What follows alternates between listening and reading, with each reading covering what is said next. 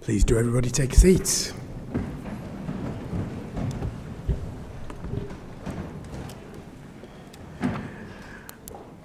Good afternoon to one and all. Welcome to this meeting of Full Council on the 10th of September 2025. Can I remind everybody that this meeting is going to be webcast on the Council's various channels. It is with great sadness that I want to advise members that former Councillor, Honorary Alderman Mick Lyons passed away at the end of July after a long illness. Mick was a Member of Council for 40 years and chaired the West Yorkshire Passenger Transport Authority in the 1990s and 2000s. I am certain that those of us who knew and know and remember Mick will have fond memories of him all. I have a particular memory whenever I used to do something he didn't approve of, which was probably quite often, he'd come and see me quietly afterwards and whisper in my ear, "I'm going to tell the rabbi." I don't know whether he ever did, but it did make me behave. Councillor Cooper and all your family are in our thoughts, in our prayers, and we send on behalf of the whole city our sincerest condolences to all. You will have also seen in the media that Her Royal Highness, the Duchess of Kent, passed away last week. Her Royal Highness never sought publicity or recognition for her many good works. She was widely admired for her compassion, her humility, and for working tirelessly behind the scenes to support causes that were close to her heart. She was a frequent visitor to Leeds, and as Chancellor of the University of Leeds, and also during her patronage of the Leeds International Piano Competition. Would members all please join me in standing for a minute's silence to remember these two stalwarts of our city.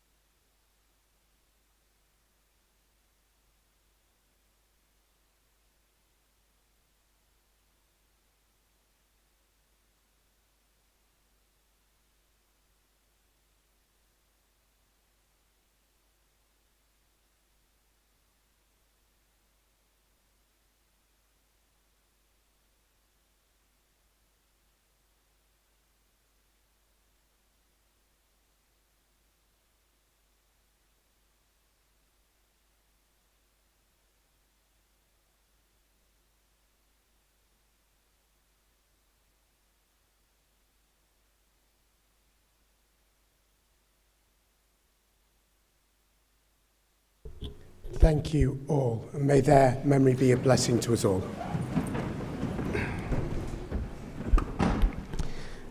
So, an important date for your diary. Friday the 13th of February. We're going to turn the day on its head. This is going to be our Leeds Just One Day, which is something we run every year to support the Lord Mayor's charity, which this year you'll know is Leeds Mencap. Can I ask for all of your help? I really need help. We want to make Just One Day on Friday the 13th the biggest it has been for many years. So it's an opportunity for every ward to try to do something to raise money for the Lord Mayor's charity, Leeds Mencap, and we've got a really good lead in. It's far enough away from things happening in May that perhaps we can all try to do something. And of course, everything that happens will certainly be featured on my Lord Mayor's TikTok and Instagram videos. So there, just by itself, there's a good reason. But if I could urge, beg, plead that everybody please tries to get involved, it would be amazing if every one of the 33 wards in this city did at least one thing for just one day. I know all sorts of organisations are already going to be involved, but Friday the 13th is the day for your diaries, the day to remember, Friday the 13th of February. And while we're on positive vibes, there are some congratulations that definitely need passing on to Councillor Jonathan Pryor on his recent engagement to Erin. Mazel tov.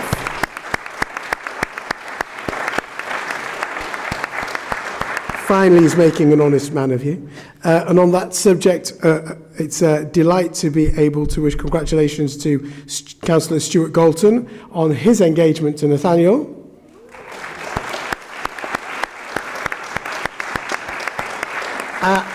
And our heartfelt congratulations to Catherine, our city solicitor, on her recent marriage.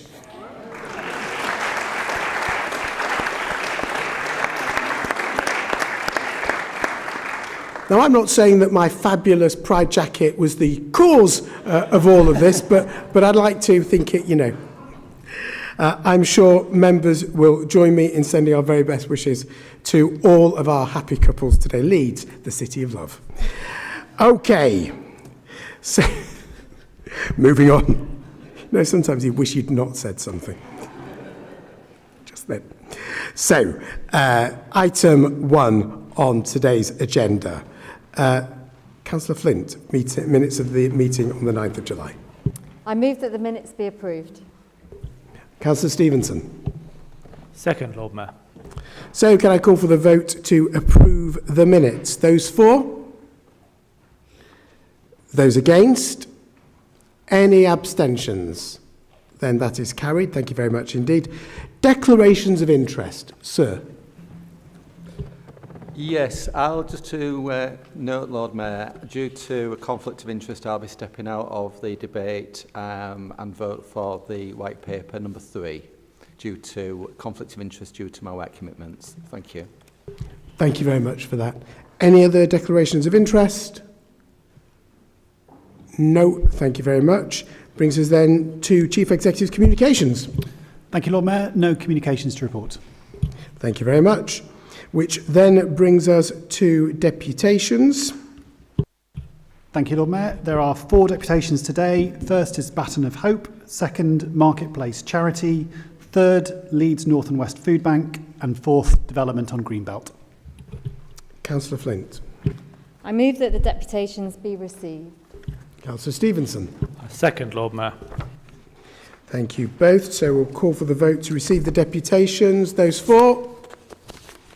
Thank you very much. And those against? Any abstentions?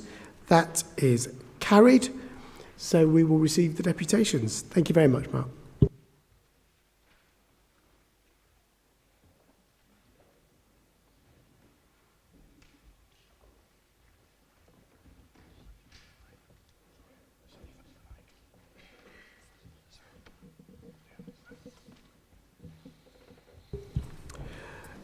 Good afternoon to you all and welcome to today's council meeting and thank you for the ceremony that we were just able to join in outside Leeds City Museum. Could I ask you to please make your speech to council, which should be no longer than 5 minutes, please. Thank you. I'd first like to introduce my fellow volunteers, both of whom have been bereaved by suicide, Ellie Scott and Jane Walsham. Without people like this, we wouldn't exist. On behalf of the Baton of Hope UK, thank you for receiving our delegation on this World Suicide Prevention Day. As I speak, hundreds of people across the city and indeed across the country are currently taking part in the UK's biggest suicide prevention initiative ever, even bigger than the previous tour that we did in 2023. And we're proud that Leeds was chosen to host the event on this significant day. Our message is tough to hear, but we believe it can help guide us all towards a more compassionate and caring world. A world where suicidal people are not turned away and put on lengthy waiting lists that hugely diminish their chances of survival. A world where bereaved loved ones are given the support they need in the darkest moments of their lives, rather than left feeling that they're in a process that ends with little more than a rubber stamping. A world where parents are not told that crisis services will only intervene once their child has tried to take their own life. One where the surge in referrals to mental health services are not dismissed as overprescribing, and where GPs are given more than a passing reference to suicide prevention in their training. I've lost count of the number of people who have spoken to me about these dreadful failings. People who are motivated not by anger, but by a fervent desire to educate a society where suicide feels largely dismissed as collateral damage, and to use their pain in the hope that they can save others.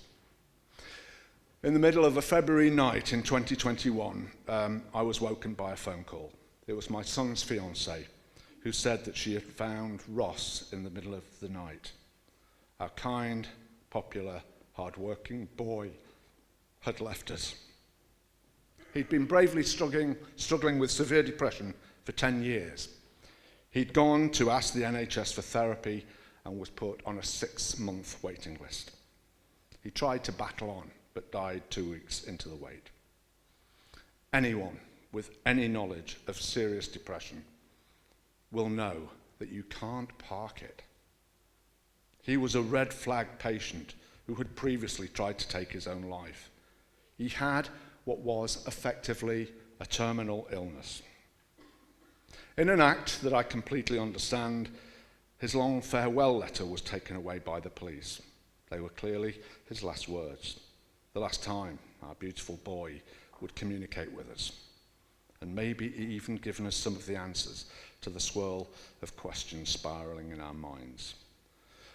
While we grappled with the whys and the what-ifs, we were denied access to the letter. The sergeant wasn't available. The officer who dealt with the death was on late shift. The coroner's office computer wasn't speaking to the police station computer. I discovered subsequently a story of glacial authority that was being repeated all over the country. Here, in the 21st century, good people, in the midst of unspeakable despair, were denied even the smallest act of consideration and compassion. Through malice? Absolutely not. Complacency? Poor training? I'll leave you to decide. For every suicide, it's estimated that to one degree or another, 135 people are emotionally harmed or even traumatized. At least I never feel alone. Because suicide is all around us. It's a massive national catastrophe.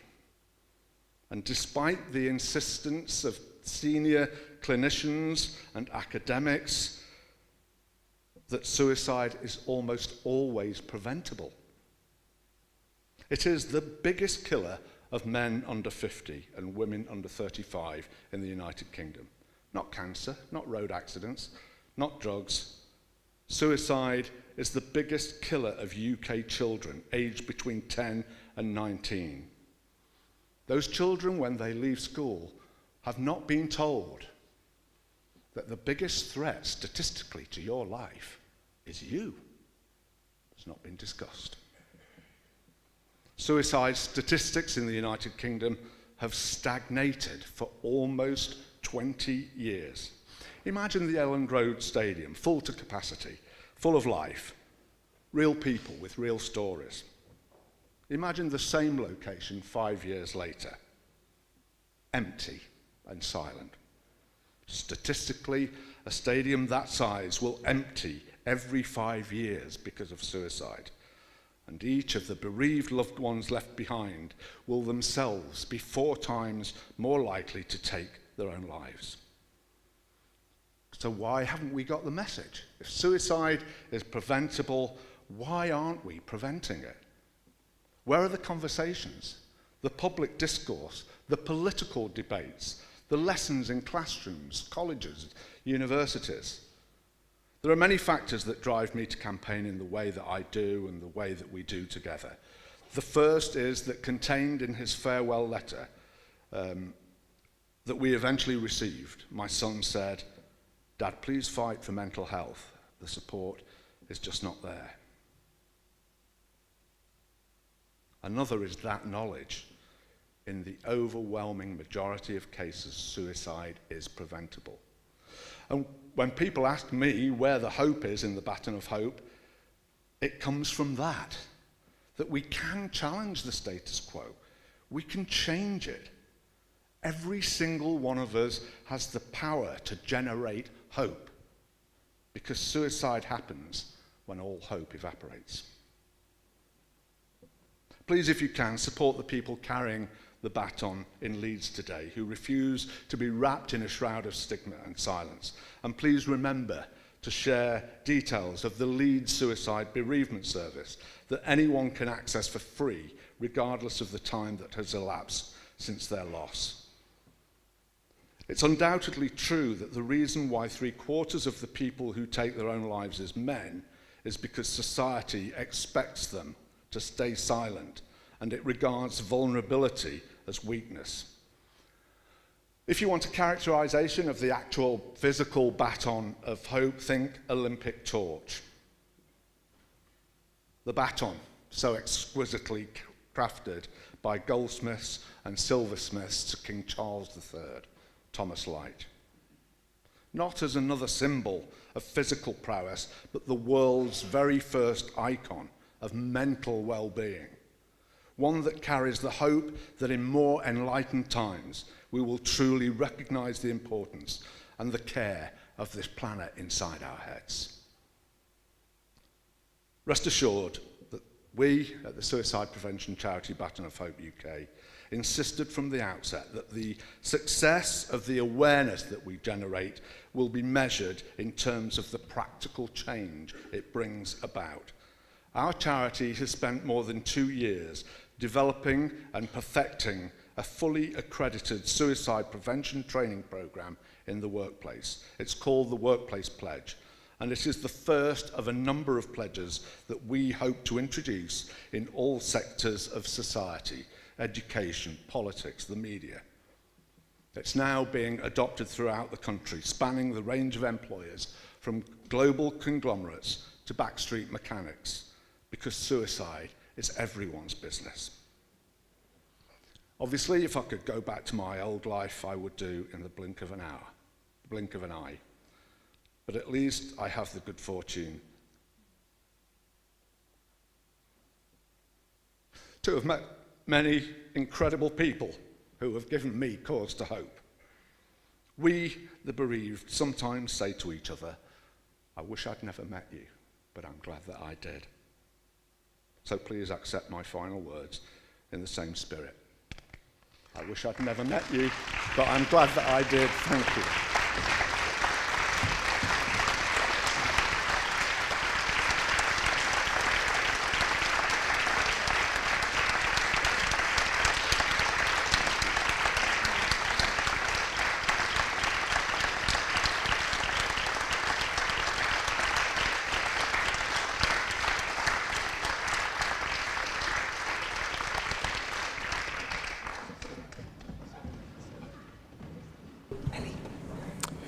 Councillor Flint.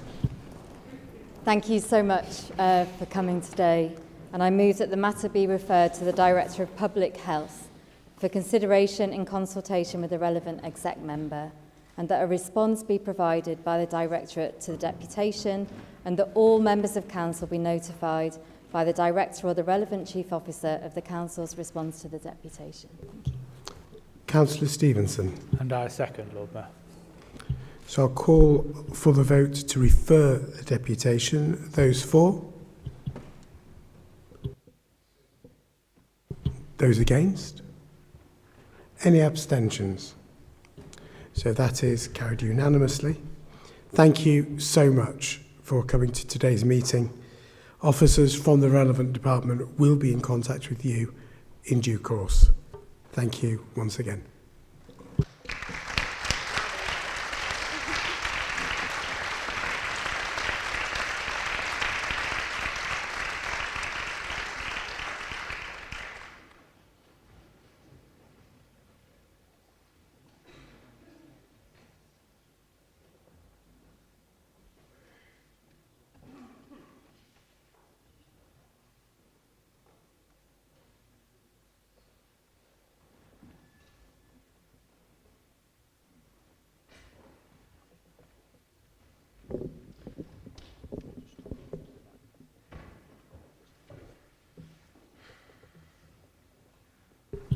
Well, good afternoon and welcome to today's council meeting. Please now make your speech to council, which should please not be any longer than 5 minutes. My Lord Mayor and fellow councillors, this is Shelby, Mandy, this is Shelby, this is Sai, and this is Heenan. I am Tenmei, and we are young service users and staff representing the voice and influence group of the Marketplace organization. Thank you for allowing us this space to have our voices heard. It seems appropriate that we are here speaking to you on World Suicide Prevention Day. The Marketplace is an important organization that has supported tens of thousands of young people since 1989, 36 years of supporting young people. It is a vital space away from GPs, committed to respecting inclusivity and providing a welcoming, non-clinical atmosphere. It runs as a charity, independently, runs solely for the ethic of providing support for young people, rather than for corporate means like profit. The Marketplace accommodates to everyone's individual needs, with no criteria necessary. But the Marketplace is closing indefinitely. We are unfortunate to say that this is a dying sign of the loss of public, free mental health services available in Leeds for young people. We're here because the national demand for young people's mental health counseling support has significantly increased, has doubled since the COVID-19 pandemic, but the funding to meet these needs is non-existent. And the current NHS access to services is heavily guarded by endless criteria, and in order to receive support, you require only that your situation must be a certain level of severity. No one should have to feel as though they have to prove that they are suffering enough. It is difficult already as a young adult transitioning from child to adult services, especially in times of crisis. Telephone lines and nothing else in that situation is insufficient. We are frustrated and we feel helpless. We demand accessible refuge for our mental health. And in a cost of living crisis, affording private counseling, going at £60 per session is unreasonable. That's £3,000 per annum.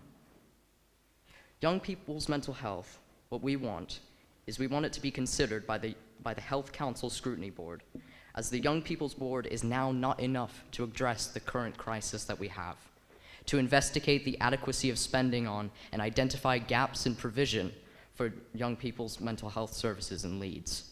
We need more free, long-term mental health services in Leeds that are trauma-focused, not just short-term solutions. In my personal experience, I came here from the United States. I know what mental health services look like over there. I know what the situation is like. And I came here, I live here, I study here in West Yorkshire, because I came here for a brighter future, for better opportunities, and that includes my mental health. I accessed trauma counseling here, and it's made a significant, life-changing impact on me. And I think Leeds should take pride in making sure that these services are available for young people. We appreciate this brilliant opportunity. Thank you so much for listening, and we hope you consider the utmost importance of our cause, our last message as an official organization, and petition for the sake of young people across Leeds.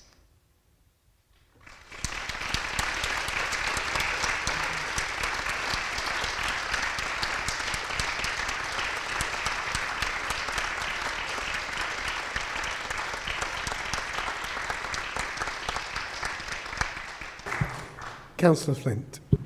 Thank you so much for coming today. I move that the matter be referred to the Director of Public Health for consideration and consultation with the relevant exec members, that a response be provided by the Directorate to the deputation, and that all members of Council be notified by the Director or relevant Chief Officer of the Council's response to the deputation.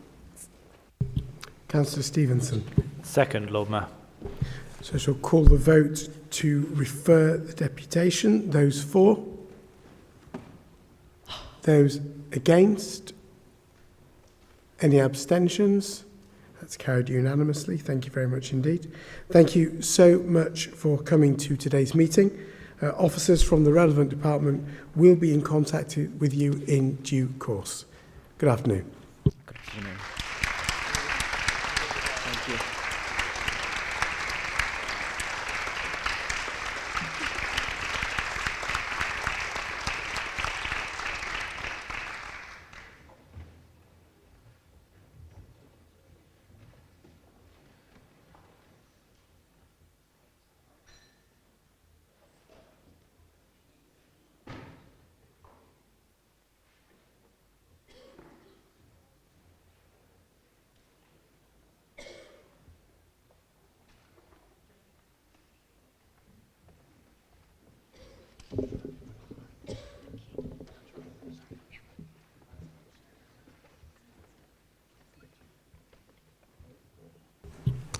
Good afternoon and welcome to today's council meeting. If I could please invite you to now make your speech to council, which should please not be longer than 5 minutes. The floor is yours. Thank you.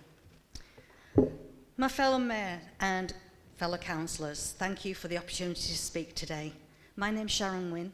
This is Christine.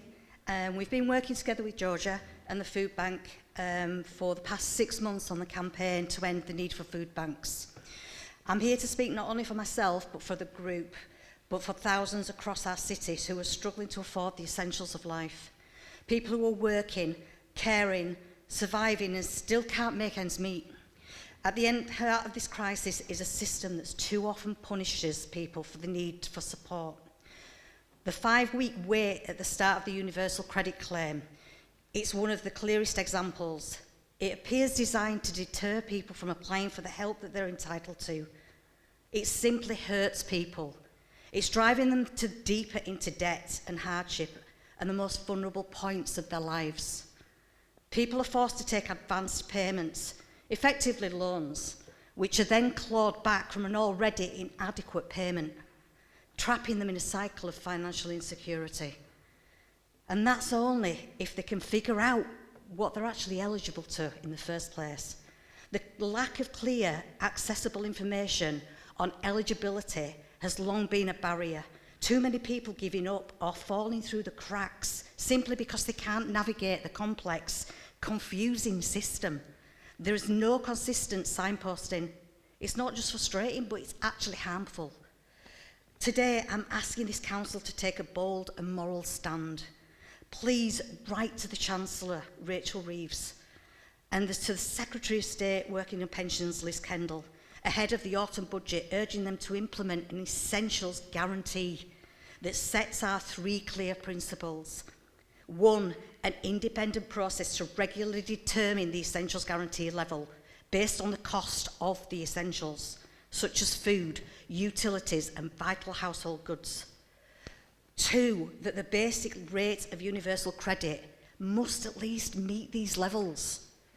And 3, the deductions, such as debt repayments and government or as a result of benefit cap given by the government, can never pull support below this level. This is not a temporary fix. It must be a legal enshrined commitment, a statutory guarantee that future governments cannot quietly erode. Only with legislation can we ensure that this support lasts beyond a single 4-year term, giving families security and dignity that they actually deserve. But we must also act locally. According to the recent report by Citizens Advice Leeds, there are 177 claimants for every 1 job centre coach in this city. This is not just a matter of resources, it makes a trauma-informed, holistic approach nearly impossible. When staffs are overwhelmed, the people they support become a number in a queue, not individuals with complex living needs. The current system of frequent sanctions, often for reasons outside of the person's control, adds further harm. Many are sanctioned due to the fact that they've missed appointments that they never even knew about, or because they couldn't access their own online universal journal, which is not accessible to everyone, especially those without digital skills or, like myself, got dyslexia and struggle, or have an unstable network, or who are already dealing with trauma. If we're serious at the city about the ambitions of the Compassion at Leeds strategy and trauma-informed practice, we must work with the local Job Centre Plus to train and equip staff with tools, time and support they need to take a holistic approach, not just a compliance-based one. We must also spend smarter. Leeds has the opportunity to make the most of the new Crisis Resilience Fund. I urge this council to spend this fund more efficiently and equitable by using the cash-first approach, that has already been trialled successfully in Leeds already. The evidence is clear, giving people direct financial support, more dignified and cuts out the middleman or my dyslexia is kicking in, or cuts out the middleman of emergency food. Lord Mayor, councillors, the continued need to food banks is not a sign of community failure, it's a sign of policy failure. But we in this room can change that. We can... Sorry, thank you.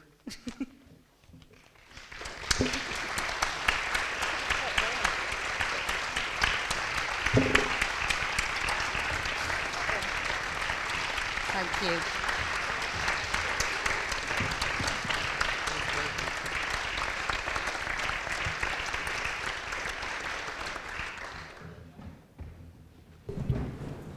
Thank you. Councillor Flint. Thank you for coming. I move the matter be referred to the Director of Communities, Housing and Environment for consideration in consultation with the relevant exec member, and that a response be provided by the Directorate to the deputation, and that all members of Council be notified by the Director or Chief Officer of the Council's response to the deputation. Councillor Stevenson. Second, Lord Mayor. Thank you. So I'm going to call for the vote. Those for? Those against? Any abstentions? That's carried unanimously. Thank you very much indeed. So thank you so much for coming to today's meeting. Officers from the relevant department will be in contact with you in due course. Thank you again.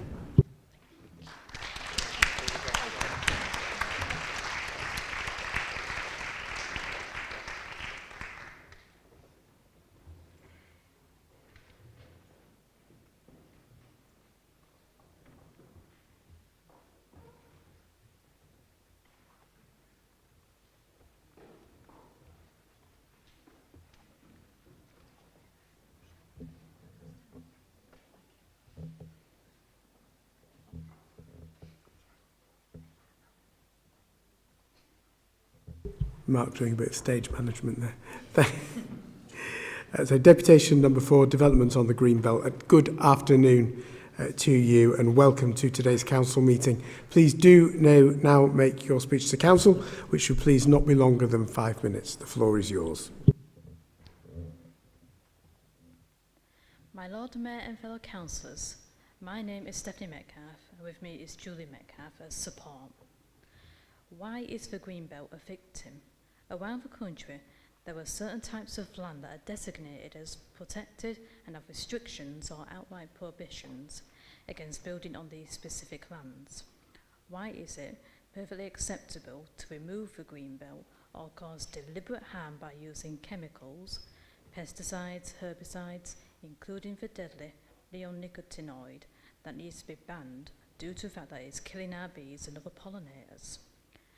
There is even the use of fire and foam mentioned on the Leeds government website when controlling what is claimed to be the proper way to handle weeds or invasive growth, when the solution is to handle such as the misunderstood dandelion by simple removal and not the use of poison.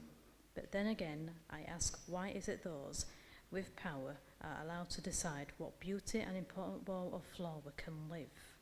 Why we fought for protection of both wildlife and nature for the developers to build amongst their home, but it is frowned upon when both animal and plant must cross the line to live a life amongst residential areas. I've shared my concerns to all councillors of Leeds, and some do share my concerns and disagree with the build, build, build craze from our Prime Minister, Chancellor and Secretary of Climate.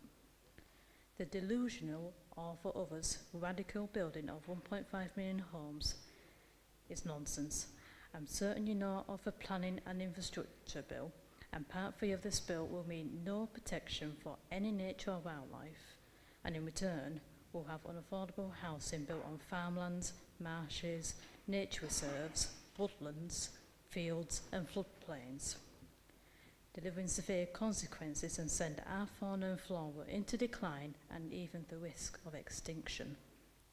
Undoubtedly, Without farmlands, the livelihood of the farmers will be history, and our dependency on produce and livestock will be by foreign trade. However, other countries have already struggled with the effects of climate change. Heat waves lead to droughts, then to wildfires and severe flooding, all of which has devastated crops and even killed their livestock and damaged their own ecosystem.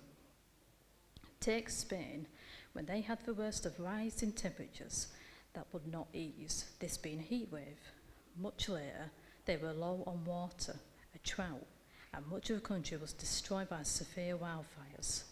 In July 2002, both people, animals, and over 306,000 hectares were lost to wildfires. This was the largest amount recorded in the reporting period and more than 3 times as much as the previous year. But in the same year, 5 months later, a storm delivered the most devastating floods to the country. While the damage was broadcasted, the majority of the nation did not bat an eye that this was indeed a preview of climate change. The Spanish Prime Minister himself declared the seriousness of these events that shall repeat itself.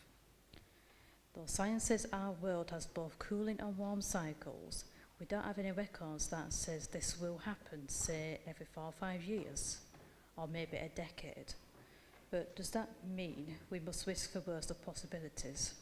Should we simply sit back and watch the wildlife die and see our landscapes turn into a barren of famine?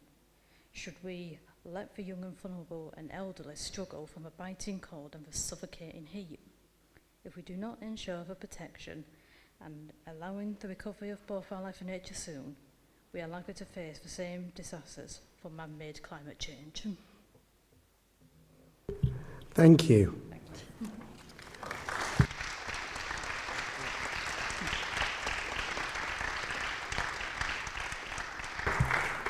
Councillor Flint. Thank you for coming. I move the matter be referred to the Director of City Development for consideration in consultation with the relevant exec member, and that a response be provided by the Directorate to the deputation, and that all members of Council be notified by the Director or relevant Chief Officer of the Council's response to the deputation. Councillor Stevenson. I second, Lord Mayor. Thank you. We'll move to the vote. Those for? Those against? Any abstentions? That is carried. Thank you. Thank you very much for coming to today's meeting. Officers from the relevant department will be in contact with you in due course. Have a great afternoon. Thank you.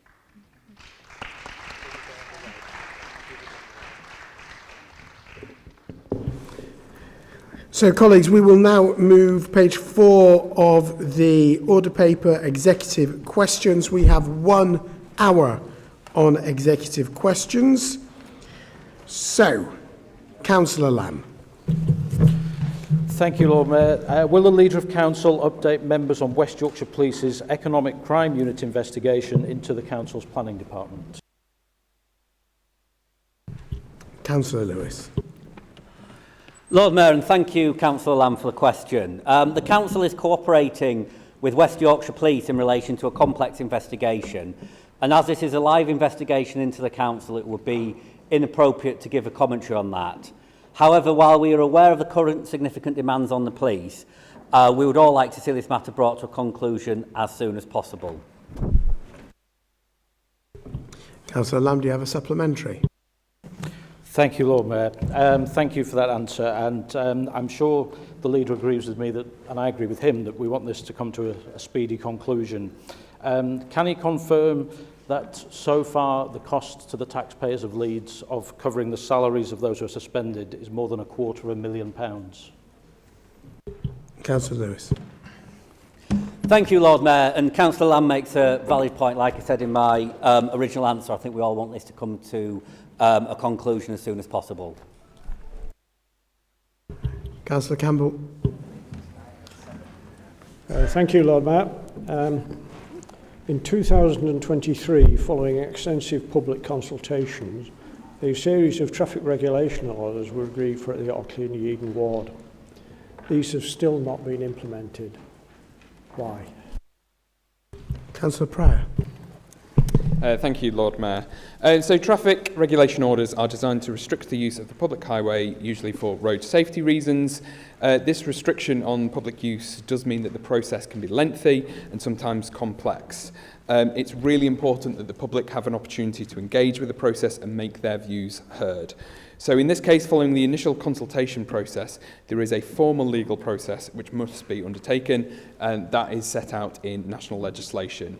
So in this process, highway users are able to object to any proposed restriction that they may disagree with, and in the case of the Otley and Needham ward, there have been objections to a number of locations which have extended the completion of these TROs. So when Leeds City Council receives an objection to a traffic regulation order, the first step is to contact the objector to see if we can explain or amend the proposal such that it addresses the concerns of the objector. In most cases, the officers are able to resolve objections in a way, but where the objector considers their objection still stands, this must be reported formally to the Chief Officer for Highways and Transportation to consider and determine that outcome. So in your own ward, Councillor Campbell and Otley and Needham, officers have worked with objectors. However, at 5 sites for the TRO, there are matters which cannot be resolved. One of the objectors had severe health issues, which resulted in the objection resolution process taking much longer than is normally expected, and it's important that we offer all residents the same equal service, even if that extends the delivery programme. Officers have prepared a report which will be considered before the end of September, and provided the recommendations are accepted, all the remaining sites will be installed within 8 to 12 weeks of a decision. 14 sites which have not received objections were passed through the Council's road marking contractor in August, and the contractor was on site during the first week of September installing these.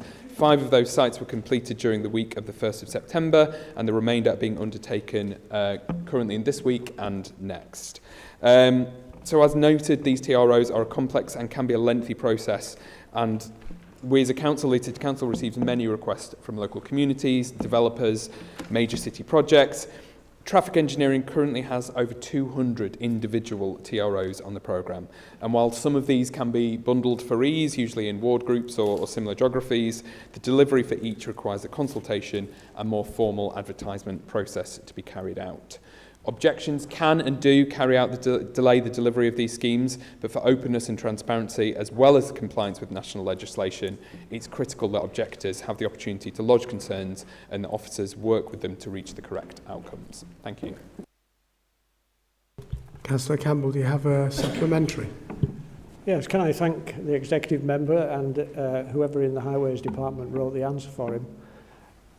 Can I say I feel that his description of the events in relation to these TROs is somewhat different to what happens as far as the ward members are concerned. Ward members were promised in November 2 years ago. Councillor Campbell, is there a question coming along? I am. I just like to warm up the chair. It'd be lovely to get to it sooner rather than later. Well, we all need to be patient, Lord Mayor, and I know how patient you are, and I'll get there eventually. So, ward members have been promised on 3 occasions that this process has been completed and that the installation of the TROs would be completed at a date actually at the beginning of this summer. You informed me that this has been further delayed until September. Could you perhaps tell me why there's been a further delay, particularly as the objections you mentioned have been dealt with as far as I'm aware? Councillor Pratt. Yeah, I shan't ask you to repeat the question. The reason for the delay was in the initial answer to that question, but given this is the first time you've contacted me about this, I'm more than happy to deal with your ward casework over email, as I am for any ward member. I'm happy to get to the bottom of it, but that probably involves a conversation rather than a full council question. Thank you. Councillor Bowden. Today marks World Suicide Prevention Day, and we've had the honour of the Baton of Hope passing through Leeds. Please can the executive member outline what the council is doing to contribute to suicide prevention in Leeds? Councillor Vanna. Thank you, Lord Mayor. Colleagues, I consider it a great privilege to be able to talk to you today about suicide prevention on this most important day. This is deeply personal for me. As many of you know, I worked in frontline mental health services for many years before I was a full-time counsellor. I was drawn to work in mental health crisis services because of my own experience of mental health problems. I've always suffered from anxiety, though I've learnt to manage and harness it. And I've also had several periods of depression, which is less familiar and less manageable, where I have been suicidal. I would add that it's not easy saying that to you all. It feels incredibly exposing. However, this morning at the Baton of Hope launch, someone was wearing a t-shirt which said 1 in 5 people will think about suicide. That means in this room alone, there are a considerable number of people who have had suicidal thoughts or feelings, and it is really important that we talk about it. There's a dangerous myth around suicide that talking about it will make people do it, but actually the opposite is true. Talking about suicide can literally save lives. I've also been bereaved by suicide, unfortunately, more than once. 2 years ago, one of my closest and oldest friends, Maddie, killed herself in October 2023. Maddie was a survivor of childhood trauma who used her personal experience with great dedication and skill to support other people. She worked with me at Leeds Survivor-Led Crisis Service and trained as an art therapist and as a yoga teacher. Nearly 2 years after her death, I've yet to be able to accept that Maddie got to 52 and couldn't get any further, and that we won't grow old together. Suicide is the most catastrophic and traumatic bereavement, and I'm incredibly proud of all the work that this council does to contribute to suicide prevention in Leeds. At the start of the meeting, we heard the powerful deputation from Mike McCarthy, the founder of Baton of Hope, who shared his personal experience of losing his son Ross to suicide and the urgent need for systemic change. His words are a deeply moving reminder of the human cost of suicide and the importance of a relentless focus on suicide prevention. It takes immense courage to campaign the way that Mike does out of personal tragedy and loss, and he has my utmost respect and my heartfelt gratitude. We've seen that bravery too from Barbara McKendrick, a bereaved mother and Leeds City Council colleague who I have the great pleasure of working with on the Disability Inclusive Leeds work. Barbara carried the Baton of Hope today in memory of her beautiful daughter Robin, who died by suicide on Christmas Day 2023, aged just 18. Barbara's decision to publicly tell her story, which you may have seen in recent media, is a powerful act of advocacy and love.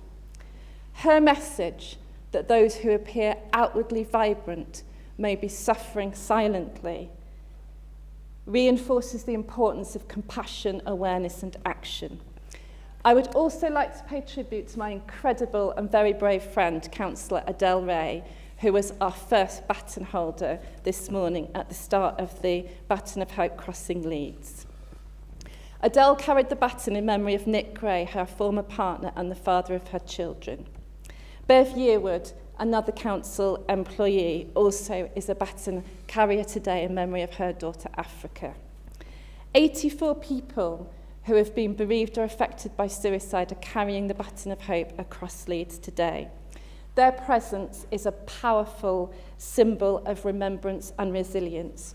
We are so proud that Leeds was chosen to host this national initiative on World Suicide Prevention Day, and we stand in love and solidarity with all those participating.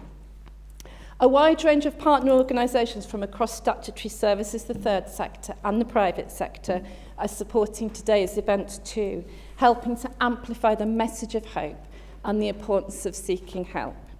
No single organisation can prevent suicide alone. That is why the Council's public health team leads the city's strategic suicide prevention group, a partnership of organisations and individuals who hold influence and responsibility across our city. The group includes colleagues from children and families, communications, highways, safeguarding, alongside the West Yorkshire Integrated Care Board, West Yorkshire Police, third sector organisations, the Coroner's Office and the NHS trusts in the city. We also work closely with education providers, Network Rail and HMP Leeds to deliver a collaborative, evidence-based action plan designed to have the greatest possible impact. Suicide prevention in Leeds is embedded within our broader public mental health agenda. We focus on reducing risk factors and strengthening protective factors to keep people mentally well. We commission a range of nationally recognised services, including Being You Leeds, who deliver preventative mental health support in our most disadvantaged communities, and the Leeds Suicide Bereavement Service, which I'm very proud to say I set up in my former life, and which supports people affected by suicide. We also fund an annual third sector grants programme to help local organisations deliver support in their own communities. Through the Leeds Mindful Employer Network, we support businesses to improve mental health and well-being in the workplace, reduce stigma and build mental health literacy. And through Unfolding, we provide training and support for frontline volunteers who give their time to help others. We support the media and work with the National Union of Journalists to support responsible reporting of suicide and promoting public understanding. I would urge all of you to report irresponsible journalism if you see it, such as the reporting of the means or place of suicide. And I hope the press here today will amplify that message as well. We maintain a tested, system-wide community response plan to stop the spread of suicides if several happen together, which is known as a suicide cluster. And we ensure that suicide prevention is embedded in wider cultural programmes. Our approach is grounded in evidence, guided by real-time data, and most importantly, shaped by direct lived experience. We work closely with West Yorkshire Police to maintain real-time surveillance funded by the Integrated Care Board, and we conduct suicide audits with the Coroner's Office so that we can identify risk factors for suicide, which then will guide our suicide prevention work accordingly. Our public health teams in Leeds also collaborate regionally across Yorkshire and the Humber to share best practice and stay at the forefront of the latest evidence. This year, Leeds is proud to be part of the Suicide Prevention Champions campaign launched by the West Yorkshire Health and Care Partnership. The campaign aims to recruit at least 194 champions, one for every Leeds resident who died by suicide between 2019 and 2021. Anyone can become a champion, and we are encouraging people across the city to sign up, learn to spot the signs and start vital conversations which could save lives. Please all become suicide prevention champions. In closing, I want to thank everyone who plays a role in this work. The courage of people like Mike, Barbara, Adele and Bev enables more people across the country to be able to talk openly about mental health. We must continue to listen, act with purpose, and ensure that the message of hope heard today is carried forward so that together we can prevent the devastation which is every suicide. Thank you.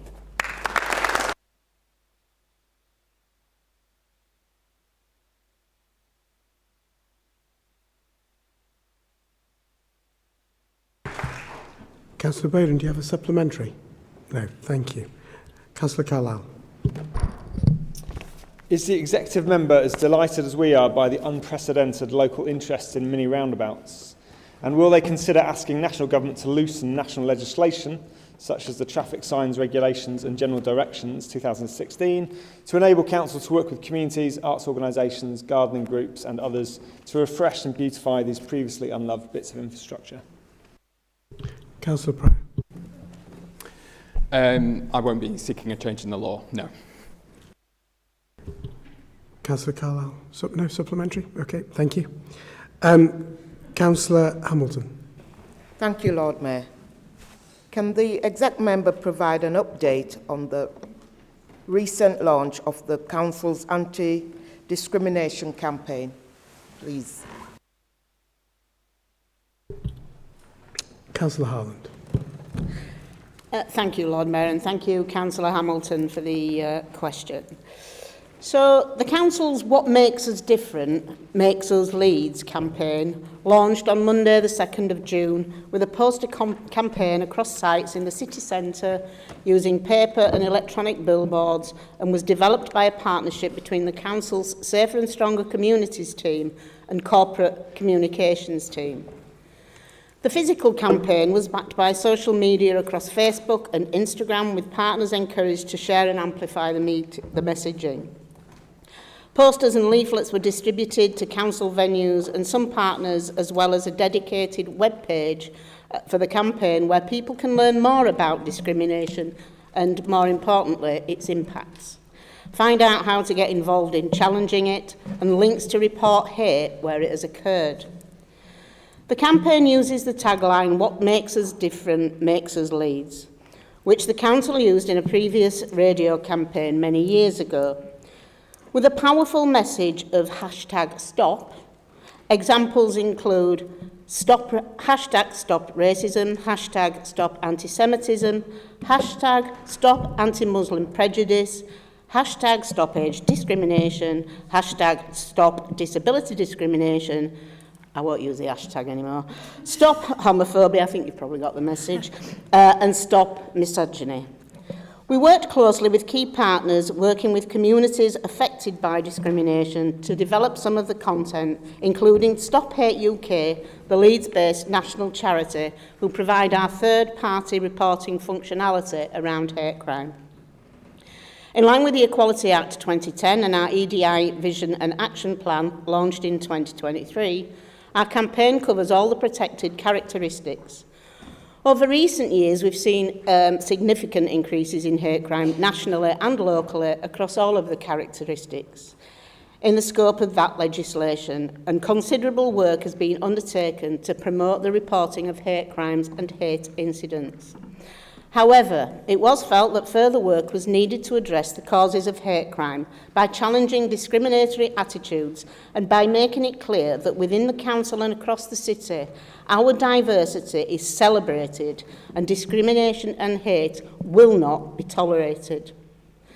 Especially during a period of time where there have been widespread and increasing attacks on the equality, diversity and inclusion agenda.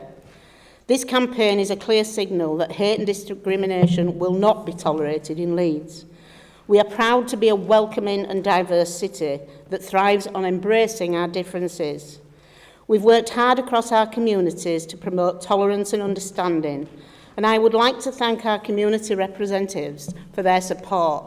We cannot allow hate to undermine the relationship that makes this city, Leeds, the great city that it is. Thank you.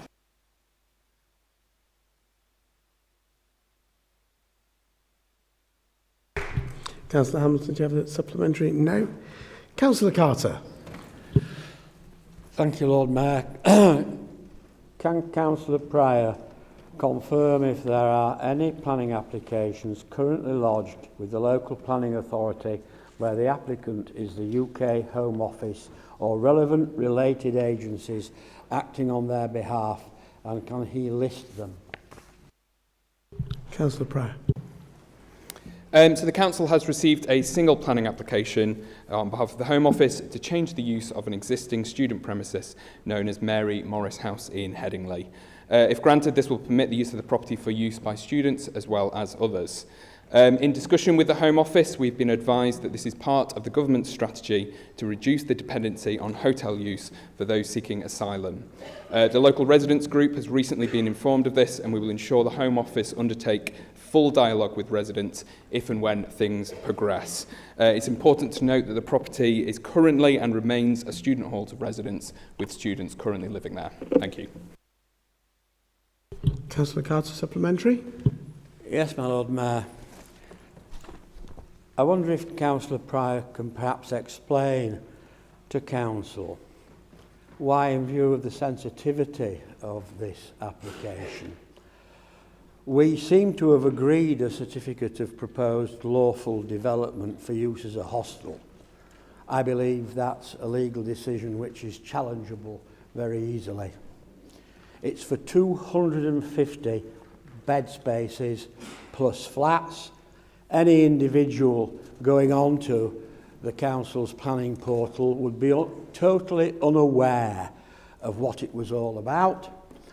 Doesn't he agree with me that the Home Office is seeking a certificate of lawful use to deny public consultation, deny Leeds City Council the proper scrutiny and planning process? There has been no appropriate check done yet as regards various other implications of an application of this sort.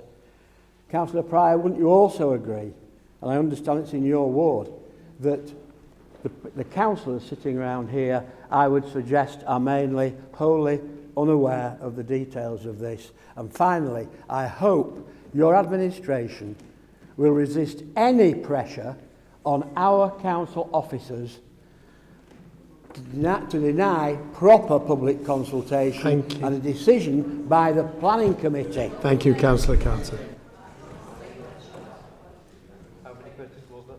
3, Councillor Pryor. Thank you for that elongated question there.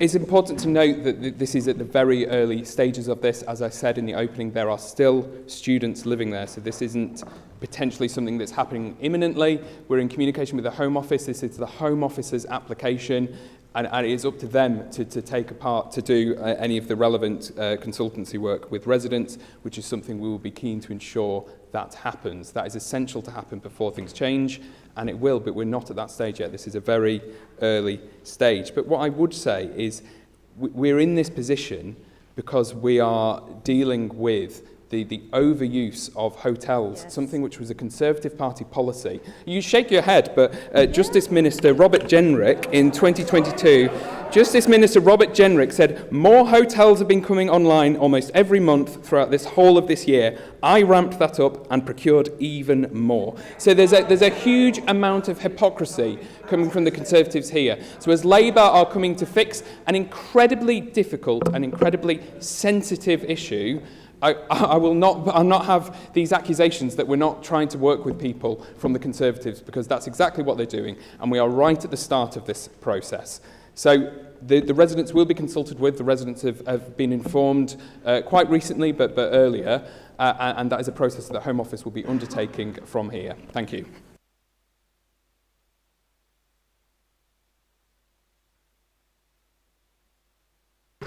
Councillor Galton. Lord Mayor, MP for Wakefield and Rothwell, Simon Lightwood MP, recently described the decision by Wakefield Council to reintroduce 2 hours free parking in their car parks as being brilliant for residents and businesses. Does the Executive Member for Climate, Energy, Environment and Green Space therefore recognise the detrimental effect on both businesses and shoppers he will be responsible for by ending free parking in Rothwell Town Centre and the two-speed economy that he will be helping to create in Mr Lightwood's constituency as a consequence? Councillor Rafiq. Thank you, Lord Mayor. Councillor Galton, with due respect to Wakefield, we are Leeds, and I can only talk about Leeds. Yes. I'm delighted to say that we are offering a free parking period of 1 hour when district parking charges are introduced at Marsh Street car park, and stays up to 2 hours at only £1.15. Thank you, Lord Mayor. Councillor Galton, supplementary. Lord Mayor, I'm aware that the member would want to create some kind of consistency whenever policy is applied as a member of the Labour Party. So I ask again, in this question of whether free parking helps shoppers and businesses or whether it doesn't, who is wrong, him or Wakefield? Councillor Rafiq. Yeah. No, as I said, I'm not going to talk about Wakefield. What I can say to you, Councillor Galton, is that there are still four car parks in Rothwell which will still be, people will still be able to park free of charge. With regards to the Marsh Street car park, you'll know that, if it's an hour's parking, that will create more spaces for people, which is good for the shoppers and for the local economy as well. Thank you, Lord Mayor. Councillor Ali. Thank you, Lord Mayor. I want to begin by thanking Councillor Hamid Rafiq because we were winners of the Nature 2030 Political Purposes Award, Green Council of the Year 2025. Could we just at this stage just stick to the written question? That was a that was a And I will get to my question, Lord Mayor, like everybody else. Colleagues, just for clarity, thank you, Councillor Heselwood, for your guidance. Just for clarity, the opening question has to be in line with the written question on the order paper. You want to vamp, go for the supplementary. Please, can the executive member update the council on the first year of household glass collection in the city, please? Councillor Rafiq. Thank you for the question, Councillor Ali. Residents in Leeds were able to recycle glass bottles and jars through their green bins for the first time from Yorkshire Day last year. This was made possible through negotiation with an investment by the council's dry recycling contract by HW Martin at the local Leeds sorting plant in Beeston, following a successful trial of the glass sorting process at another of their facilities. Crucially, the new arrangement means that Leeds residents don't need an extra colour recycling bin or to alternate recycling connections for different materials, or as is otherwise the case in most of the towns and cities. The extensive bottle bank network also remains in place for those residents who either prefer to continue the habit of using them or for when they have an excess number of bottles to recycle.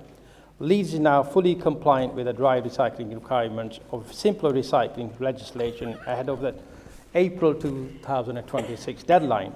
This means that in Leeds, all households can recycle paper, cardboard, metals, plastic, pots and trays, foil, film and glass from their home, all in the same recycling bin. To help further, the council also increased green recycling collections for 50,000 homes in those parts of the city that were still only getting 4 weekly service, with the most densely populated areas increasing to weekly recycling collections from April this year. As a result of the new arrangement, empty glass bottles and jars from houses across Leeds are collected by Leeds City Council, sorted for recycling at the Leeds-based plant, and remelted in new bottles and jars at facilities in Yorkshire. This localised, closed-loop recycling process has helped maximise the carbon benefit and supported the Yorkshire economy at the same time. In terms of facts and figures from last year, in total, over 15,000 tonnes of glass have been recycled in the last 12 months. This means that over 5,500 tonnes more glass has been recycled by Leeds households than the previous year. That's an increase of 60%. Of the glass collected, about 80% is being remelted into new glass bottles in jars. This is significantly above the national 2025 remelt target rate of 75%. This is the equivalent to about 50 million new 75 cl wine or pop bottles being made from remelted glass from Leeds households over the last year. The remaining 15% is being recycled into things such as fiberglass, insulation, filtration systems, and building materials such as eco-cement. We calculate about 75% all glass bottles and jars are now being presented for recycling by Leeds households, either in their green bin or at a bottle bank. But this, of course, means that there remains about 25% of glass bottles and jars still being unnecessarily put in the black bins. The aim for the second year is to increase the presentation rate to above 80% and to work towards the RAP and British Glass national ambition of 90% by 2030. The Council will continue to educate, publicise and persuade households to recycle their glass and calls on Leeds residents to champion and encourage glass recycling with their own friends, family and community networks. The Council continues to work closely with the industry representatives of British Glass, who have supported the approach taken and helped with the publicity. Our full first year evaluation report will be provided to the Scrutiny Board later this year. The launch campaign and subsequent success of Green Bin in Your Glass resulted in the council being highly commended in the Best Local Authority Recycling Initiative category at the National Awards for Excellence in Recycling and on Waste Management in May, and being shortlisted in 2 categories at the MRW National Recycling Awards to be held in November. I'm also pleased to say that the success also contributed to Leeds City Council last night, this is Councillor Ali was referring to, Leeds City Council last night being awarded the prestigious title of Green Council of the Year at a national event, at a national event hosted at the House of Commons and sponsored by Keep Britain Tidy. Thank you to the residents of Leeds for making this year a huge success, and to elected members for helping promote and encourage glass recycling in their communities. Also a big thank you to the refuse collection staff who have taken this change in their stride and played a crucial part in ensuring its success. Thank you, Lord Mayor.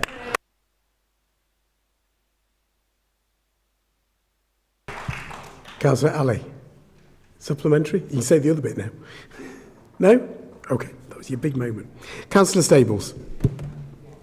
Thank you.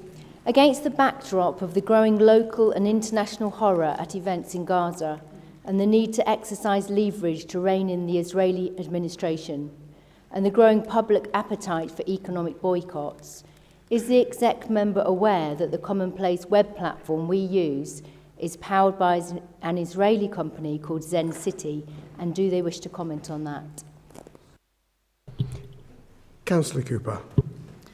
Thank you, Lord Mayor. And as this is the first time I'm on my feet in council today, I just want to pass on my and my family's extreme gratitude to all of you for your kind messages, emails, flowers, and all best wishes. It really did make a difference to myself and the family who read all of them. So thank you very much for all of that, all of you.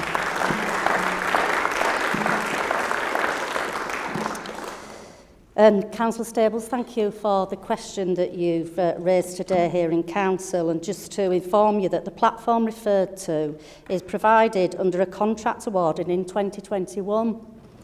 Predating the current conflict and in compliance with Council's contract procedure rules, that contract is scheduled to expire in 2026, and we are currently reviewing re-procuring options for that time. We, of course, are all human, and we recognise and condemn the current environment of conflict in the Middle East. Full Council has previously issued a statement calling for peace and cessation of hostilities. We stand by that statement and remain committed to fully supporting all of our communities, recognising the value of diversity and the need for peace and understanding within our city. Thank you. Thank you, Councillor Cooper. Councillor Stables. Given that there have been known cases of data breaches from other Israeli companies to the Israeli government and military, how do you propose to prevent this happening with the Commonplace platform? And I know that we've got a contract, but is there anything that we can do to prevent that? Councillor Cooper. Thank you, Lord Mayor. And as that's an entirely different question to the one that was levelled in the order paper, Lord Mayor, I'm more than happy to respond to Councillor Stables in writing after the meeting. Thank you. Councillor Dowson. Thank you, Lord Mayor. Can the executive member please update us on the council's investment in play areas and parks? Councillor Rafiq. Thank you, Lord Mayor, and thank you, Councillor Dowson, for the question. Last year, £1 million was included in the capital programme to address long-standing health and safety priorities across a number of green spaces. This discretionary fund has also been used to leverage match funding and has resulted in 20 playgrounds being overhauled citywide, amounting to close to 600k being spent specifically on playgrounds. In addition, the capital programme supported an investment that led to the installation of 256 new bins to replace some that are failing and address littering problems. Investment in environmental improvements, new signage at 7 community parks, new goalposts where needed, and funding to leverage additional capital for tennis investment. In 2025-26 financial year, work has already commenced on a plan to improve a further 17 playgrounds, which will be supported by match funding from external and Section 106 funding to maximise benefit from a further 1 million of capital that's been allocated to support green spaces. With this funding, there will also be a programme to address declining paths and fencing that have become unsafe. Thank you, Lord Mayor. Thank you. Do we have a supplementary? No. Thank you very much indeed. Councillor Firth. Thank you, Lord Mayor. Will the Executive Member for Economy, Transport and Sustainable Development please update the Council on its understanding of the current rate of inflation and how this affects the residents and, most importantly, families of Leeds? Councillor Pryor. Thank you. So the current rate of inflation is about a third of what the peak it was under the Conservatives, when that inflation reached 11.1%.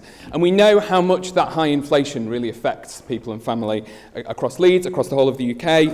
We know that under the Truss years, there was a collapse in investor confidence, causing the British pound to plummet to a record low. We know that interest rates soared, adding hundreds of pounds to families' mortgages and decreasing their spending power. And that's why it's been a priority of this Labour government to bring inflation down. There is further to go. It's less than 11.1%. And that devastation from that sky-high inflation under the Conservatives shows why it's so important to control. And there are many, asking about inflation is just one element of the economy, when actually you have to look slightly deeper than it. You look at how inflation relates to wage growth, for example. You look at the basket of goods which are used to calculate inflation. Obviously, every year, items are added and removed, and often to reflect the average consumer from the basket of goods. So actually, when you look beneath that, when we're looking at how inflation is going to affect citizens in Leeds, it will affect people differently, depending on what they spend their money on. So, for example, inflation for clothing and footwear sits at 1.2%. So people buying clothing and footwear are going to be not suffering from inflation as much as, for example, veal, where inflation is 24.3%. So I don't know if you're being hit particularly hard by that, Councillor Firth.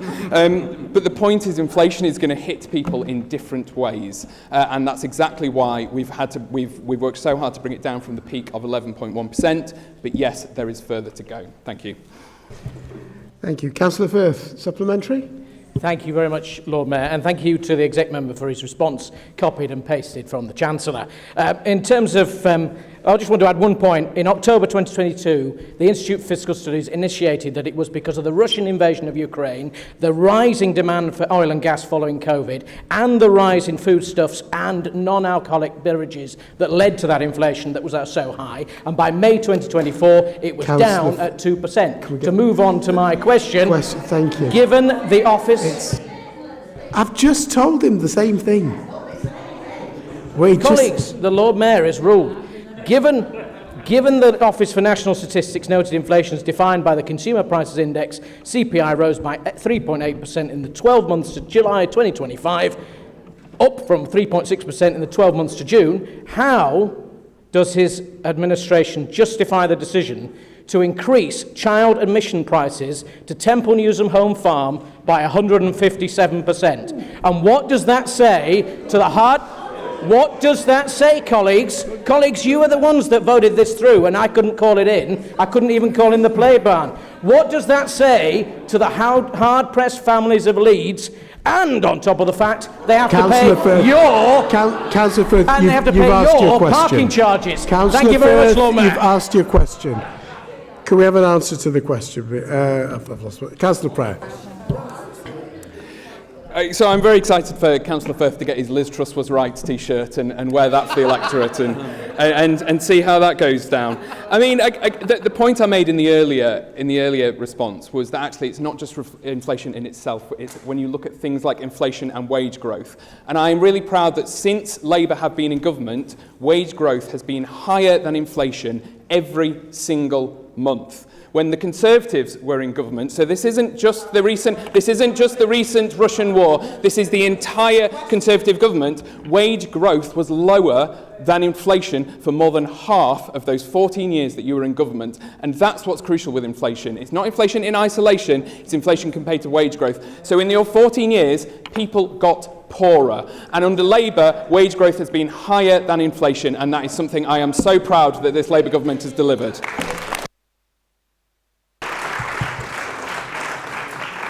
Could I urge colleagues to please listen to the answers to the questions? And indeed let the questions come out as well. Councillor Chapman. Thank you, Lord Mayor. In light of the government's requirement for the introduction of separate food waste collections in all local authorities by 2027, will the Executive Member for Climate, Energy, Environment and Green Space now abandon his current intention to mingle food waste with garden waste and reconsider his refusal to evaluate the decade-long Rothwell food waste collection pilot so that universal food waste collection can be introduced citywide by the 2027 deadline? Councillor Rafiq. Thank you, Lord Mayor. Lord Mayor, it's a long question and therefore there's a detailed answer as well.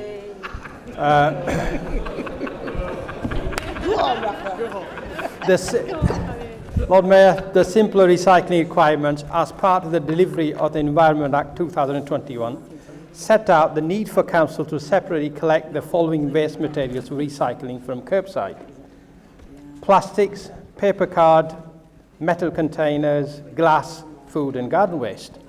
A commencement date of April 2026 has been set by government for these items. In addition, there's a requirement for plastic film to recycle as part of curbside collections from 2027. Thanks to the addition over the last few years of plastic pots, tubs and trays, plastic bags and film, and most recently glass, to the materials allowed in the green recycling bin, Leeds already meets all the requirements listed above ahead of the commencement date, with the exception of food waste.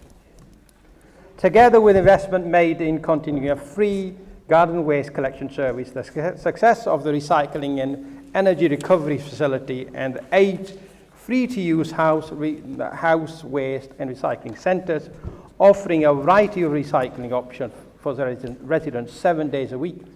This has resulted in Leeds having one of the lowest rates of landfill in the country and of the core cities, with less than 0.2% of all the above waste collected at the curbside, at household waste sites, and even from the 4,000 litre bins across the city going to landfill. The regional prime purpose of the government adding food waste to the list of materials to be collected through simpler recycling was to reduce the amount of food ending up in landfill, and therefore reducing the methane emissions created. No household food waste in Leeds goes to landfill.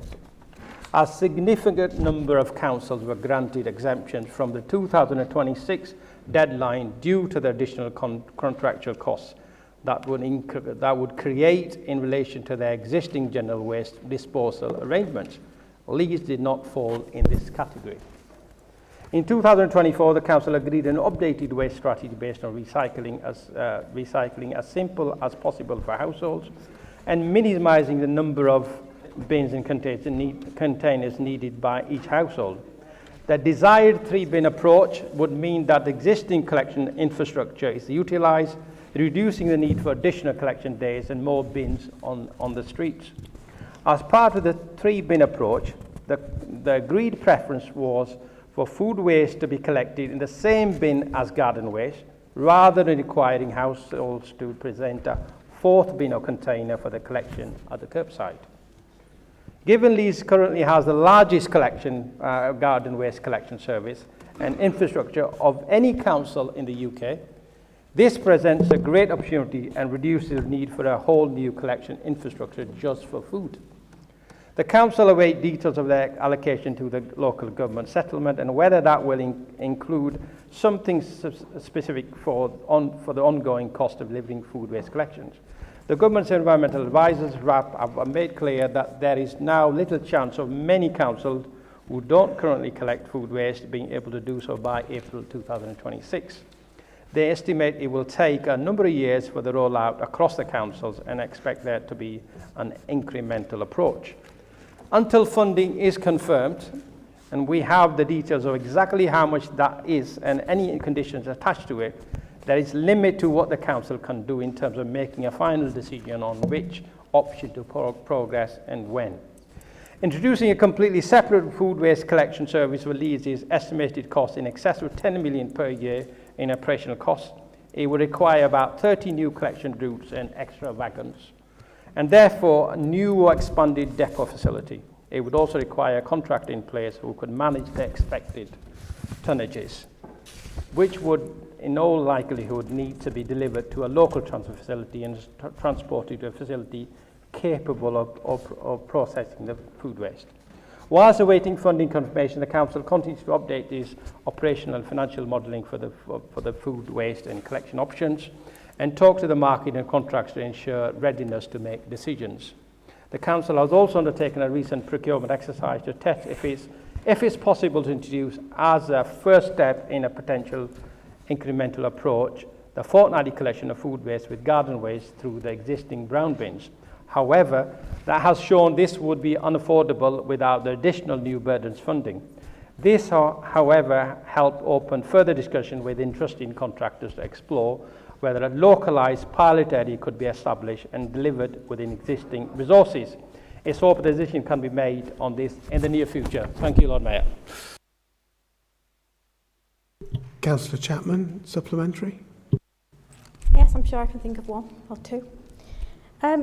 I still don't think you actually answered the debate about will you actually evaluate the trial that was held in Rothwell for 10 years? Yes or no? And was the council given £6 million to help deal with food waste in the last 2 or 3 years, please? Councillor Rafiq. I think, Lord Mayor, I've already, in my previous detailed the benefits of actually food waste collection separately. We know, obviously, the benefits of collecting separately. I don't think it needs a formal evaluation. I think you need to wait and see what happens in the near future. Thank you, Lord Mayor. Thank you. Just to reassure colleagues, I am assured that there will be an appropriate donation to the Lord Mayor's charity. And could I delicately remind everyone just to make sure your phones are on silent, please. Councillor Thompson. Thank you, Lord Mayor.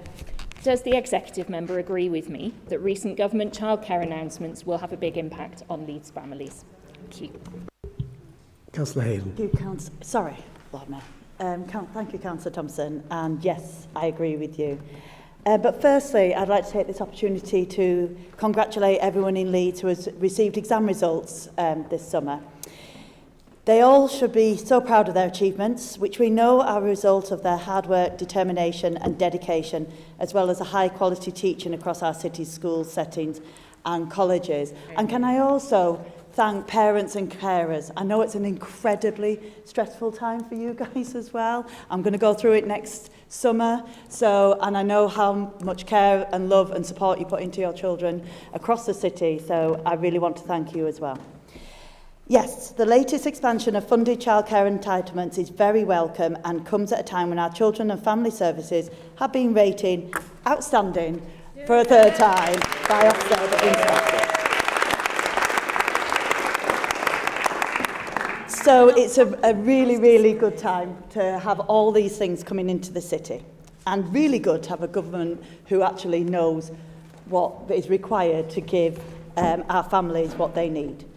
Good quality childcare is a vital part of our best city ambition, ensuring that children in all areas of Leeds get the best possible start in life and enjoy a happy and friendly childhood as they prepare to move on to school. It also supports our growing economy by enabling parents and carers to take up education and employment opportunities, helping families thrive and contributing to a more inclusive and prosperous city. The expansion of early years funding to include children aged 9 months to 2 years has been very successful in Leeds.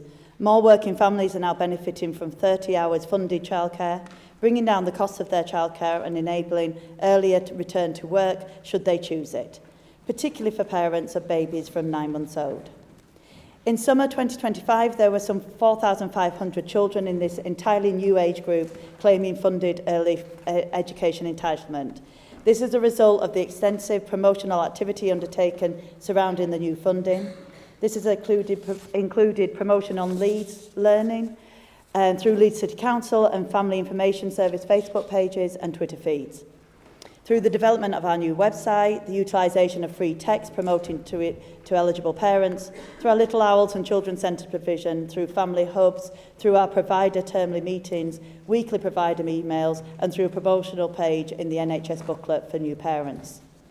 We've also seen a strong response from Leeds providers to the government's expansion of wraparound care. Across all rounds, funding awards to Leeds providers total over 3.7 million, with over 1,000 wraparound care places and 1,000 early education places potentially being delivered.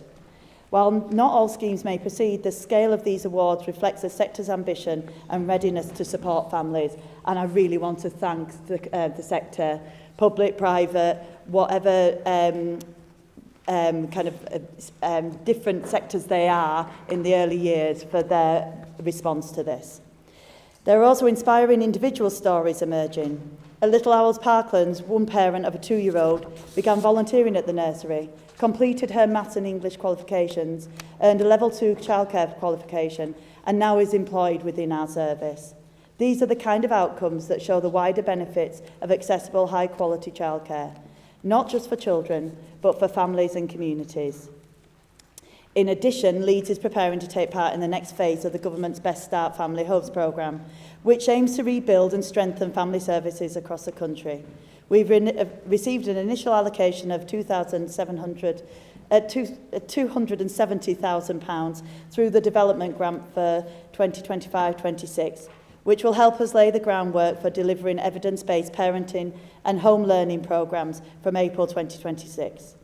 These interventions will support children's early developments and contribute to the national ambition of 75% of 5-year-olds reaching a good level of development by 2028. We look forward to a continuing focus through government policy on the benefits of early education and good quality childcare. These announcements matter, both for today's families and for the long-term well-being and success of our city. Thank you. Councillor Thompson, do you have a supplementary? So I actually can't see you because someone's stood in the way. No, thank you. Councillor Goodall.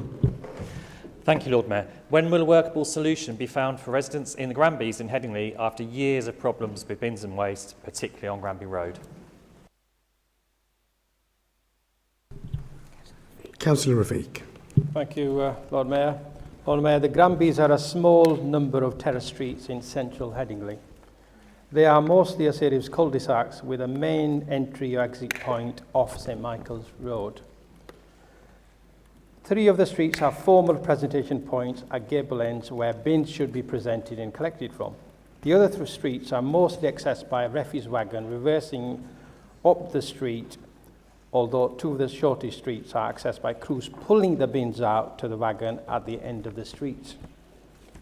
From April this year, as across many parts of Headingley, the scheduled collection frequency increased to weekly for both green and black bins, meaning these streets now have 4 bin collections every 2 weeks, as opposed to the rest of the city that has 2 bin collections every 2 weeks. This was primarily to help in these more dense areas of housing and population, but also to build in some capacity to mitigate the access difficulties often experienced due to the parked cars, which may mean the occasional missed collection. In terms of reporting misses by residents in 2025, we've had a small number of reports made by residents from Granby Street, 3 reports from the same address, Granby Place, 4 reports, 2 each from 2 different addresses, and Granby Grove, 2 reports from the same address. The service is aware of the occasional difficulties in fully completing all the collections in the Granbys, and a supervisor has this location on their list to monitor collections over the coming weeks. The scheduled green bin collections due this week, which was the Monday the 8th of September, were all collected or reported as collected successfully. The service often successfully works with board members to support the sending of letters to streets where access problems persist due to parked cars, to explain to residents the importance of ensuring there's sufficient space for large refuse collection wagon to drive up and down, and to highlight where that is most often occurring, for example, on the corner of the street. Lord Mayor, my offer to any member of the council, there are areas across the city where we will have miscollection, sometimes repeated miscollection. Often there's a reason behind it.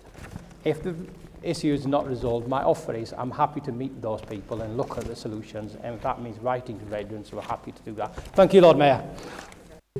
Councillor Goodall, do you have a supplementary? Thank you. Yes, thank you for that answer. Given that we have raised this several times at the highest level, and given that the main issue is that people have to put their bins at the ends of the streets, causing a blockage, a complete blockage to the pavement, and this has been happening for years and causing huge problems with the pavement being blocked for people with disabilities, why can we not have a smaller wagon go down the smaller streets?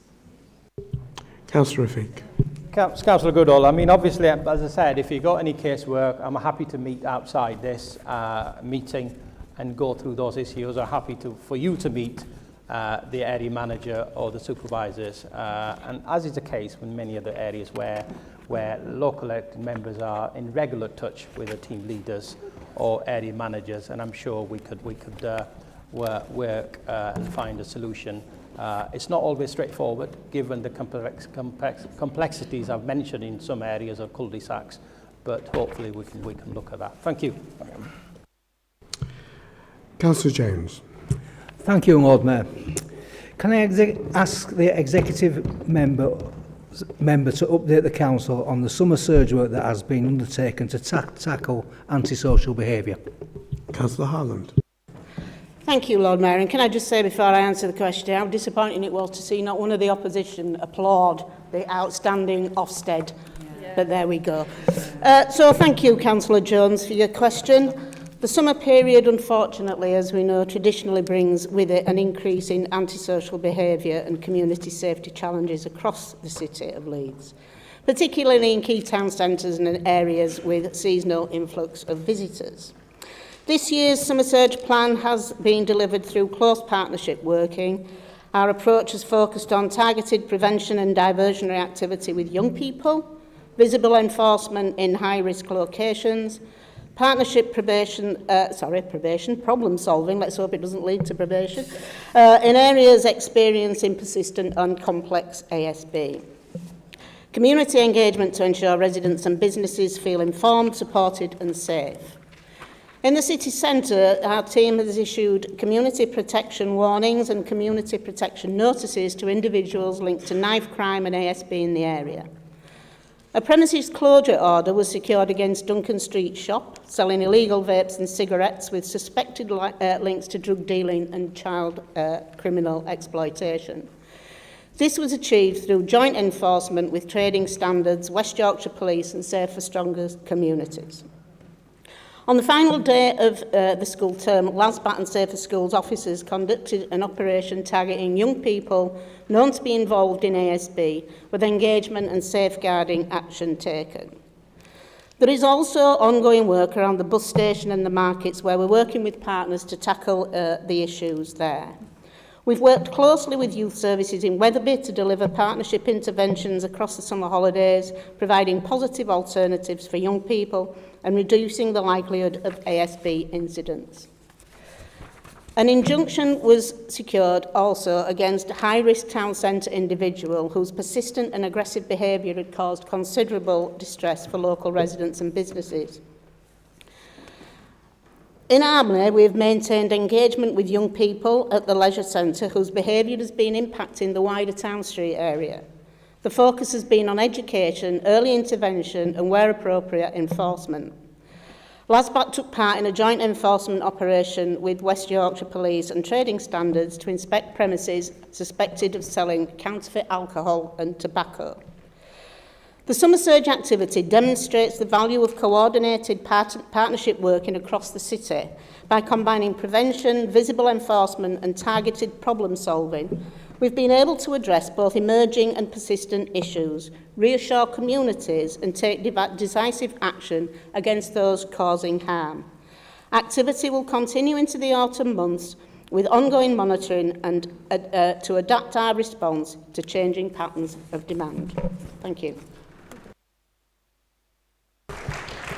Councillor Jones, do you have a supplementary question? No supplementary question. Okay. Well, in accordance with Council Procedure Rule 3.2, that brings us to the end of 1 hour of questions. And so, in accordance with Council Procedure Rule 11.6, any unanswered questions, members will receive a written response in due course. We're now going to take a 10-minute comfort break.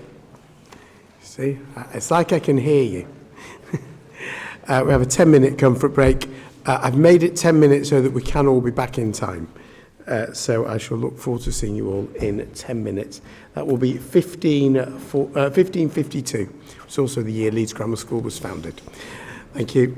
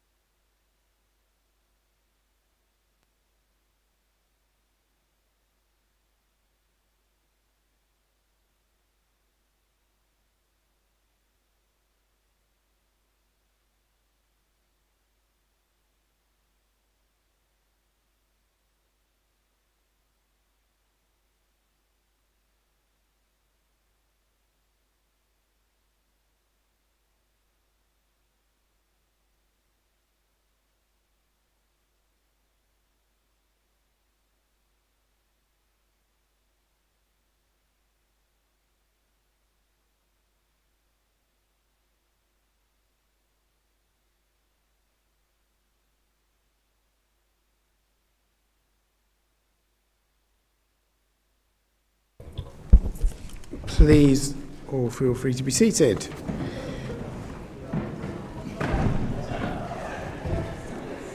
We are on page 14 of the order papers, agenda item 6, recommendations of Executive Board, Leeds Ambitions, refreshing the best city ambition. Councillor Lewis.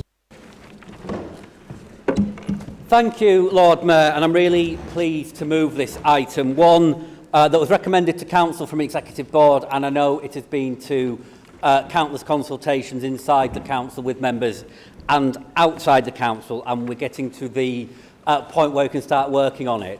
Just a little bit of history. The reason we wanted to develop the Leeds ambitions was to recognise a lot of the things we want to achieve in the city. We won't deliver them directly as a council, either through our own resources, through our own funding, and we need to work with other organisations in the city. This has been an evolving approach, and we're getting to the point now where we're going to separate out our organisation plan about how we work as a council and our ambitions about how everybody in the city works together towards objectives that will make life in Leeds better for everybody.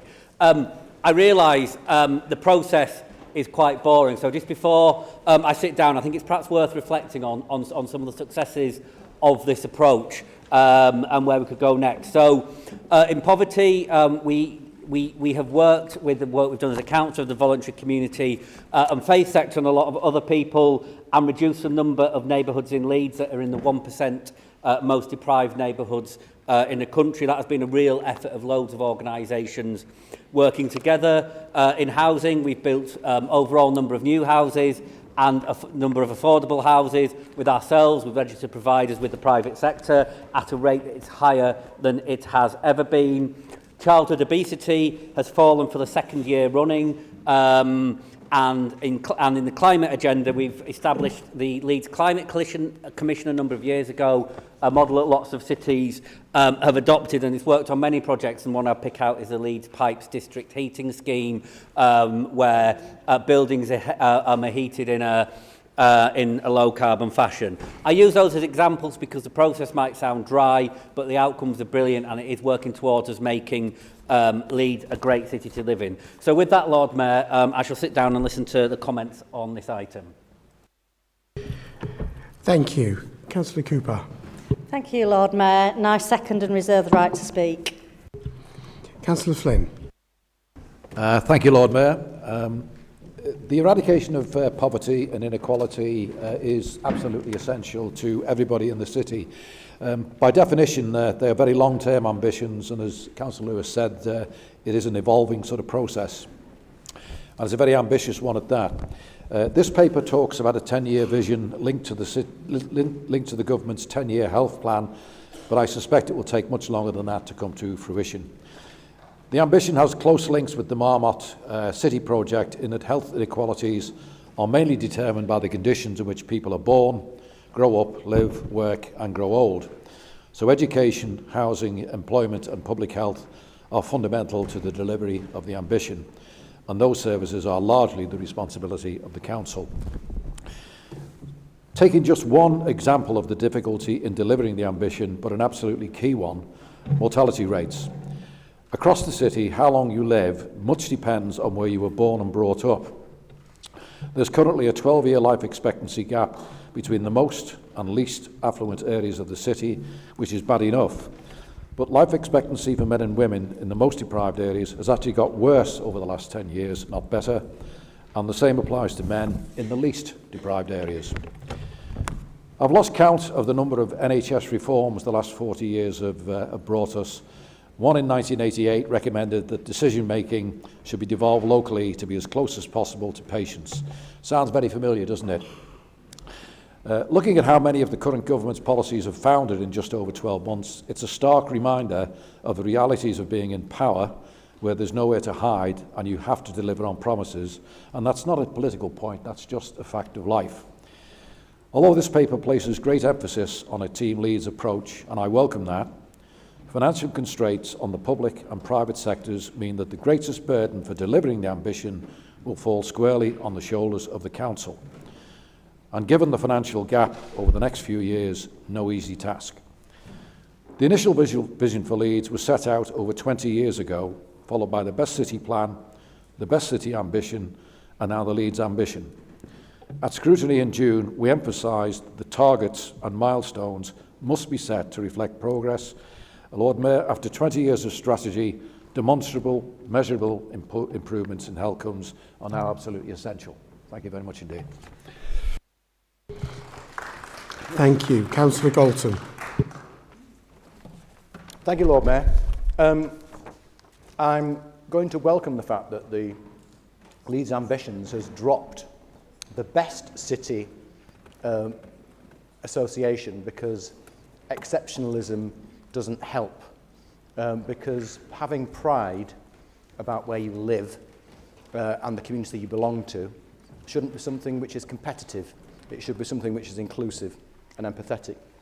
I notice in the ambitions, Lord Mayor, we talk about thriving and wanting to develop strong communities, ensuring that neighbourhoods feel safe, with communities coming together to promote good relations and build a stronger sense of shared belonging. Lord Mayor, sometimes when people do this without thinking, they achieve the opposite of what they intend. One of the things that I wanted to mention is Leeds' 400th anniversary of getting a charter to become a locally governing organisation where the people of Leeds could decide what they wanted to do and collectivise their ambition and achieve something great, and we certainly did. What's not so great is the fact that we're currently ignoring that anniversary and we haven't actually organised anything significant for people in Leeds to participate in and feed that pride in their community. I'll give you one example. Leeds City Square.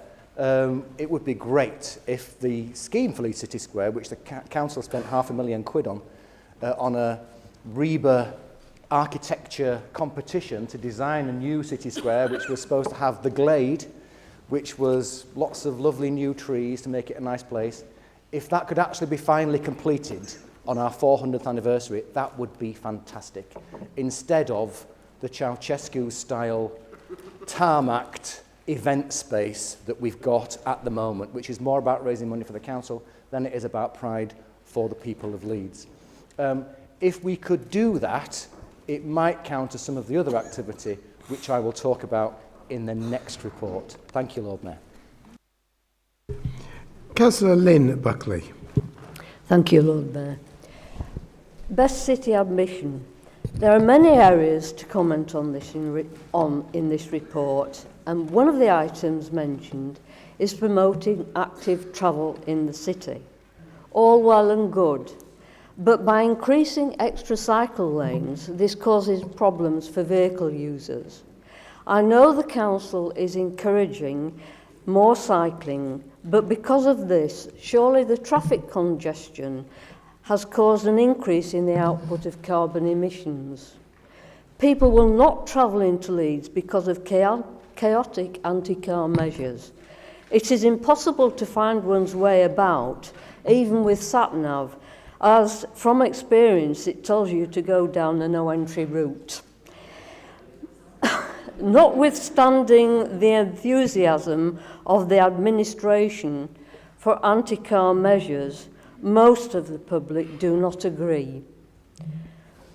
We have had numerous emails from our residents saying they no longer go into Leeds due to the state of the city, with litter, dirty streets and people begging on the streets. It is all very well saying footfall has increased in Leeds, but these are people with money in their pockets who are no longer considering travelling into the city. This is a real problem and should not be confused simply with footfall figures. As for transforming community mental health problems, on paper this all sounds very well, but sometimes in practice it is another matter. People do slip through the net, are left homeless and unable to help themselves. There seem to be barriers put in their way to try to get the help they need. I'm sure this is not the case for everyone, but nevertheless it exists. Sometimes this joined-up care is not there, I know this personally, as the son of a very good friend of mine has been failed by the city, but I must thank Councillor Bromley for all her efforts on his behalf, which are much appreciated.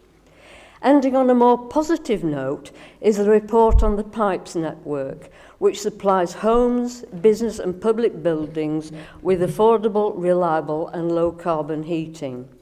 I am also pleased that there are more green spaces available for everybody to enjoy outside activities, and also the planting of trees which enhance local areas and help climate change. Thank you, Lord Mayor. Thank you. Councillor Taylor. Thank you, Lord Mayor. Lord Mayor, I'd like to speak on the Leeds Ambitions report. This refreshed our best city ambition held from long-term vision that Leeds will be a healthy and caring city for everyone, where children have the art start of life. Following Leeds' renewed outstanding rating from Ofsted for our children's services, it is both timely and appropriate that deliver our early help services is highlighted in Leeds City Ambition Plan. Indeed, Ofsted recognized the strength and impact of our recognize our strength and impact of our early help offering their inspector report. Guided by the best city ambition, 7 family hubs have been established across Leeds, offering families a welcoming space where they can access early learning, parenting support, health support, education guidance, and help navigating local services. Family hubs built and Leeds cluster model will bring together schools, health services, children's centres, voluntary organisation to deliver early help tailored to local needs. This collaborative model is clear expression of our Team Leeds approach where improved health and well-being is a shared responsibility across sectors. As the refreshed Leeds Ambition report right stated, no single organisation can do this alone. Truly, this joint up work, Family Hub advance our city health and well-being ambition, providing early support that improve outcome for children and families. They also contribute to strong communities by providing a space where families can connect with other locally and support inclusive growth by helping families to overcome barriers to opportunity.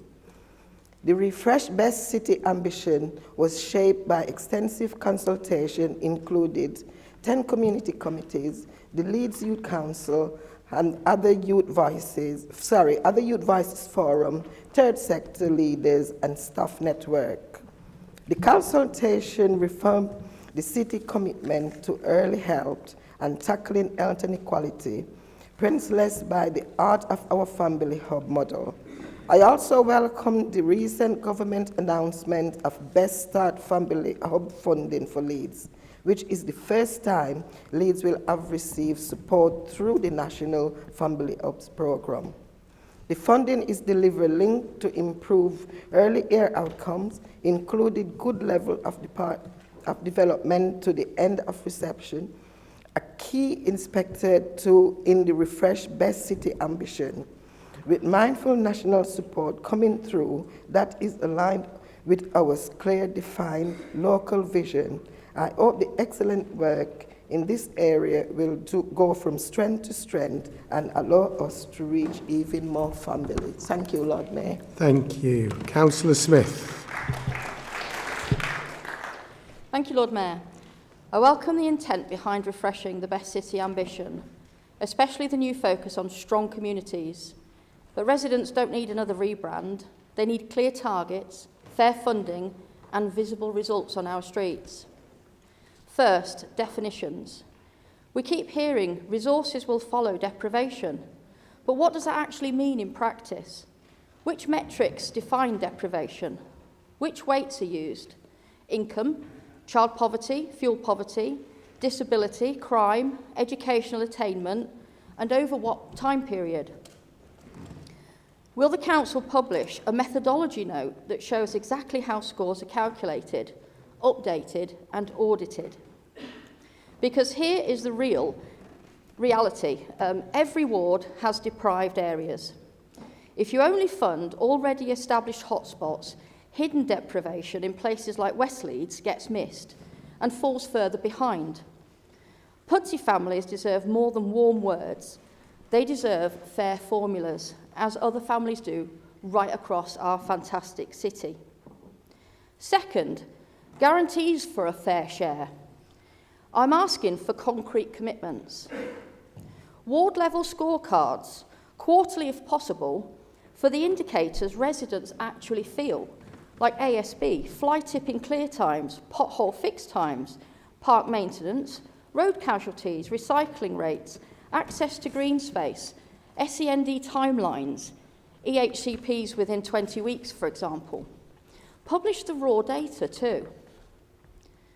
A budget to KPI map for each ambition shows which budget lines are meant to move which measures, with named leads and trigger thresholds that automatically prompt a corrective plan within 30 days if a performance slips.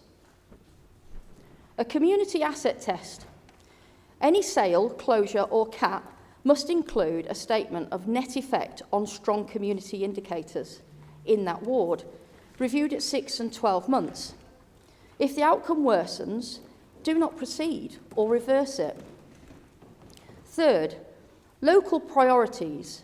I'm particularly speaking about West Leeds now. And if strong communities is real, show it where my residents live. A plan to reopen or repurpose the West Leeds Visitor Centre in Pudsey Park with measurable benefits for families and volunteering. Clarity on Pudsey Town Hall. No disposal without a published business case showing positive ward-level strong community metrics. A SEND improvement sprint for West Leeds to cut waiting times and support families now, especially after the full neck school closure displaced so many pupils. We all want Leeds to thrive. That means every community, not just those with the loudest label. Publish the methodology, publish the ward scorecards, publish the money trail, then fund what works Smith, in every thank you very ward. much indeed. Thank you. Thank you. Councillor Neil Buckley. Thank you, Lord Mayor. The best city ambition. This report is trotted out every year, and I must say it always underwhelms me. Leeds is not an island. Leeds is not an island, and on an early page it proclaims a mission to tackle poverty and inequality. Well, look at the national picture. All the millionaires who are fleeing the Labour government are going. They're taking all the money with them, all the jobs, all the investment, and what are we getting to replace them? Undocumented, illegal, poor men with no skills. What is that going to do to the poverty and inequality statistics? Now, affordable homes. An interesting fact which came to light last week was that cement production of all things, is at its lowest level since 1950. So much for Angela Rayner's 1.5 million homes.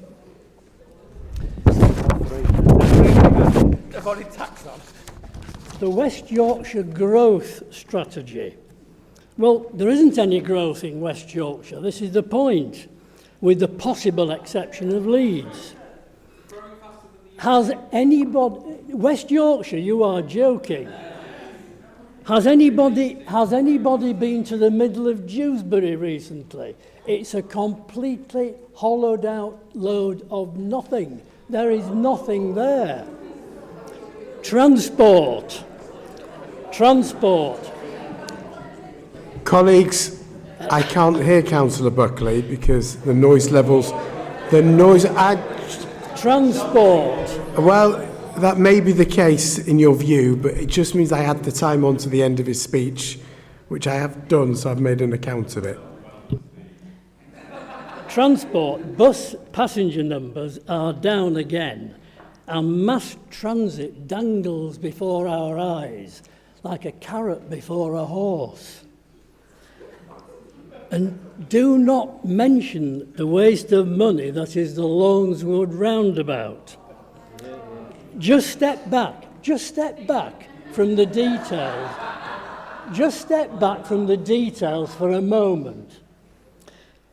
The government is going to borrow £14 million, which it doesn't have, and pay up to 6% interest to borrow it, is going to give it to Leeds to build a multicoloured monstrosity that nobody wants. You couldn't make it up. And don't get me started on Leeds City bikes. This is a project which is so popular and profitable that £1.2 million of extra spending had to be injected into Councillor the scheme Buckley. last year. Thank you. Councillor Also Buckley. borrowed- Councillor Buckley. Even with your interruption time. Thank you, Lord. Thank you, Councillor Buckley. Councillor Bithell. Thank you, Lord Mayor. And I'm a bit devastated that my speech is on something so important, because I'd much rather spend 3 minutes rebutting all of that nonsense. However, Lord Mayor, as has already been said, this report sets out our long-term vision for Leeds as a healthy and caring city for everyone. It outlines how we'll deliver that vision, including the engagement with partners that shaped it, the indicators we'll use to measure progress, and the actions we're taking across the city. Childhood obesity remains one of the most serious public health challenges of our time, but Leeds is making progress. The latest National Child Measurement Programme data shows that the percentage of children living with obesity in Year 6 has fallen from 23.2% to 22.2% in a year. For reception-age children, whilst obesity rates have increased in England and Yorkshire and the Humber, Leeds has bucked the trend, with rates falling from 9.1% to 9.1%, the lowest rate recorded since 2016-2017. That means more children are starting school at a healthy weight, which is one of the key indicators set out in the Leeds Ambitions report to track progress on early years health. This progress reflects over a decade of sustained work. Leeds has had a healthy child weight plan in place for more than 12 years, prioritising healthy pregnancy and postnatal programmes, breastfeeding support and the Henry Parenting Programme, which reaches around 400 families annually.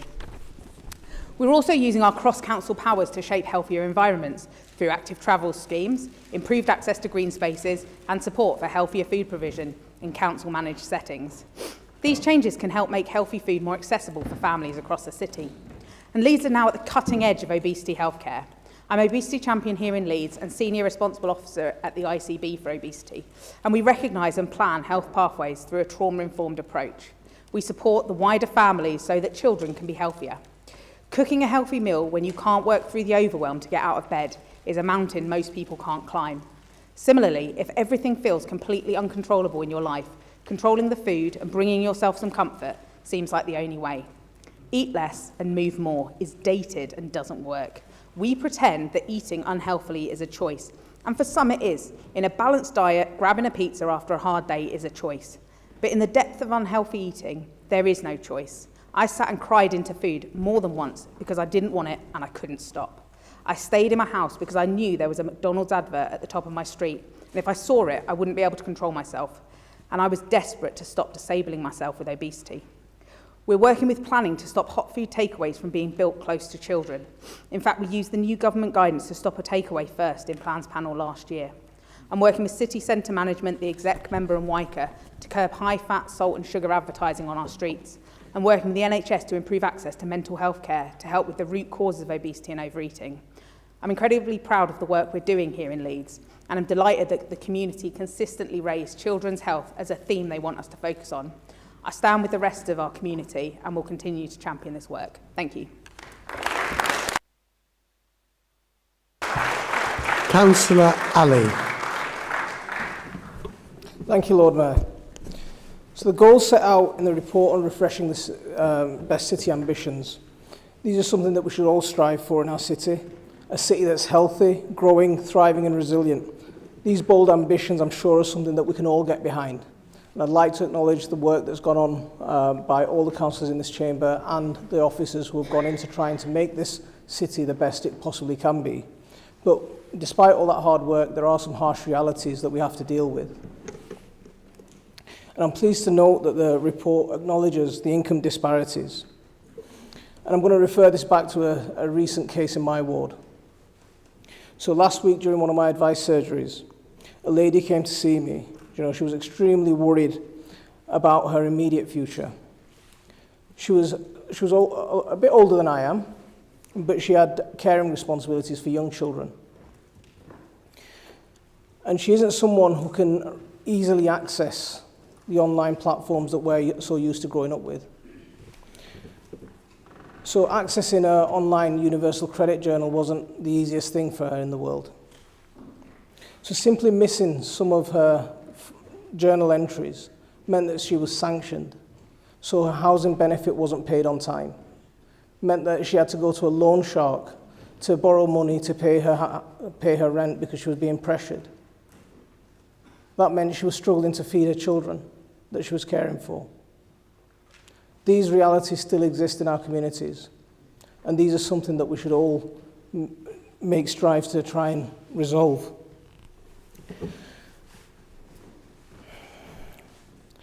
So this is an obvious example of poverty, but there are criminal aspects related to poverty as well.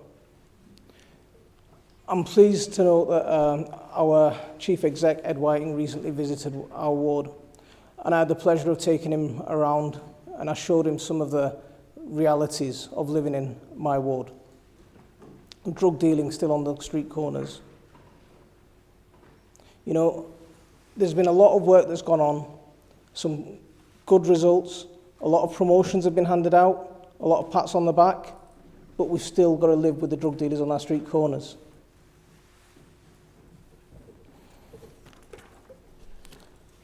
So the ambitions, they include an idea of Team Leeds, another welcome proposal, and something I'd hope to see more of in this chamber and across the wider council. I'll give you another example of recent roadworks proposals in my ward again. And these would have led to additional concentrations of emissions in certain areas. But along with these roadwork proposals, there was no health impact report. There was no report on the impact of what these additional emissions would do on people's health. We're already suffering from health inequalities. Thank you, Councillor Ali. Councillor Martin. Thank you, Lord Mayor. Like Councillor Bithell, I'm also proud to speak about the Leeds Ambition report. Under the Best City Ambition, Leeds has seen unprecedented growth in recent years, bringing together partners and leveraging external investment with the collective goal of making Leeds the best city in the UK. Leeds' commitment to inclusive growth has been a true Team Leeds effort with input from a whole range of council services, local businesses and partners. This citywide effort has attracted more and more investments. Startups, as well as medium and larger businesses, are choosing Leeds as a base, and national events and conferences are being held here. UK Reef chose Leeds as the host city for the 4th consecutive year, welcoming over 16,000 delegates to our city. And the Leeds Flood Alleviation Scheme brought together over £2 million in private and public investment, creating long-term protection for over 4,000 homes, more than 1,000 businesses and 33,000 Leeds jobs. The Leeds Ambition will strive to continue this approach, encouraging businesses, organisations and communities across Leeds to be an active part of helping this city achieve its potential. Inclusive growth means so much more than just economic growth. It's about creating growth in the economy which works for everyone so that we reduce poverty and we reduce inequality. To support this growth, Team Leeds is focusing on delivering high quality, affordable housing, delivering an integrated transport system that meets the needs of all of our city and makes it easier for residents to access opportunities and supports those businesses to grow and allows them to find the talent as well as the talent finding them. The Leeds ambitions do not stand alone, and I am proud that they are built on the Best City ambition alongside our partner organisations, businesses and communities in the city through consultation and collaboration. We have taken these successes and built on them and are receptive to the lessons learned by both ourselves and our partners. This approach will continue to allow us to grow from strength to strength. Thank you, Lord Mayor. Thank you, Councillor Martin. Councillor Caroline Anderson. Thank you, Lord Mayor. I'd like to talk about Team Leeds. A lot is made of this in the Best City ambition, but I'm not sure it actually exists. My understanding of what Team Leeds should be, but is certainly not practised in the city, is that every employee should be working as one team for the good of the city. Let me give you some examples. A common problem is missed refuse collection. Problem 1, a resident reports a miss online. What actually happens and who oversees the journey of that complaint in real time? I would suggest nobody. If there truly was a Team Leeds, the complaint would be overseen all the way to resolution with checks in place along the way. Firstly, put it right and collect the bin, but find out what actually went wrong. Then follow the complaint on its journey to see how it was dealt with and whether it reached a satisfactory conclusion. Then follow up to find out if the resident has been kept appraised of the actions that have been taken, and then find out if the bin's actually now been collected. None of this happens. Residents have no idea what happens to complaints they make online or by phone. Problem 2, why is it that all missed bins don't appear on the list of misses on the end of day report? Where is the joined up action of Team Leeds? Why is it that 2 weeks after a miss, some bins have still not been recovered? And why is it that whoever is in charge of the crew sees fit not to tell the manager which streets have been missed? Another common problem at the moment is with the glass collection. There is spillage of glass happening where particles are escaping onto the highway as the vehicle travels along. What is being done about this? Nothing, despite operatives having the equipment to sweep up the glass. A Team Leeds approach would dictate that there should be a reporting mechanism that the crew can use to raise this issue and find a solution to it. If there truly was a Team Leeds, I would expect that any member of council staff walking through any part of the city or driving through any part of the city would put into action any issues they encountered and report it. For example, someone out in a council vehicle comes across a large pothole. A Team Leeds ethos would have the effect that the person would feel compelled to report that pothole. Similarly, if someone was driving along and saw litter or graffiti, they would do something about it and report it to the right department. This is what should happen, but I don't see any evidence of it. I think if you really want to walk the talk, as the operative expression goes, you need to put words into action and actually instill in employees that there is such a thing as Team Leeds and what their part in it is. This would make people proud to work for the city. It would make residents confident the council is listening to their complaints and would reassure people that you care about them. Thank you, Lord Mayor. Thank you. Councillor Wilson. Thank you, Lord Mayor. I'm commenting on the Leeds Museums and Galleries service in relation to this report. And looking at the service, it certainly does seem to have poured itself a cup of Leeds ambition. Here are some quick facts. In the year 24-25, our venues welcomed nearly 1 million visitors. That generated over £47 million for Leeds. For every pound invested by us, £9 was returned. We attracted almost twice as many visitors as all of the other West Yorkshire local authority museum services combined. That's something we can really take pride in. I think these numbers show the quality and accessibility of the services that we're providing and of our cultural offer. And it certainly shows the service and devotion of the staff. Just 2 doors down from here, the City Museum had a fantastic year, bringing joy to many, a highlight being the MIFIAG exhibition, which I continue to promote through my phone case. Last year, nearly 39,000 vulnerable adults and young people engaged with our community learning and youth programmes. And over 100,000 children and adults took part in family activities. We're commissioning research and constantly carrying out studies that will help us build on this growth. And the refreshed Leeds ambition gives us a renewed opportunity to keep making progress on this good work. And I just want to finish by saying that I'm particularly glad that in the Leeds ambition, there is a focus on inclusive growth and rightly recognising the essential role of culture in making Leeds a more attractive place to live, work and do business. Thank you. Thank you. Councillor Cooper.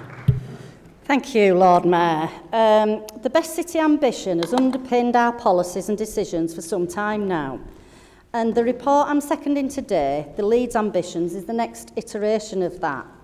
The Leeds Ambitions make clear that our long-standing Team Leeds approach is correct and remains relevant, despite what some of the opposition members have to say. We have always believed that a city runs best if it is a true city of partners. We recognise that we cannot achieve all that we want to achieve for Leeds if we work alone. I'm very proud of the partnership working that we've built up in this city. We do remain ambitious, but we're also realistic.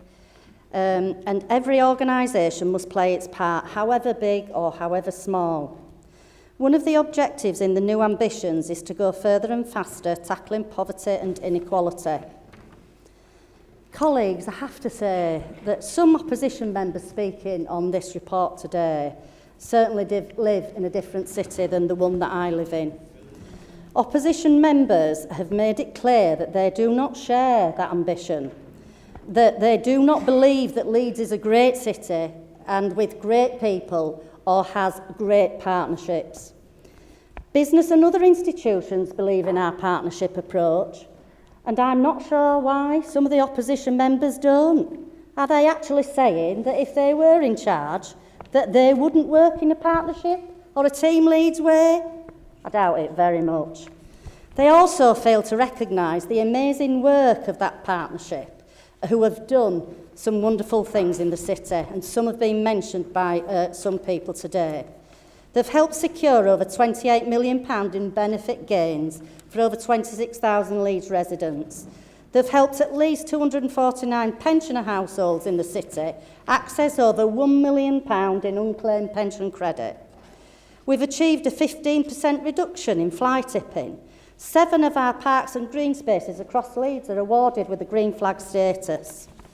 And of course, we've achieved an outstanding Ofsted rating for the 3rd time in a row for children's services.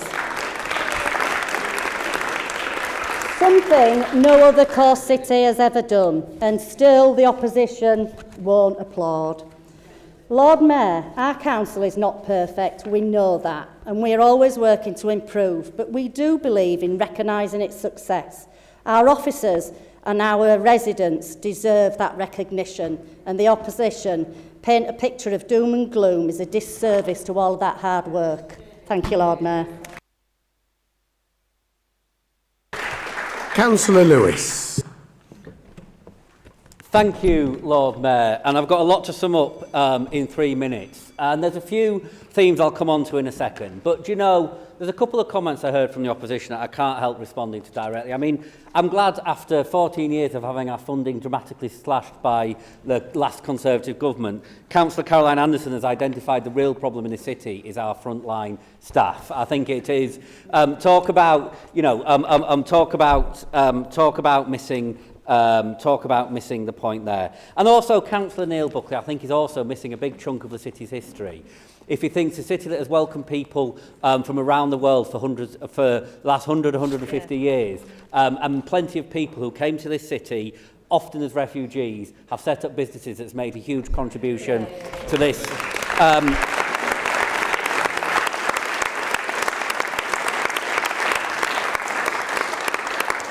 To this city's economy, and that's something we are very proud of. There's some, I'd like to say there's some themes I just want to pick up in summing it up. I mean, first of all, we do measure the outcome of what we're aiming to achieve. One of the things about having a lot less money than we would like to have is the resource we have available for producing data is less than what it is. I think everybody in this council chamber would agree about putting money into frontline services, not into gathering data. We will measure this. It might not come into the detail that some people have spoken about, but I do think that is important. And as Councillor Motinelli referenced, you know, we all, one of the things about doing the roles we do is we all, or certainly many of us in this council chamber, make ourselves available for residents to come and talk to us about the issues. And we get that very, and we get people's experiences of what it's like to live in Leeds in a way that many others don't, by working through either individual problems or, as Councillor Ali set out, you know, real fundamental issues in people's lives and how we can address that. And that's an important part of what we do, and that drives a lot of what we do forward. And actually how, not just having a strategy that covers 800,000+ people, but how we try and tackle individual people's issues. I think, again, there is we are not going to achieve what we want to do just on our own. And it is that partnership approach, that team leads approach that is so important to what we do, and being really clear with all the organisations we work with in the city that is central to what we do is important. In that, there is a risk in that, of course, that sometimes we're going to be in a position where we don't have exact control over absolutely everything everybody does, but I think that is okay when we're moving in a direction, and lots of people gave good examples of where that works to give better outcomes for people in Leeds. I am sure Councillor Galton will be pleased to hear that we are doing a lot of work on how we celebrate the 400th anniversary of the city. The Glade project you referred to was one of those projects that fell by the wayside due to a lack of funding and looking at prioritising the resources. We have, although when I walk through City Square and people are sat out enjoying it, you know, people are using it, and I think that's a test. It doesn't take the hundreds Thank of you, thousands Councillor of pounds Lewis. on that. So I move the paper, Lord Mayor. Thank you. A white paper. Thank you. Okay, we're going to have the vote on the report. Those for? Those against? Any abstentions?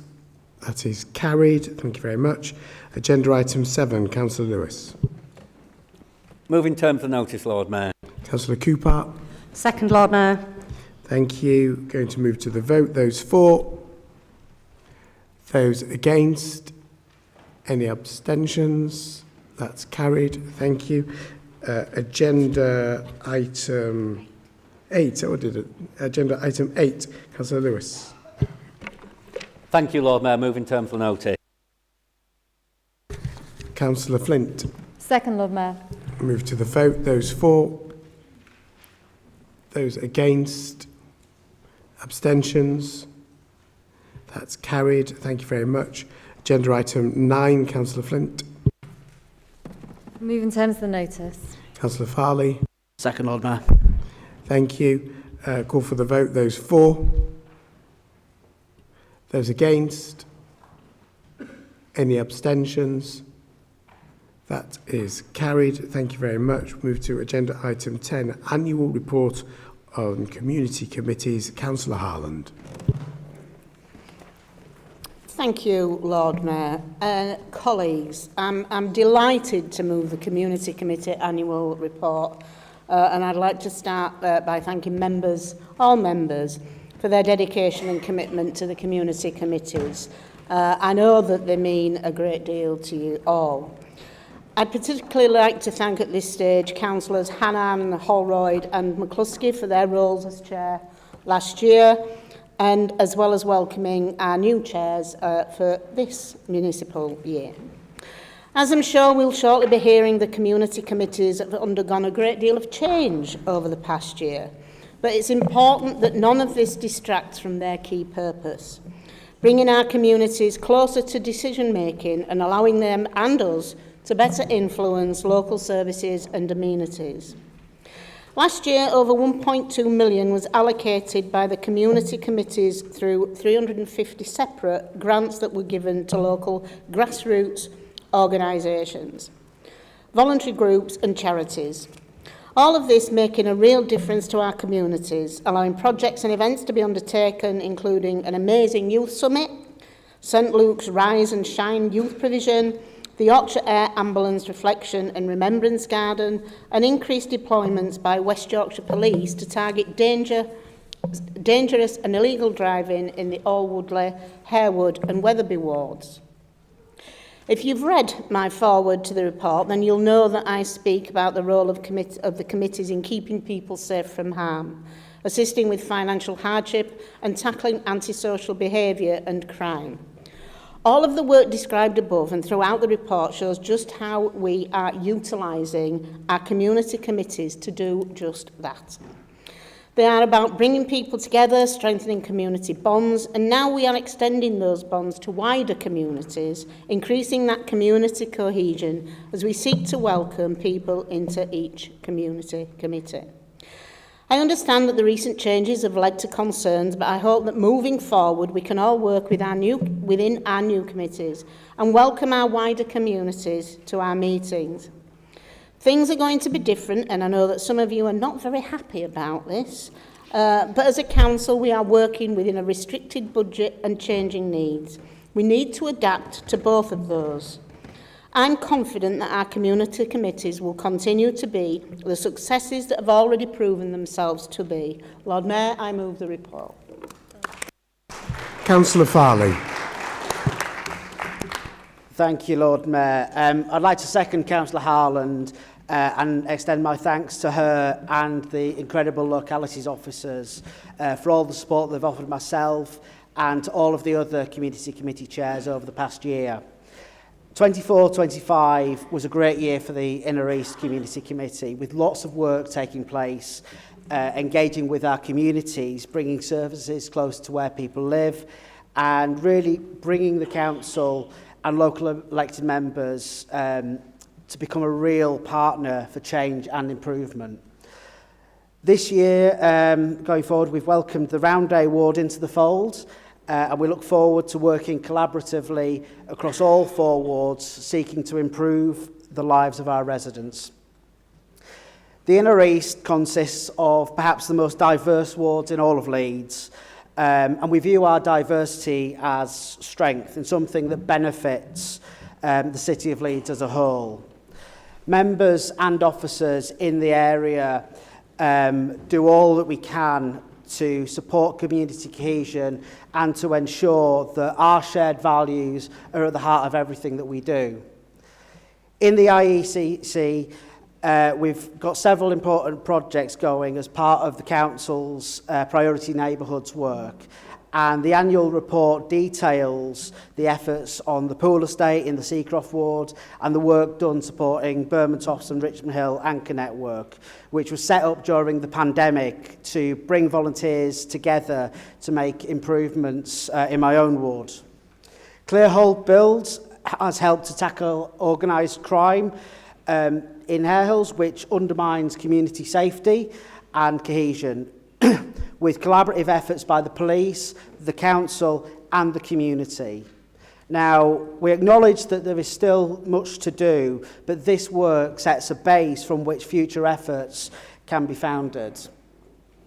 I'd like to offer my special thanks to my ward colleague, Councillor Manaka, and to our former localities officer, Oliver Taylor, for leading on the work that they did around the Inner East Youth Summit.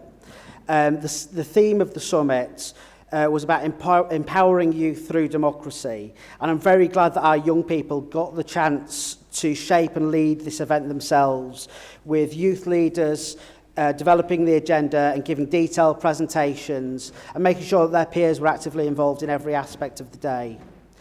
Between our Transformative Youth Summit and the work going on in our priority neighbourhoods, we're doing all that we can to take the opportunities our community committee gives us to achieve positive change in Inner East Leeds. I look forward to the year ahead and look forward to working with all of my colleagues on the Inner East Community Committee. Thank you, Lord Mayor.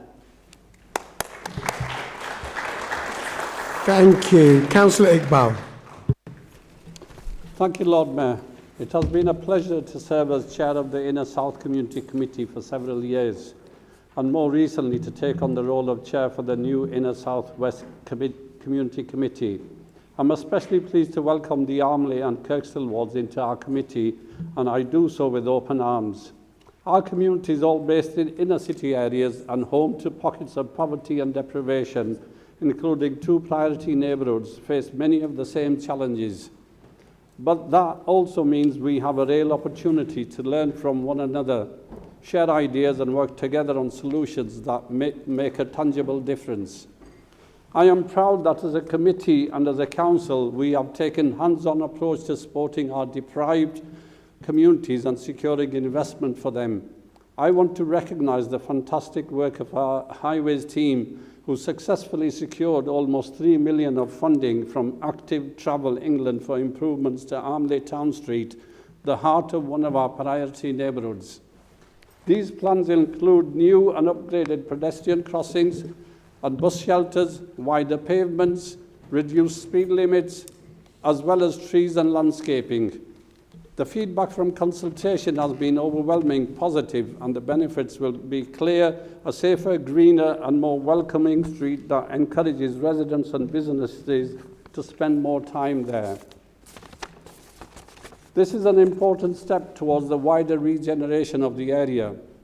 I am equally delighted about the government-funded Heart of Holbeck scheme, which will help to revitalise South Leeds.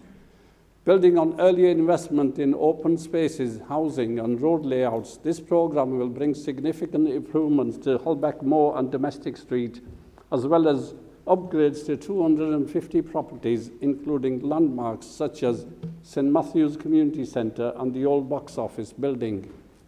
Taken together, these 2 schemes show council and government working side by side to invest in our physical environment, making some of Leeds' most deprived wards better places to live.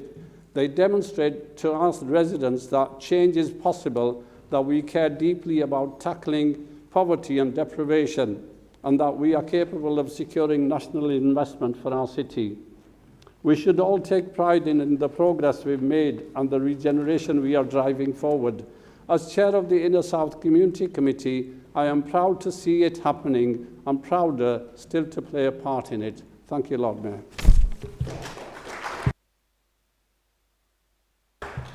Thank you, Councillor Iqbal. Our next speaker is Councillor Harrington. Before I call Councillor Harrington to speak, a little birdie tells me it is Councillor Harrington's birthday today, so many, many happy returns. It's also the first time Councillor Lamb's been referred to as a little birdie. Councillor Harrington, many happy returns. Apparently it's not.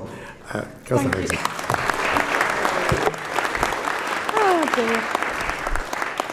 Thank you, Lord Mayor, and various councillors on this bench. I'm pleased to be speaking on the Community Committee Annual Report. As is customary, I will start by thanking Elaine Matson and Toby Russell and all the other officers for all the work they put in to the Outer North East Community Committee, and of course I must formally welcome our additional award of Adel and Wharfdale into the best community committee in the city. We have similarities, but we also have our differences too, that we will no doubt successfully overcome. I'm also thinking that we should rename it to be the North by North East Committee. So what has happened this year?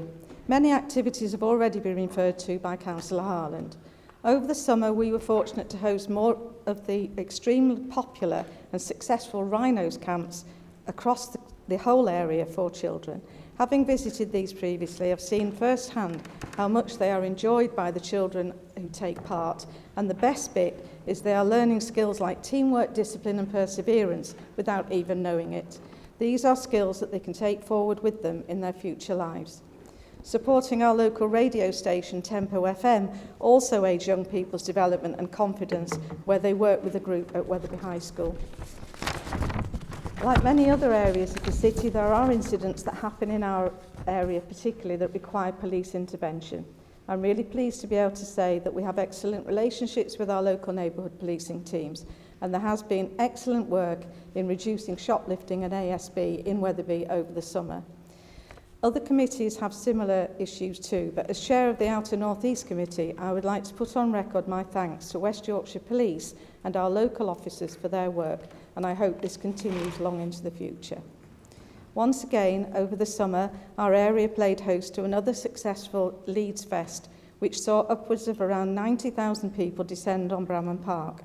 Whilst there is a dedicated working group for the festival, which I co-chair with my Harewood colleague Matthew Robinson, all of our area is somehow impacted, and it was good that it went off again without any significant problems. The group and the committee worked closely with our parish councils to make sure we were as prepared as we could be. Most of the traffic issues, indeed, were as a result of the A1-M1 roadworks and nothing to do with the festival itself. We look forward to working with the licensing colleagues and all the other agencies in planning for the 2026 event. Speaking of parish councils, I'm pleased the committee were able to fund some proper community events over the last year. These were events that used to be council funded, such as bonfires and Christmas lights, bringing local communities together to celebrate traditional events. I'm pleased to say they were all very well attended, and I'm sure if the council were to look for sponsorship, they could possibly bring in some much needed revenue to the council coffers if done properly. We look forward also to improve interaction between exec board members and community committee chairs as a result of the community committee review. Thank you, my Lord Mayor. Thank you, Councillor Harrington. Councillor Smith. Thank you, Lord Mayor. It's my pleasure to speak today on the Leeds Community Committee's annual report and pay tribute to the fantastic work these committees do throughout our city. Particular thanks to the localities officers and chairs right across the city who work so hard for all of us to be able to do what we do. I'd also like to mention that the Outer West Community Committee now consists of the Bramley and Stanley ward, and welcome Tom as our new chair.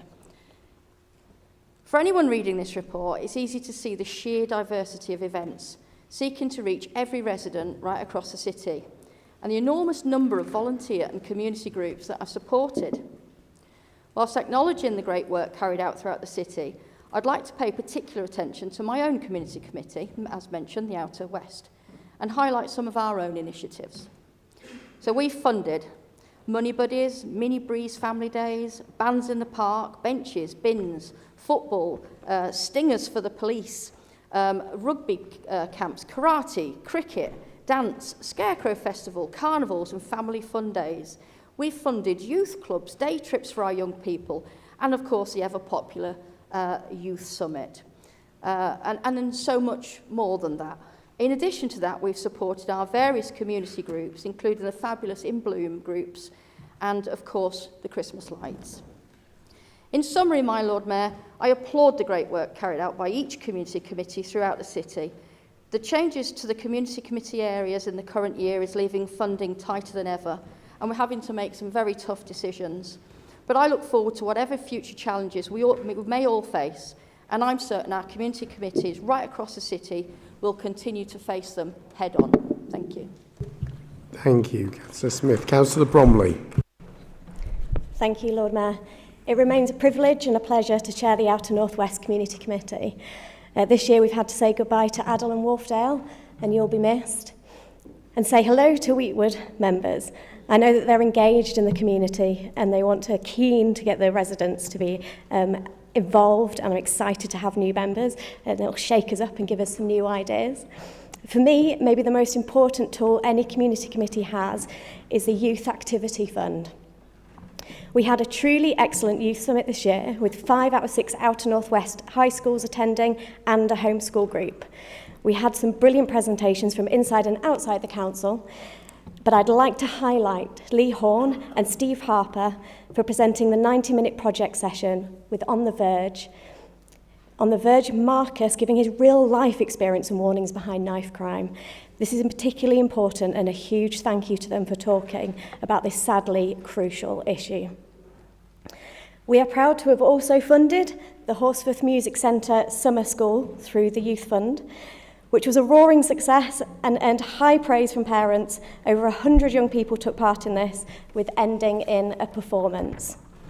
Research consistently shows that music education contributes to better academic outcomes. Students who study music often perform better in maths and English and show higher levels of concentration and more likely to stay engaged in school. Learning an instrument builds confidence, resilience and patience, something that is vital if applied to most of life. I'm glad to report that costs were affordable to all incomes and with instruments provided for total beginners. There are still too many costs and barriers for those in music education at large. And when I was a child, I learned to play at Horsforth Music Centre on the back of access to subsidised costs, which made my participation possible and even more important for me wanting to be an ambassador for it today. Learning how to play an instrument has given me not just a musical ability, but community, a shared language, an acceptance and self-expression, an ability to be able to create something beautiful even during life difficulties. Music brings us together in a shared perception on life, because after all, we have more in common than that does divide us. I'm so glad that not only did that we provide an opportunity for the next generation to learn music, but to play together, all while making friendships. Lord Mayor, affordable music education is an investment in our future and should be valued very highly. Thank you. Councillor Blackburn. Thank you, Lord Mayor. I'm falling over my stick. I've got to say, the Outer West Committee, which I've served on, and I've been chair of probably half of the time that the Outer West Committee existed. My War Family Wortley came together with the two bits of Pudsey and Farsley and Carvley in 2004 when we started with the area committees. So we've had close links across those three wards for all those years since, and it's worked well. To say it was so disparate politically, but it worked well because we as councillors worked together, put politics outside the door and actually worked together, and that was the great success. I welcome colleagues from Bramley, and I hope we can move on in the same way and be as successful. But what I've got to say is I'm the exec member, because I was on the working group that she had when we're moving to the new structure. We need to keep an eye on things, because I do know there's some of my colleagues and colleagues in other parties who are not overly happy with the new setup, and we've got to make sure it works, because it is important. Because if we can work together in our communities like this, it's great. If we don't work together, it's not. And that's all I've got to say. Thank you, Lord Mayor. Councillor Galton. Thank you, Lord Mayor. I've got 3 minutes, but I've got 3 hats to wear for different parts of the subject matter. First of all, for those who are pleased with change and what has happened to our community committees, you'll be glad to know that it hasn't finished yet, and that the community committee review is a joint venture between the executive branch and scrutiny, and so far we've concentrated on the infrastructure, but the next stage is going to be a closer look at how services become more accountable and are able to deliver more devolved services to community committees. And that activity will be taking place through the scrutiny committee that I chair. And we welcome anybody from any part of the council, not just members of that committee, to participate in that work, which will be done as a subgroup. Lord Mayor, I'll now move on to ward member hat. First of all, we have had changes recently, and we wanted to make sure that we played tribute to Kim Frangos in particular, who was a very avid supporter of the Rothwell ward and making sure that our community benefited as much as possible from the investment that could be delivered through the community committee, and we miss her. I'm sure we'll have just as good service going forward, but we wanted to make sure that was said publicly. And then lastly, Lord Mayor, we appreciate community committees because people need to feel that they are listened to, and the closer it is to the community that they live in, the better. And it's one of the reasons why we welcome the introduction of a cohesion officer within the community committee's structure, because we feel that at the moment there is quite a lot of tension in communities potentially, and the more that we can do as councillors to enable people to come together and celebrate together, the better. It's one of the reasons why we've invested in our community in terms of things like our summer carnivals. We're having an autumn festival on Saturday, and we're also, for instance, going to introduce money into our most historic part of Rothwell, which is our Market Cross. And one of the things that we're going to introduce, Lord Mayor, is potentially a flagpole, because people have told us that they want to demonstrate their pride in their country and their community by flying flags. And what we hope that will do is to concentrate those that wish to show that community spirit or that national spirit, that they do so in a responsible manner, and that it's done with people, not to people. Because I'm afraid that in my community, we have had some flags which have been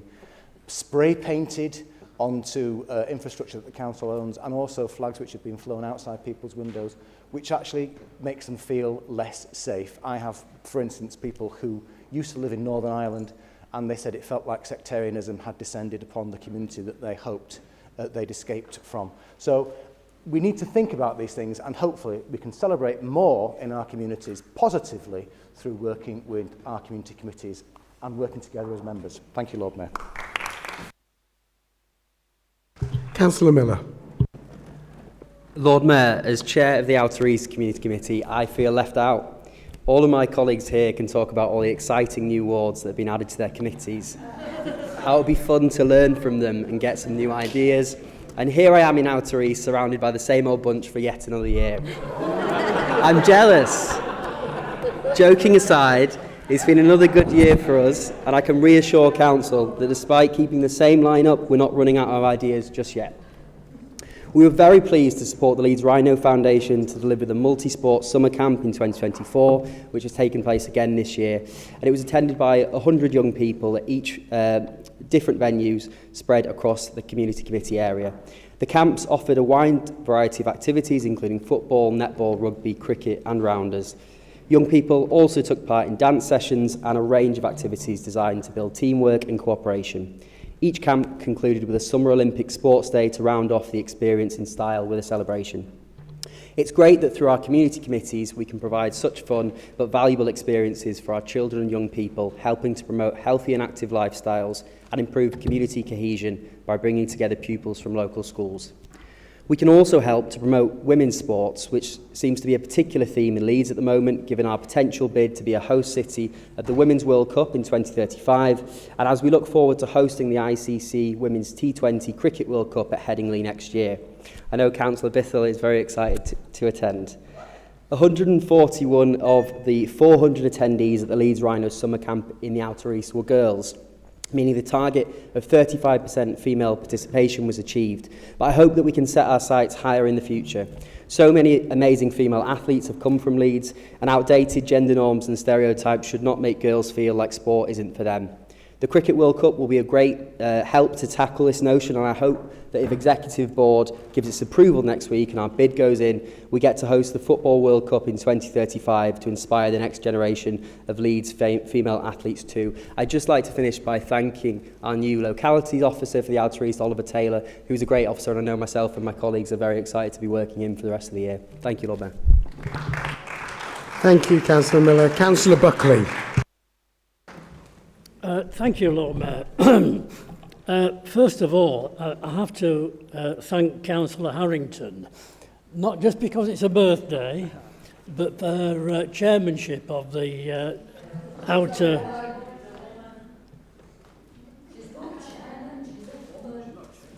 Her chairmanship of the Outer North East Community Committee.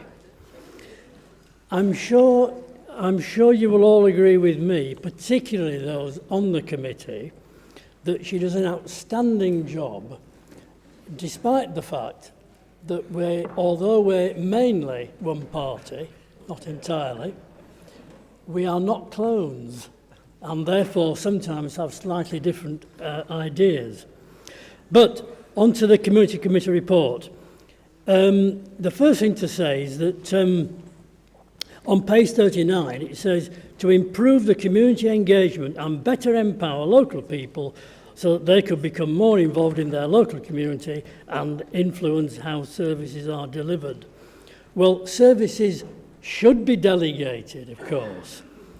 Give us in Outer North East the responsibility, the money and the power, and we will deliver local services which are more efficient, more cost-effective and better for residents. Page 33.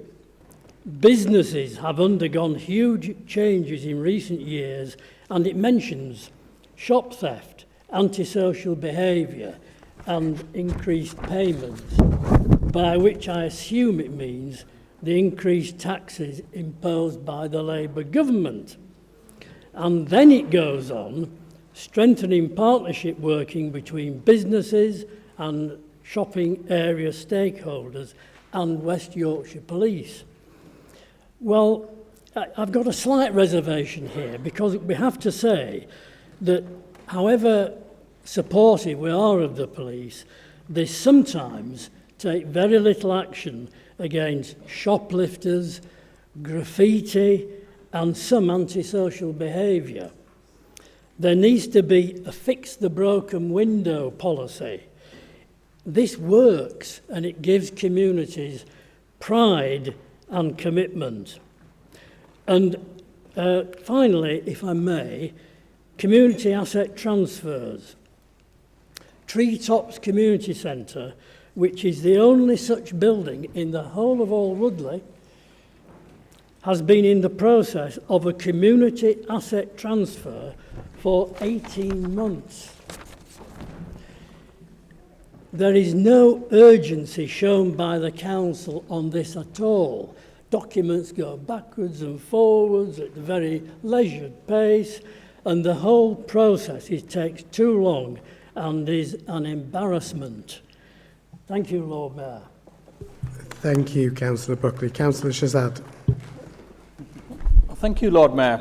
I would like to begin by thanking all members and officers who were involved with the former Inner North East Community Committee, which I had the pleasure of chairing. The Inner North East Community Committee has focused on being receptive to the needs of local residents and groups through committee meetings and forums, to workshops and meeting people at events and projects supported by the Community Committee. I am extremely proud of the work the Inner North East Community Committee has undertaken in a time when local authorities have been facing increasing budget constraints, unprecedented demands for services, and at a time when more of our residents are facing financial hardship than ever before. It's at times like these the work of community committees are even more important, celebrating and supporting our diverse communities. To provide just one example of our work last year, the committee were really proud to support the Yorkshire Air Ambulance, Leeds City Council Parks and Green Spaces team and Friends of Roundhay Park to overhaul an area of unused and overgrown green space in the park to create a reflection and memorial garden. Offering a place of tranquility, this garden is home to a wide variety of specialist plants which will be maintained by Leeds City Council's specialist gardeners with help from Friends of Roundhay Park. I would also like to take this opportunity to extend my thanks to all former members of the Inner North East Community Committee, particularly our colleagues in Roundhay who will now be part of Inner East Community Committee, as well as extending our warmest welcome to colleagues and residents of Headingley and Hyde Park and Little London and Woodhouse.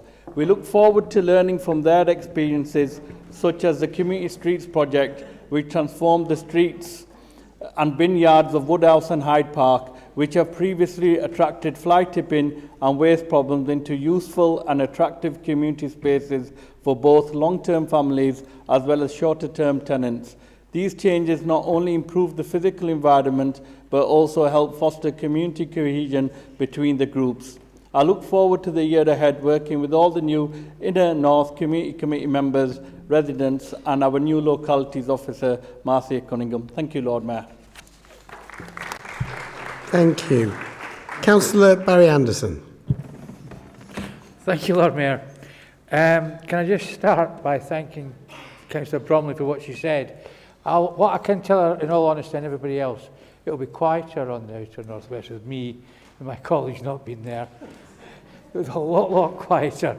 Probably, mind you, Councillor Lake can sometimes do quite well. He's not here to defend himself here today. But anyway, to be more serious, one of the issues I was going to talk about was the delegation of responsibilities to community committees, which I do support. However, I am concerned, just like the government are finding problems with devolution in terms of some government departments not being willing to release things, and some departments running with it, wanting to devolve powers down. I am concerned that some of our council departments do not show willingness to devolve and to work with councillors, and sometimes do not have the respect that we can actually deliver in some instances. And so what I would say is, can we try and do our best to get our officers to meet with us, talk to us, and work with us? Because I think with their skill set and our enthusiasm and knowledge for our local communities, we can deliver and we can make community committees a better place to work. So on that note, I will thank you very much. Thank you. Thank you. Councillor Hinchcliffe. Thank you, Lord Mayor. I wasn't actually expecting to speak. I thought you'd cut me off, but that's all right. I'm in the unusual position of moving from one community committee to another and having the privilege of chairing the new Outer West Community Committee. We are going to miss our friends in Armley and in Kirkstall. It was a pleasure to work with them on the Inner West Committee and to fund some innovative and important projects together. So first I'd like to thank Councillor Smart for her chairship over the last few years, and Councillor Biffle for stepping in to chair some of the last year while Councillor Smart was on maternity leave, so thank you to you both. The discussions and proactive campaigning we did to support better, healthier lives for our residents was really important. In particular, our work on public health locally implemented ways to bring down the rate of vaping in under 18s, visiting schools to talk about healthy eating and living with obesity, and promoting the Living in Larger Bodies youth group, and they were all extremely valuable in supporting our young people. On community safety, we successfully funded and implemented projects which made our residents' lives more secure, from extra police and speeding operations to sash jammers to prevent burglaries from our residents' homes. We rightly treated safety of our communities as a top priority, and I hope that continues in the new Outer West Community Committee, and I know it will. The new committee does bring opportunities to Bramley and Stanningley. Our ward borders Calverley and Farsley, where we share Rodley and Pudsey in the south too. We don't border Farnley and Wortley, but you're more than welcome to, to join us as well. But I'm confident that the restructure will mean more activities crossing ward boundaries as members and our local community organisations work together more. It doesn't preclude us also from continuing to work across committees with Kirkstall and Armley, and I'm really pleased about that. We've hit the ground running at Outer West with some great activities funded already, including the Farnley and Wortley Fun Day, Farsley Festival, Calverley Carnival, Barker's Play Day at Hunters Grieve in Bramley, and the Pudsey Scarecrow Festival. So I'm extremely grateful to the communities team within the council for delivering many of these projects, and our Bramley-based anchor organisation, Barker, for delivering the Play Day. And I'm just going to finish by saying volunteer and community-led projects are what we do best in Leeds, and we have to continue to give them the tools to deliver. And it's thanks to the many motivated and dedicated residents who give up their time to provide activities for our local residents and young people that these have been such a success, particularly over the last 6 weeks with the school holidays. So thank you, Lord Mayor. Thank you. So we have now reached 10 minutes past 4. So in accordance with Council Procedure Rule 3.4, I'll now invite Councillor Harland to sum up on this item. Thank you. Thank you, Lord Mayor, and thank you everybody for your comments, but please, if you will allow, I'd like to concentrate on the contributions from our wonderful chairs that make things happen across our community committees. It's been a mixed little bit of comments today, but mostly positive, and I thank you all for that. I'd like to start thanking you all as well for warmly welcome the new areas and new members to your committees. Change is so much easier when people don't put up barriers. I'd also make mention as well at this time to council officers who did lots of work, lots of hair pulling out to get us through to where we are. Councillor Shazad, it was lovely to hear about the work your committee undertook to create the Reflection and Memorial Garden in Roundy Park, something that's so important, I'm sure, to a great many people in the area. Councillor Bromley, you spoke very powerfully about your wonderful youth summit, and I was particularly pleased to hear that it included not only schools but also a homeschool group. So it's so important that we welcome and engage all of our young people. The Horsforth Music Summer School sounds fantastic, and I'm sure it was greatly enjoyed by everyone who attended. Councillor Farley, you spoke about the importance of community cohesion, and you're absolutely right. It was encouraging to hear about the work undertaken by your committee to bring together to improve their local areas. Cohesion is fundamental to everything that we need to get right in this city. We've heard earlier from questions about our communities. Councillor Harrington, happy birthday. And it's great that you recognise the rhinos camps and the skills that kids learn from that. We've had it in our area for so long. I'd also like to make reference to Councillor Harrington and thank her for her role as my shadow and the support that she's given me throughout the past year, and hopefully will continue. Councillor Hinchcliffe, it sounds as though you've hit the ground running in your new committee, and it's lovely to hear about all the activities that you've already funded, as well as the iconic summer bands in the park concerts. Councillor Iqbal, the work around Downey Town Street and the heart of Holbeck is really to be welcomed. And I've no doubt that both schemes will bring a number of benefits to local residents, and so to Councillor Miller. You'll need more than biscuits in next one, pal. We can't have you feeling left out, though. You're focused on women's sport and all of the fantastic events that are coming up. Encouraging girls to take part in sport is incredibly important, and I'm delighted that school-aged children now are growing up watching women take centre stage when it comes to sport. It would be amazing to watch our wonderful Lionesses lift that World Cup in 2035. There are some less positive comments, but I'd like to start by reminding everyone that the LGA peer review highlighted community committees as an area that we could look at in addition to the locality review. I'm sorry, Councillor Holland, you are out of date, even with the extra bit I gave you. Thank you very much. Thank you.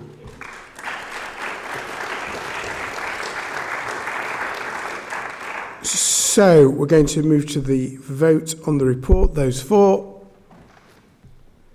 those against, any abstentions? That is carried. As I mentioned before, we had reached the guillotine time, but we do need to formally dispose of a report that was on the summons, which is agenda item 11, annual report, Corporate Governance and Audit Committee. Could I invite Councillor Franzmere to formally move? Lord Mayor, I formally move the report. Thank you. And could I invite Councillor Cooper to formally second? Yes, I formally second.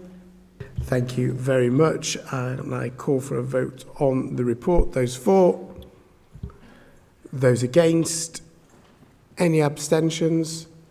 That is carried. Thank you very much, one and all. Okay, we are now at tea time. So we'll have 20 minutes for tea, please. So if we could just all be back here in 20 minutes, because I can't work out the maths. Right. 24, 20, yeah.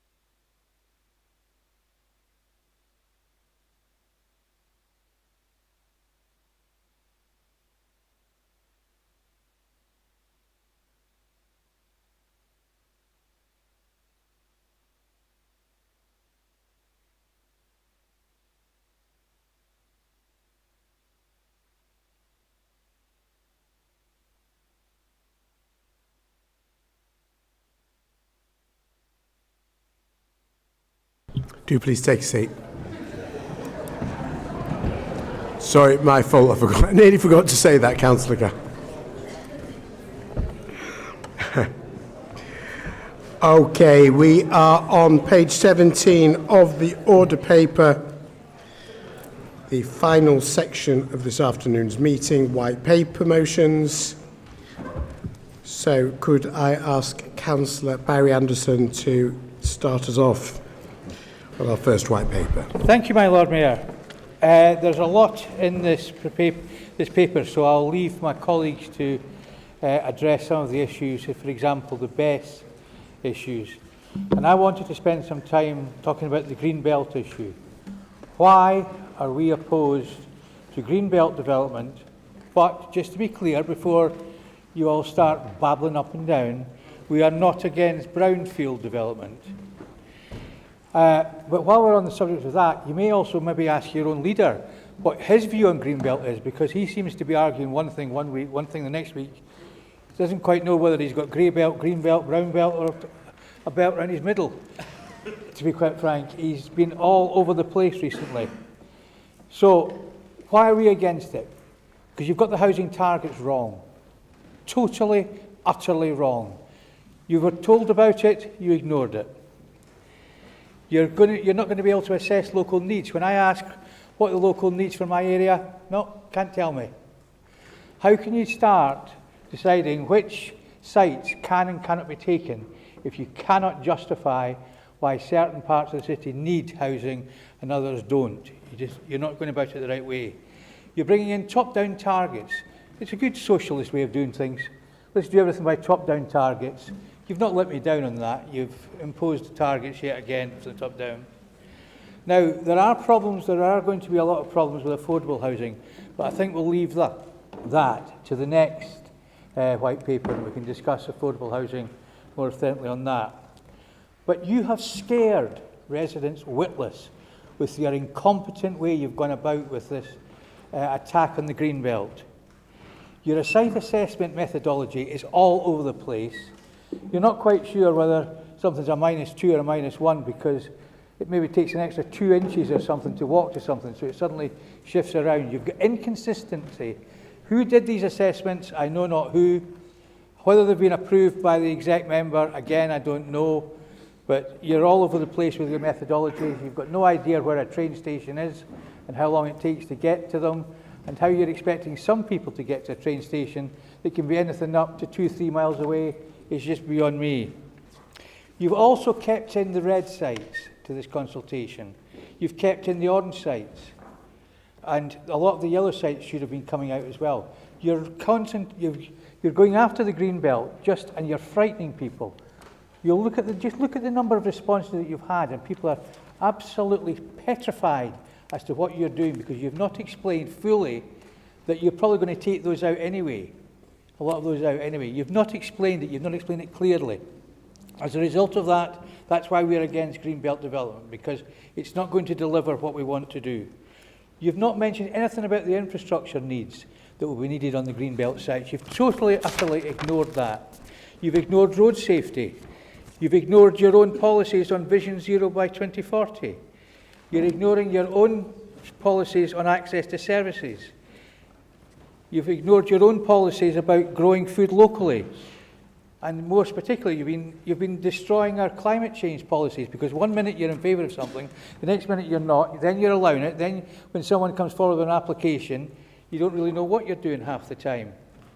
You've also all over the place on housing mix, the need for allotments, and people being a bit more self-sufficient. You've got problems with all of those as well, and we don't support them at all in any shape or form. Now, you say you're going to hold the developers to account. I understand that one of the reasons you've kept on the red sites and the orange sites is to enable the developers to come back and tell you why it should be built on in the first place. Well, can you not make a decision? If you don't want them to build on it, say up front you don't want them to build on it. You're giving false hope. Some of these developers are campaigning locally. Thank you, Councillor Anderson. Councillor Carter. Thank you, Lord Mayor. I second and reserve the right to speak, which I will be exercising. Thank you. Councillor Stevenson. Thank you, Lord Mayor. I'm just move my corrective amendment to delete Angela Rayner and replace her with him. Yes, Councillor Heselwood, that's right. Your Prime Minister has replaced a her with a him.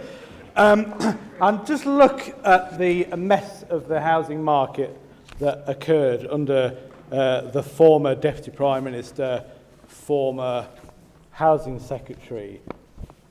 They say a week is a long time in politics, Lord Mayor, and it certainly was this week. None of us could imagine when we submit this white paper that the Deputy Prime Minister would have to resign because she had sued our fantastic, reliable NHS and used the money to buy another house.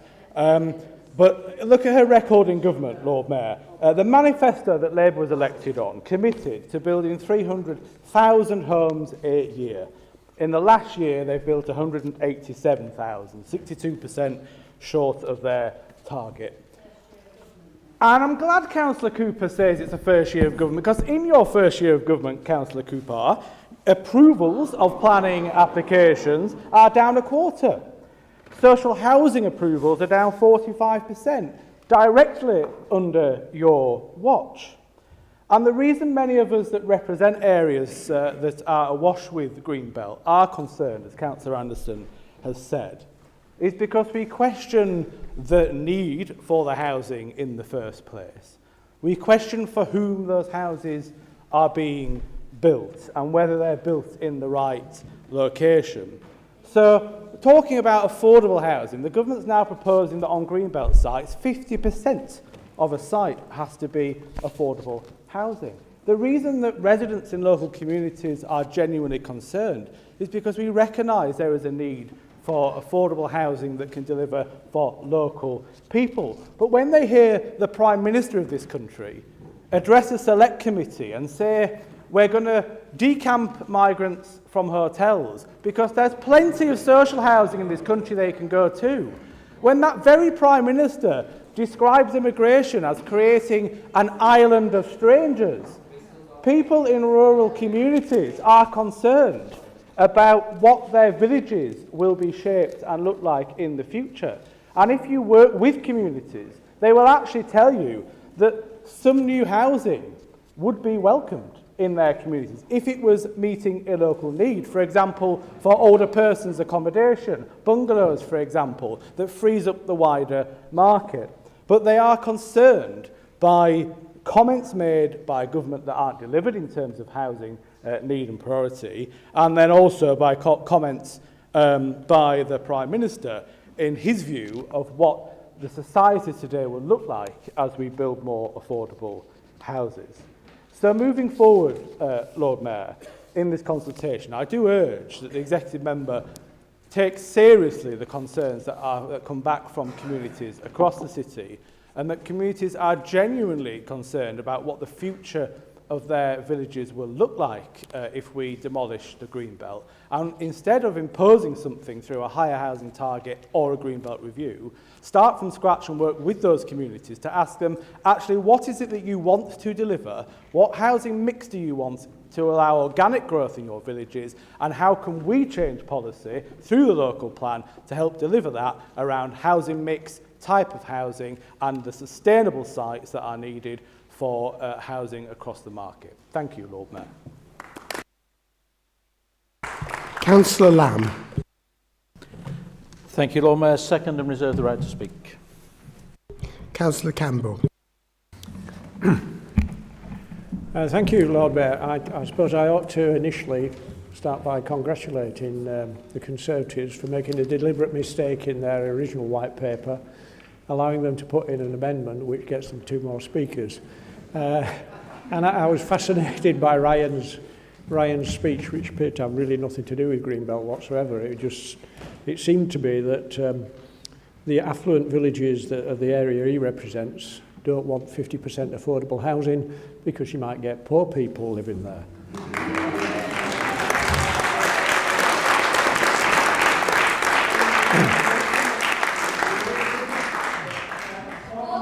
Oh, Lord Mayor, come on. May I ask an...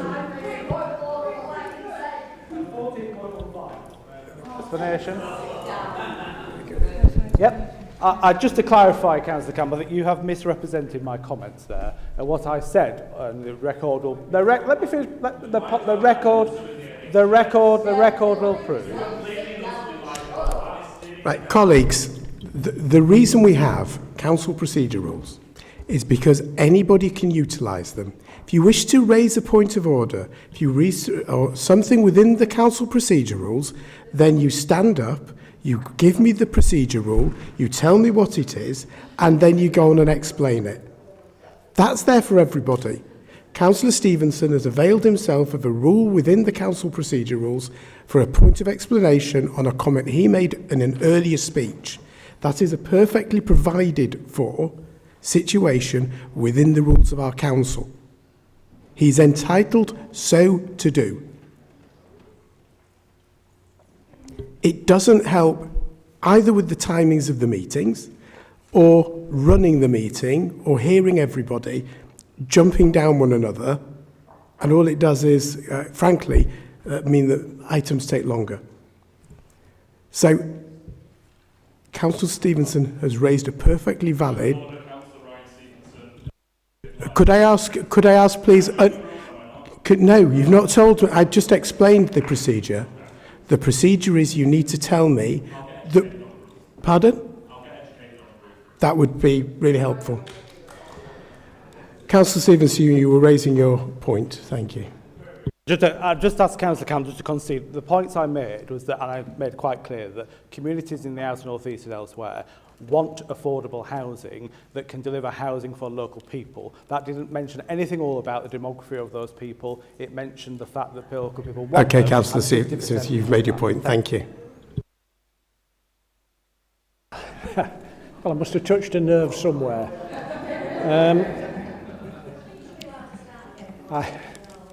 Right. Thank you.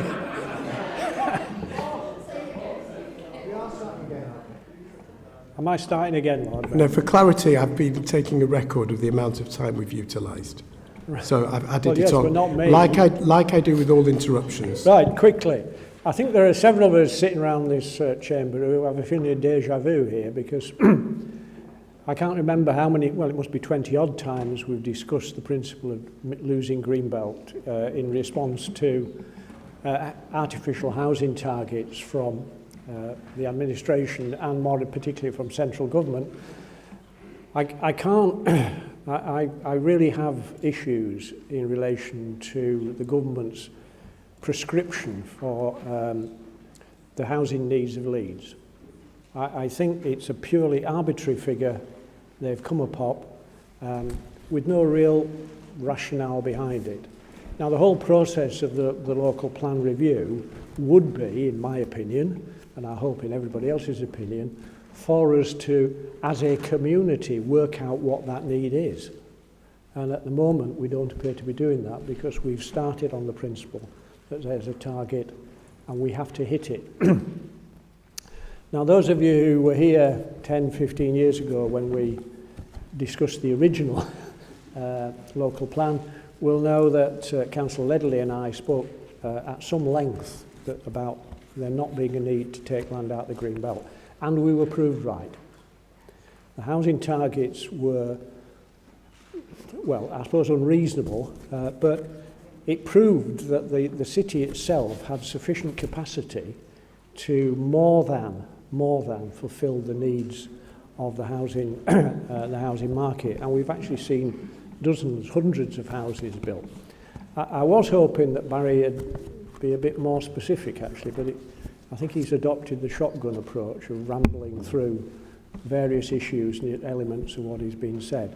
I think you've got just 30 seconds left. Then I'll do my best, Lord Mayor. I'll do my best. It seems to us that at the moment there is no logical reason for reviewing the Green Belt, because the housing targets that we are being presented with, we don't agree with, but at the moment we have not actually got an evidence base to say that land that's currently available could not meet that. Thank you, Lord Mayor. Thank you. Councillor Galton. Thank you, Lord Mayor. I second reserve the right to speak. Councillor Pryor. Thank you, Lord Mayor. I'm standing to propose the Labour amendment in my name. It's rare I would say this, but in this instance, Councillor Anderson is in fact correct. Note the date and time. The current local plan is in fact out of line with national policies, and that's why we are in consultation with residents to update it. It's stimulated in law by our planning officer to review the local plan to ensure it's in line with local guidance.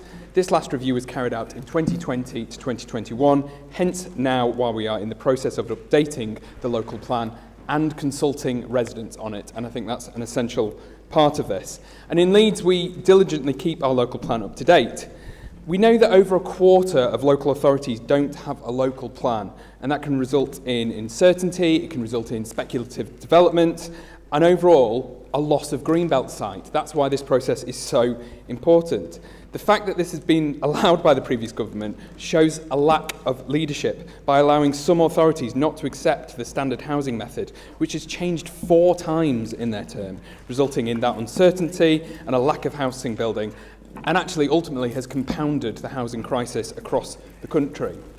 Now, the gateway test in the methodology says that the greenbelt should not be included for development, as well as the assessment taking into account of the potential loss of nature to sites, such as the biodiversity of environmental value through woodland, green space and other natural features.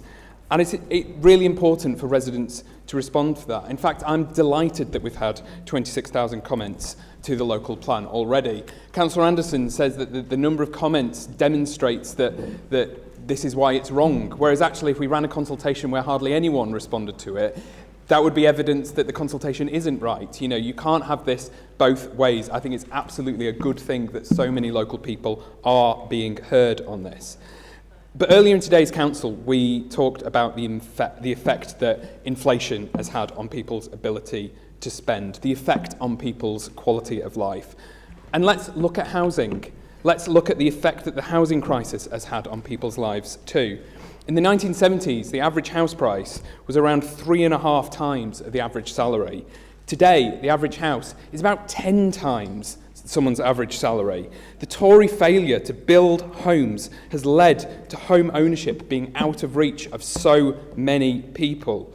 Young people today deserve the same security in housing that was afforded to older generations, and that's why I'm so proud that this government is pushing forward in ensuring that houses are being built. And I'm afraid that Tory scaremongering, disinformation and dithering over a number of years has seen that right of owning a home taken from so many people across the country. And in Leeds, we're committed to building homes for the people of Leeds, which are of high quality, affordable, the right homes in the right places, and that is just one element of the ongoing consultation with residents and businesses on the local plan. Thank you. Thank you, Councillor Pratt. Councillor Brooks. Second and reserve the right to speak, Lord Mayor. Thank you. Councillor Dixon. Thank you, Lord Mayor and fellow councillors. I bring this amendment forward today because I believe we're at a critical crossroads in how we plan for the future of our city. The proposed full green belt review, driven by the Labour government's centrally imposed housing targets, poses a serious threat to the character of Leeds and the integrity of our planning system. Let me be clear, I support the need for new homes. But I do not support a strategy that puts our countryside, our green spaces and our high-grade agricultural land at risk, where we are better, more sustainable alternatives available. The changes to the National Planning Policy Framework introduced earlier this year were supposed to unlock housing delivery, but in my view, they do not prioritise brownfield regeneration, nor do they ensure that homes are built in the right places with infrastructure, transport links and community support. Instead, they shift its burden onto our green spaces, which are already under pressure. I'm also concerned about the methodology being used to assess sites for the revised local plan. There are clear inconsistencies between local policies and the new NPPF, particularly around housing mix, land use, biodiversity and renewable energy.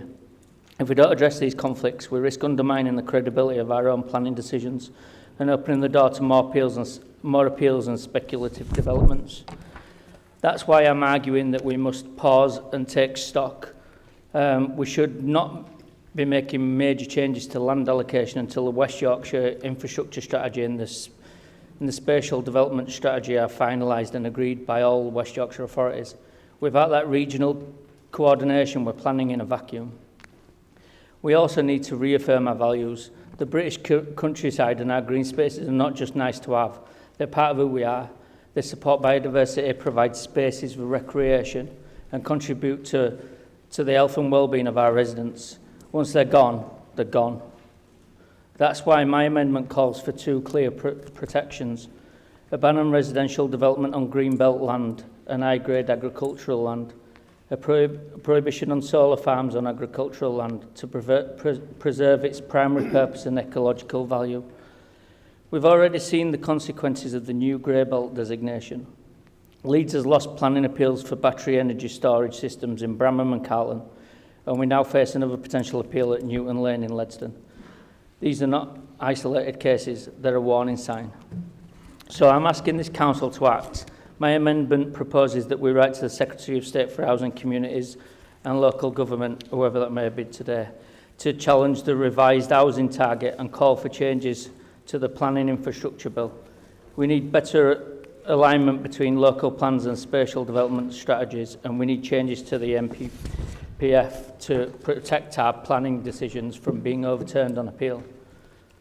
I'm also calling for letters to be sent to the Environment Secretary and other relevant ministers, asking for stronger biodiversity protections under the Environment Act, new planning conditions that prioritise food security and land conservation, extended protections for non-designated but ecologically valuable land, support for the Greenbelt Protection Bill, including a requirement to replace any developed Greenbelt land with new designations elsewhere.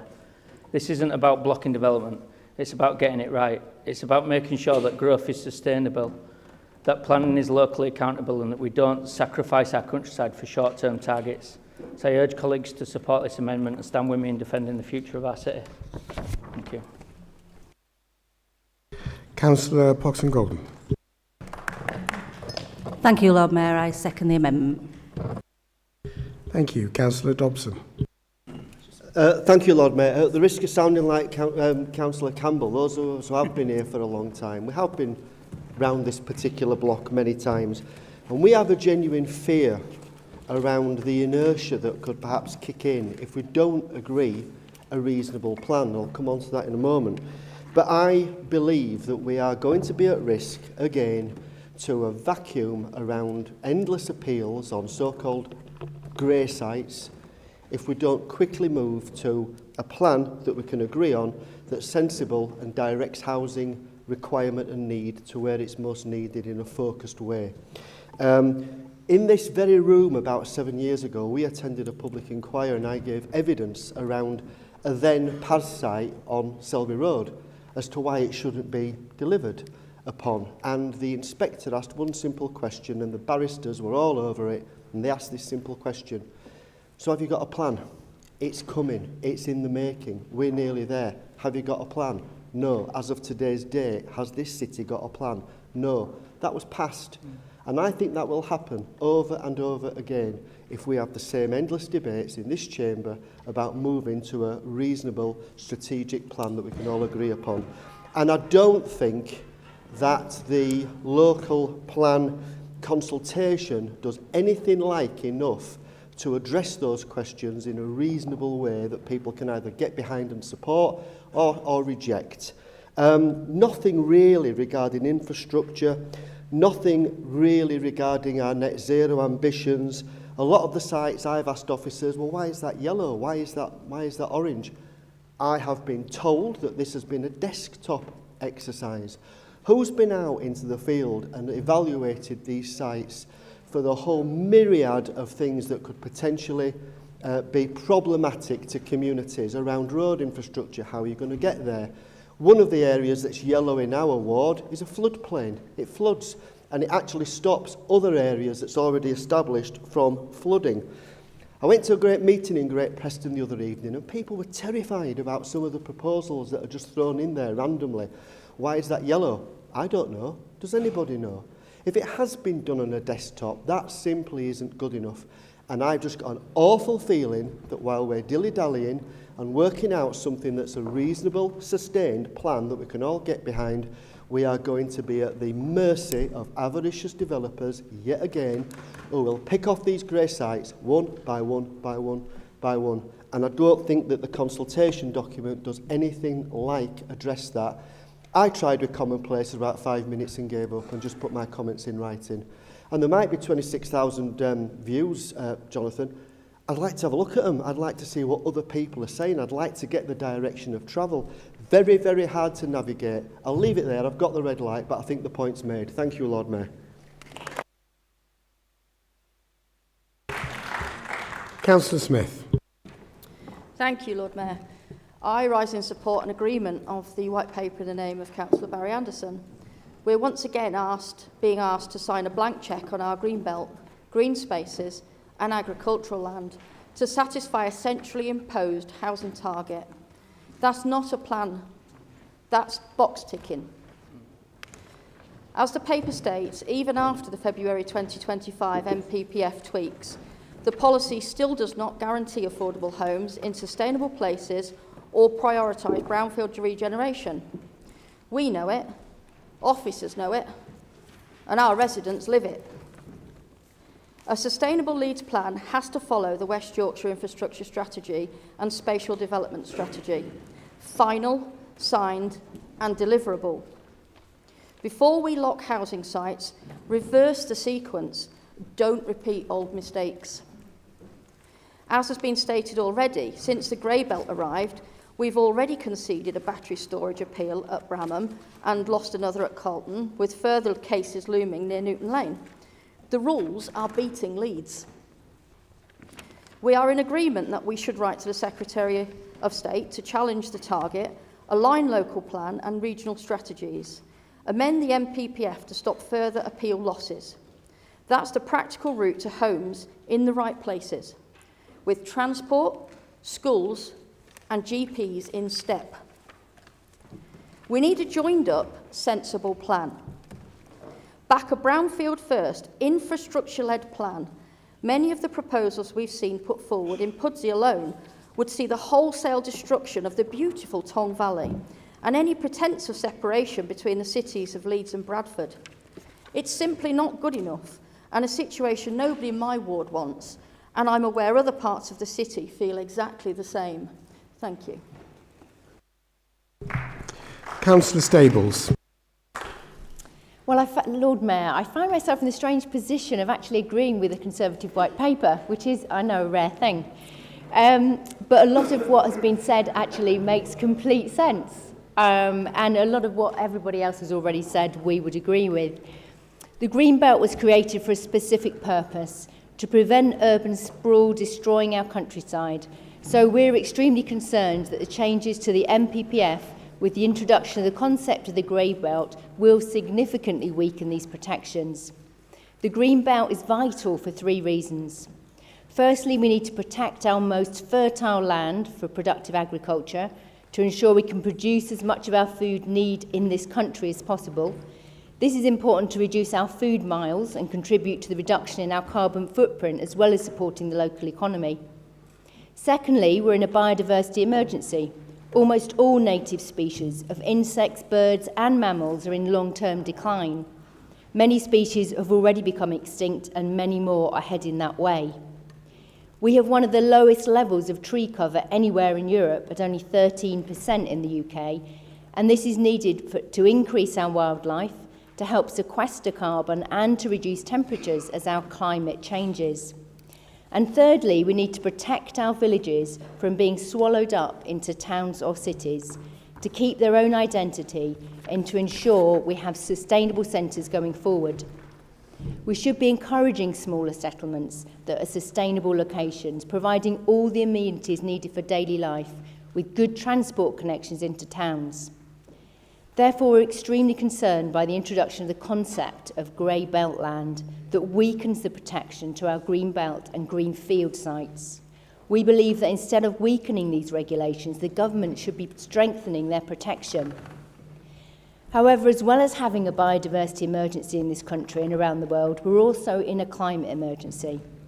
And in order to reduce our reliance on fossil fuels and make the switch to clean renewable energies, we have to have energy storage systems. We all understand the need for pylons in this country that sit in some of the most beautiful countryside.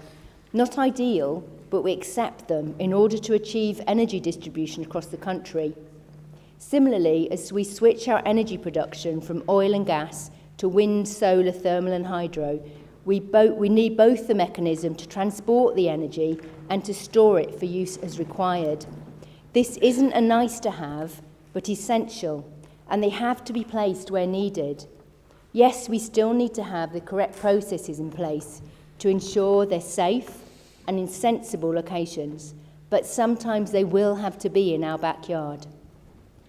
Therefore, we support the call for Council to write to the Secretary of State for Housing, Communities and Local Government to urge him to align the Planning and Infrastructure Bill with the timing of local plans and the spatial development strategies. But we also call for further protection for green belt and green field sites and the removal of the concept of grey belt. Thank you very much. Councillor Carter. Thank you, my Lord Mayor. Right homes for the right people in the right places. Nobody can disagree with that, can they? But when you realise that when you look at this local plan and the sites we've come out for consultation on, have you ever looked at what the developers put forward and what the council have actually consulted on?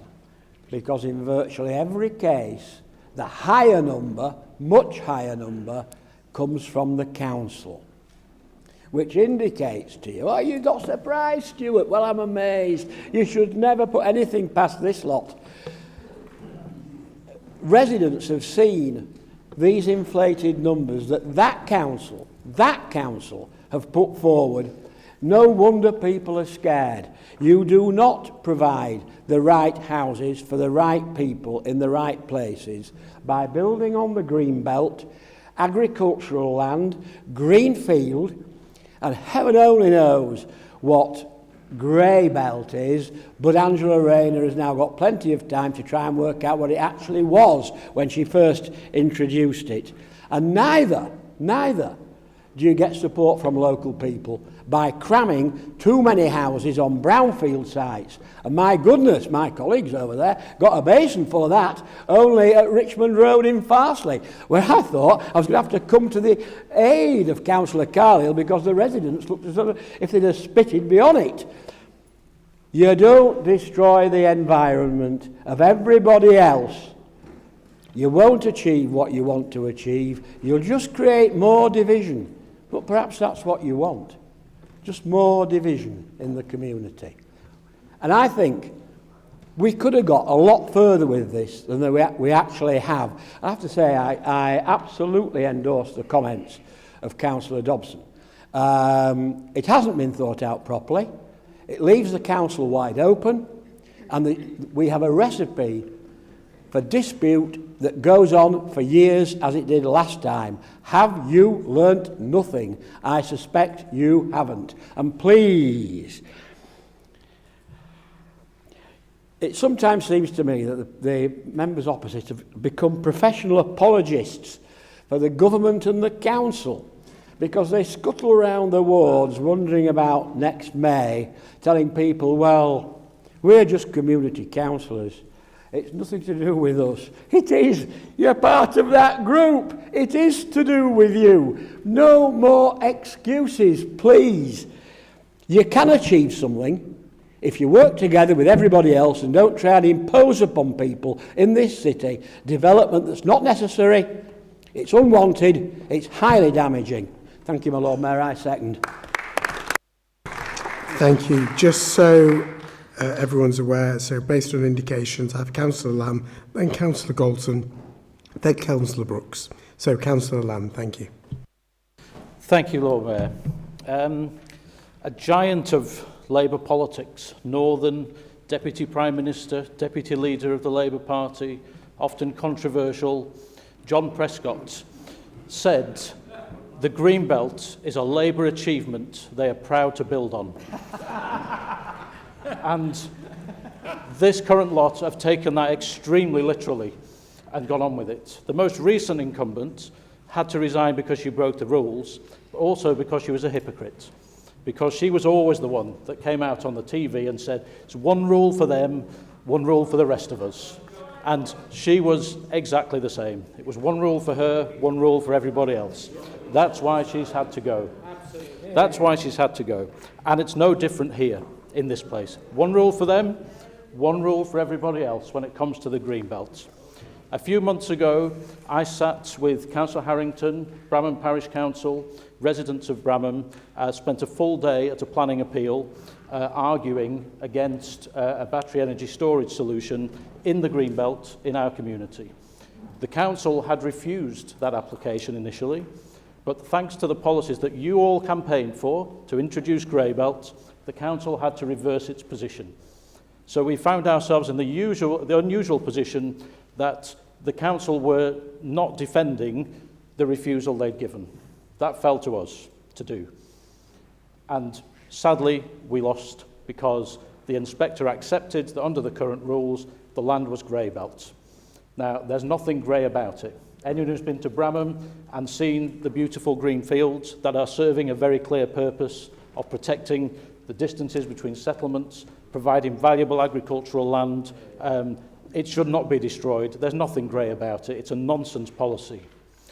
Fast forward a few months, and we find ourselves at a planning appeal, and the Leader of Council turns up to oppose a battery energy storage solution in his ward. One rule for him, one rule for everybody else. Is he now going to instruct his officers to defend that refusal that his colleagues lined up to support dutifully, despite the officers telling them, so unfortunately, this is the policy of your government, we can't defend it? Is he now going to instruct them to do that? One rule for them, one rule for everybody else. Thank you, Lord Mayor. Councillor Dalton. Thank you, Lord Mayor. The National Planning Policy Framework was enacted halfway through the appeal process for the best storage facility on Westfield Road, which is in between the Rothwell wards and Arden Robin Hood wards. Local councillors on both sides campaigned to ensure that it wasn't accepted at Plans Panel, and the Plans Panel thoroughly rejected it. Of course, it went to appeal. I would advise anybody who has any green belt within their ward to read the inspector's report to that appeal, because she pointed out at the very beginning the National Planning Policy Framework arrived halfway through this appeal, and it has changed how I have had to judge this application. And the reason why is because of the creation of Grey Belt. Now, you'll remember, this is what was told to the voting public was all about, you know, those car parks and things that are in the green belt, but they're not really green belt, and, you know, you don't mind building on them, do you? All those ex-industrial sites. Where this was allowed as grey belt, this battery storage facility, was in the middle of agricultural land that has been growing rhubarb for hundreds of years. It's right slap in the heart of the rhubarb triangle, and the judgment basically said that because of the new rules, green belt in areas which have had industrial activity in the past is not quite the same value as green belt which is part of a rural community or nearer a national park, you know, because people don't value it quite as much as those people would. So there's a little bit of inverted snobbery going in there.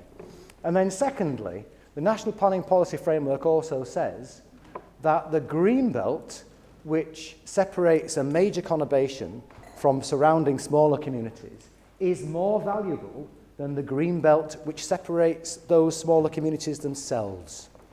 So it effectively articulates delivering donut development around cities so that the likes of Rothwell and Carlton and Oulton and Whittlesford will all merge eventually into Garforth and Kippax and East Ardsley, and that is not something I think people expected to get from the Labour government when they were talking about how they were going to start the economy going and get growth through backing the builders, not the blockers. Grey belt is the wolf in sheep's clothing that is coming after our green and pleasant land for the people of Leeds, and we must fight it. Thank you, Lord Mayor. Councillor Brooks. Thank you, Lord Mayor. Good to be back. I'm seconding the Labour amendment to the Conservative White Paper. Lord Mayor, colleagues, the housing crisis is one of the most pressing issues facing our country, and we must not shy away from the scale of the challenge locally. The previous Tory government sat on their hands for 15 years. Meanwhile, this Labour council has seen record delivery of homes of all tenures over recent years, with 17,000 delivered over the last 5 years in Leeds, and a significant percentage of these homes being affordable or socially rented. This would not have been possible without the hard work and dedication from so many teams across the council, and I would like to thank them for their unwavering commitment. However, our work is far from finished. Our growing city and its residents are still feeling the impact of the economic mismanagement of the previous government. The demand for affordable housing in Leeds has never been greater. We're seeing record high numbers of individuals and families approaching housing Leeds in housing need. And that's why we're here, really, is to make sure that all those vulnerable people are housed, with many more living in temporary or unsuitable accommodation.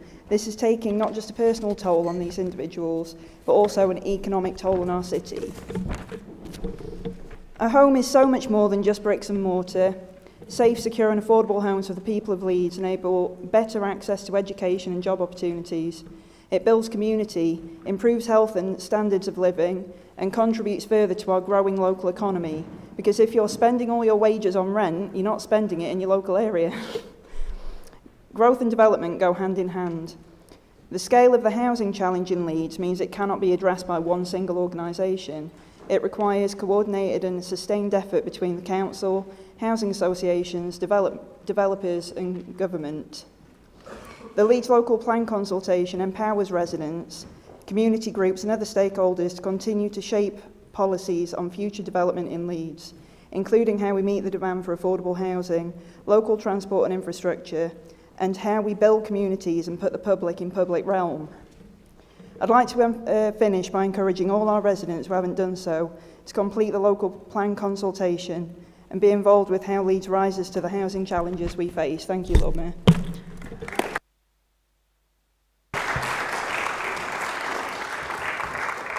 Councillor Firth. Thank you, Lord Mayor. Well, I wasn't expecting to speak, but I will certainly do so. 2 points of rebuttal. First of all, it was earlier mentioned about the current Shadow Justice Secretary, Robert Jenrick. He actually delivered the record number of houses built of any government in all time that's been on record. And also, when it comes to the nature of the situation about inflation that was mentioned by Councillor Pryor, well, what are they thinking about the families that have to pay 157% more when they need to go into Temple Newsam Farm in the future? In 1951, Leeds set up its first Leeds development plan. And we were the second authority in the country after the Greater London Council, London County Council, to create the idea of Greenbelt, which was to stop the idea of urban sprawl, destroying those green lungs of our city, and also ensuring that we delivered the houses for heroes, the homes for heroes that were delivered in the places like, very close to me, in Seacroft. And funny enough, built those area homes, although certainly they had problems later, by my great-great-uncle, Sir Edwin Airy, who was also Lord Mayor, which I found out very recently. And in 2022, 61% of Leeds was part of the Greenbelt. And since then, we hadn't had the bun fight over the sites, including across our city, when the High Court judgment told this administration to put the sites back in the Greenbelt rather than allocate them in their previous plan. However, once we had that fight over and done with, we thought we were returning to normal. And then we had last year's election. And that has absolutely opened up the floodgates in relation to what's happening next, which is that we've had heightened housing targets. We know that we need more housing in this city, but not at the cost of losing sites that we should never lose in the first place. And that is why we cannot have a full review of the Greenbelt. Because if we have a full Greenbelt review, it will literally be another bun fight over sites that should never be touched. In terms of this particular consultation, because there is unfortunately some confusion for residents because of the fact that we're consulting on these sites, and they've been told the sites that have been largely suggested by developers and landowners, that actually we're only talking about the methodology, and they're very keen to absolutely say why particular sites should not be included. But I was staggered by what this council has certainly proposed in one particular part, which is the fact of the consideration or non-consideration of scheduled monuments. There is a scheduled monument, for example, in Barrack-in-Helmet, which is an Iron Age hill fort, where the site itself literally borders on what is proposed to be a development, and that will be very interesting to see how that's scored. I think that we should have included that in the scoring itself. There is another site that this council has put forward just above. We have it on the walls here about the Barnbow Canaries. The filling station at Barnbow has site right next to it to build housing onto it without any way of getting to it without going through that scheduled monument or skirting it. So I'd like to ask what the council is going to do to ensure about that, given it was this council that put it forward. So I implore everyone to respond to the consultation, because we need to defend our heritage, but most importantly, we need to hear the views of the public. Thank you, Lord Mayor. Just for clarity, I'm giving everybody the same amount of extra time. Yes, I've got officers to both sides of me who are very meticulous to make sure I am not being unfair to anybody. Everybody gets about 7 seconds extra over the red light to let you finish up the point, at which point I bring you to a close. You can time it with pleasure. Councillor Anderson, to sum us up, please. Thank you, Lord Mayor. I'll be as quick as I possibly can to try and get everybody's comments in. Councillor Stevenson, yes, totally 100% agree that we need to work with communities, not at communities. A lesson for this administration to learn.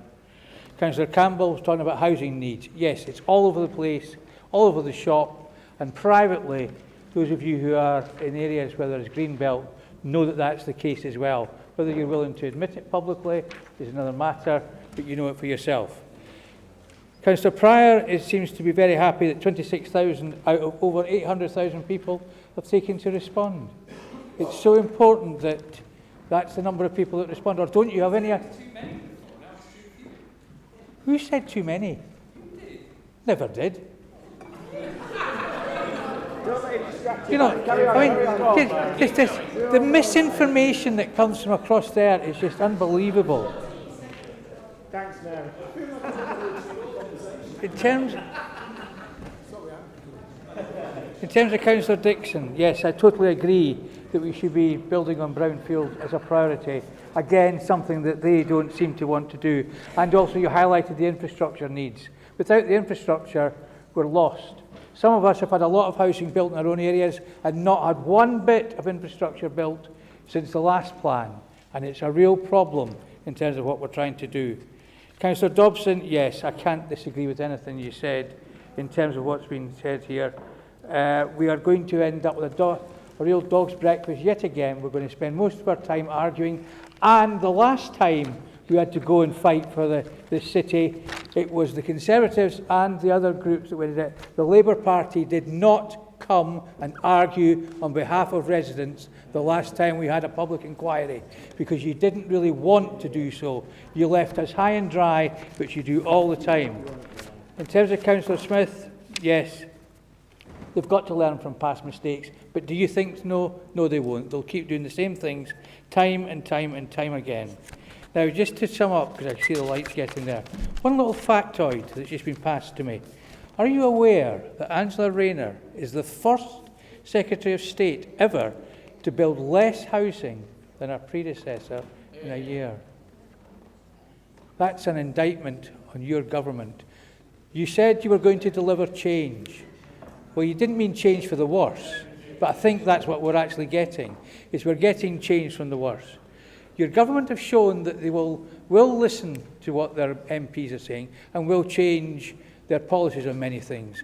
I think you've got an opportunity now to go to your government and convince them that they've got it wrong on Greybelt, and that if they want to deliver more housing, which most of us would probably agree that we do need more housing, there are better ways of going about it than the top down.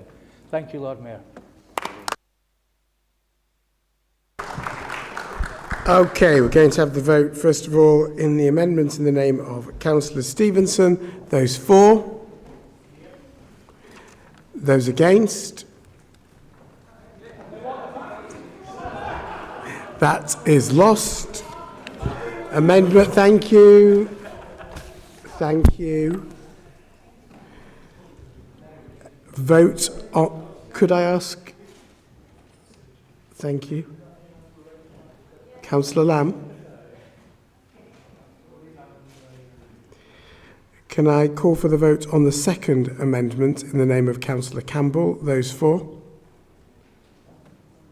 Those against? Any abstentions? That too is lost. Vote on the amendment in the name of Councillor Pryor. Those for? Those against? That is carried. Call for the vote on the fourth amendment in the name of Councillor Dixon. Those for? Those against? That is lost. So the substantive motion becomes that. Of course.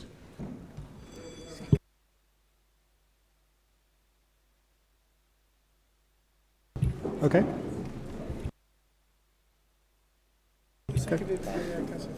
Okay. Would all members please ensure that they're in their allocated seats? Members have requested a recorded vote in respect of the substantive motion in the name of Councillor Pryor. Members should refer to their desk unit and press the green button marked yes or plus to vote in favour, the red button marked no or minus to vote against, and the yellow button marked abstain 0 to abstain.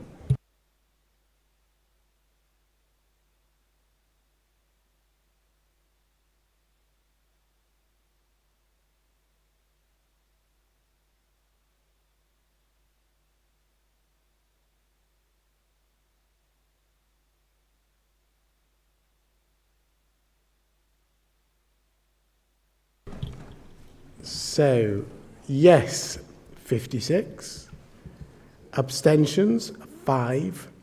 No, 27. So 88 members present. So that is carried.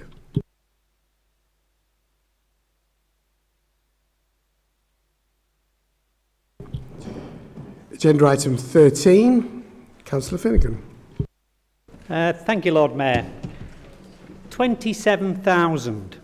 That's a number of people on the Leeds City Council waiting list. 92,699. That's a number of council houses that Leeds City Council owned in 1981. 54,122, which is the number of council houses we own in 2025. And at this point, we would thank the City Council for the fact that we're getting the first new council housing in Morley since 1981 on Wesley Street. It's a start, but it's nowhere near enough.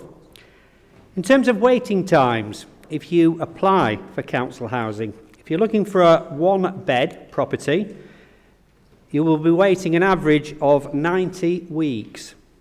If you're waiting, or you're applying for a two-bed, 135 weeks. If you're applying for a three-bed, which is not unusual with a lot of families on our housing waiting list, you're waiting, on average, 238 weeks to be offered a property. Now, I've been representing Morley since 2000. I've been here since 2002. And it's certainly my impression, and I suspect the impression of a lot of other councillors have been around, that things have got significantly worse during that period. I have more people coming in, and it is taking them longer to get rehoused. We have a real and significant problem.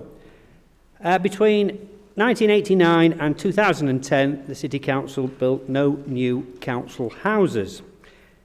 Between 2010 and 2025, we've built somewhere in the region of 1,500 new council houses, which is excellent, round about 100 a year. Needs to be more. On that basis, it would take us 270 years to clear the housing waiting list, and that's if nobody else actually got added to it. And then we look at the volume house builders and their profits. Persimmons, 3.2 billion in profits last year, plus 16% for anybody who follows these things. Barrett's, 689 million, bit of a small player. Redrow, dropping profits, and they only made 2.127 billion in profit. Now, this problem with affordable housing is unacceptable. One of our colleagues talked about a housing crisis. And it's particularly a housing crisis for those who are on low incomes, who are struggling to get appropriate accommodation in our communities. Now, what would our white paper actually achieve? It would reduce land prices, and that's got to be good for us in terms of trying to make sure that we build more council housing. If it's good for London, and in some places in London, they actually have a 60% target, not a 50%, then it's good enough for all of our residents. Very, very briefly, since I see the yellow lights on, the amendments, I'm not saying accepting any of them because I don't think they go far enough to deal with the affordable housing crisis that we're all facing at this particular point. We need radical action.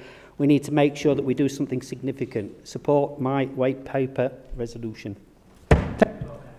Councillor Brown. Yes, thank you, Lord Mayor. I second and I reserve the right to speak. Thank you. Councillor Anderson. Thank you, Lord Mayor. Sorry, Councillor Finnegan, but even although we all support the need for affordable housing, your solution wouldn't work, to be honest. But what I do think is something we should do is we should actually, as a council, come together and debate how we can deliver more affordable housing. In this instance, I don't think we can agree with you, but the principle of needing more houses are there.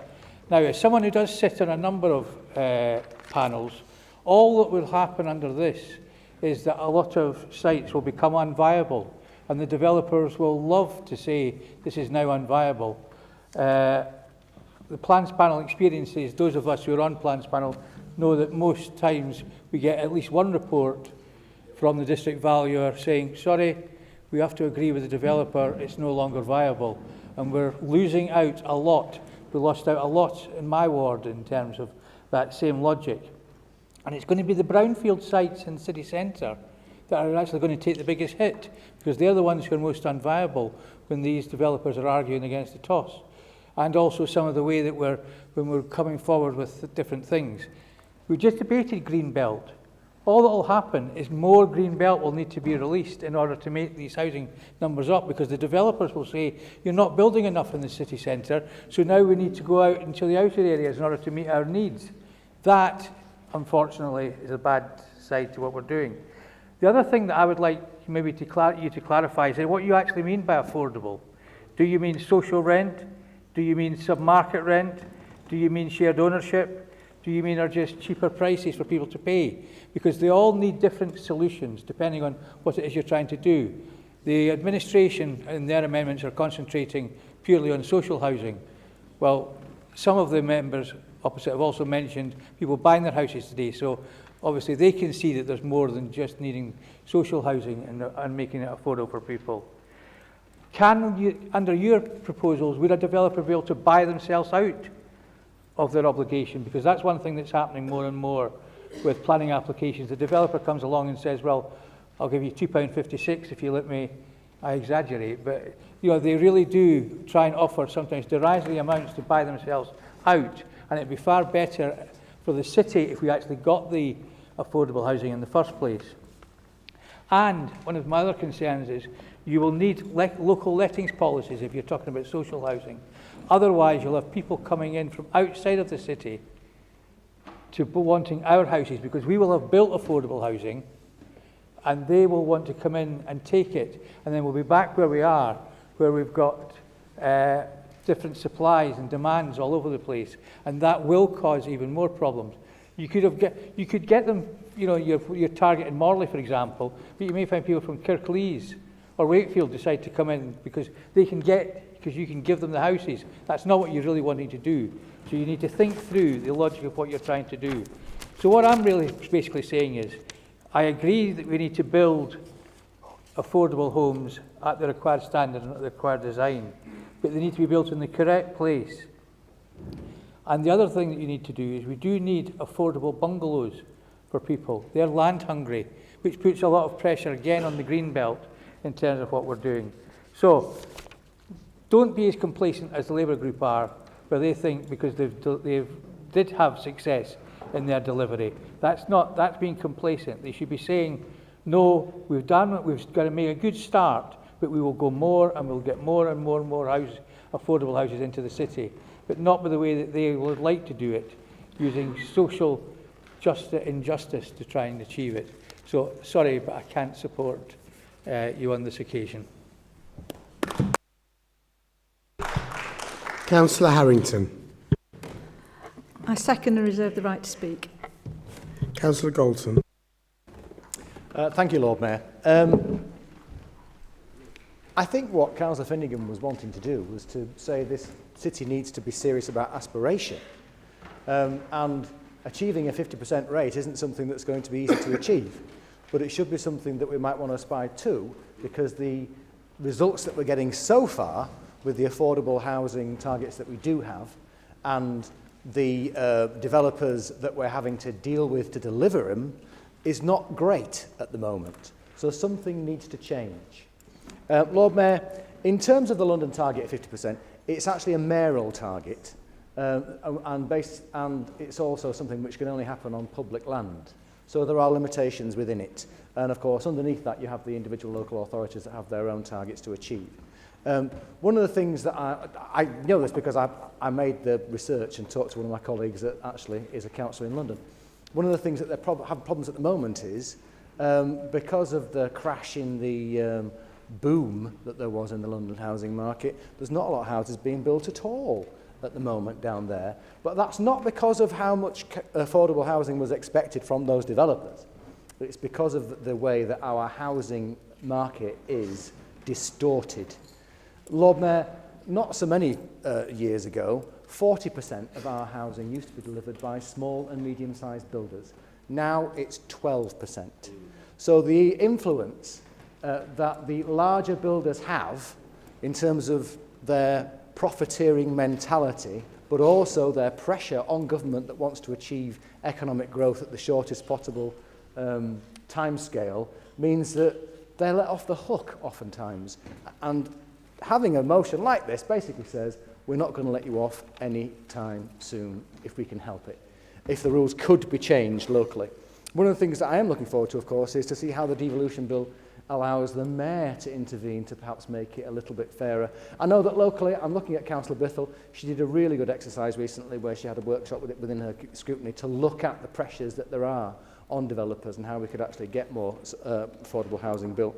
But if we can actually look again at the affordable housing targets, that would be a start. One of the things we can also do is make sure that we, when we're building our own council houses, that we don't just have one model and that we actually take opportunities when they arise. I'm really glad that Morley is finally getting its first council houses.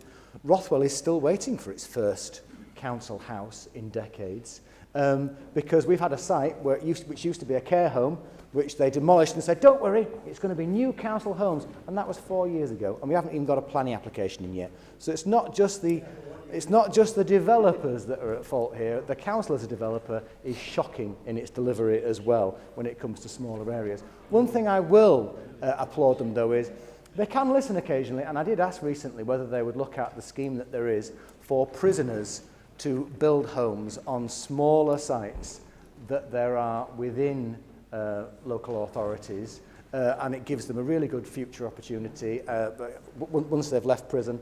And it's a scheme which is successfully being promoted by the government.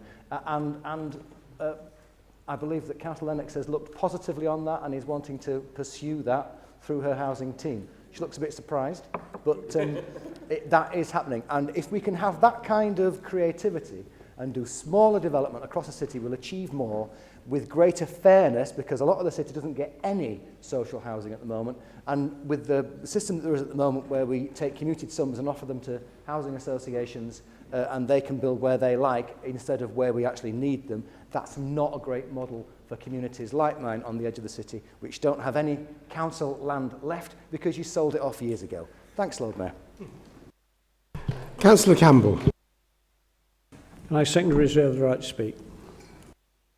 Councillor Lennox. Hello, Lord Mayor. It's always interesting when the subject of affordable housing comes up in this chamber, because we get to hear exactly what aspect of the council's incredibly strong track record the various opposition speakers are going to complain about this time around. So it's always interesting.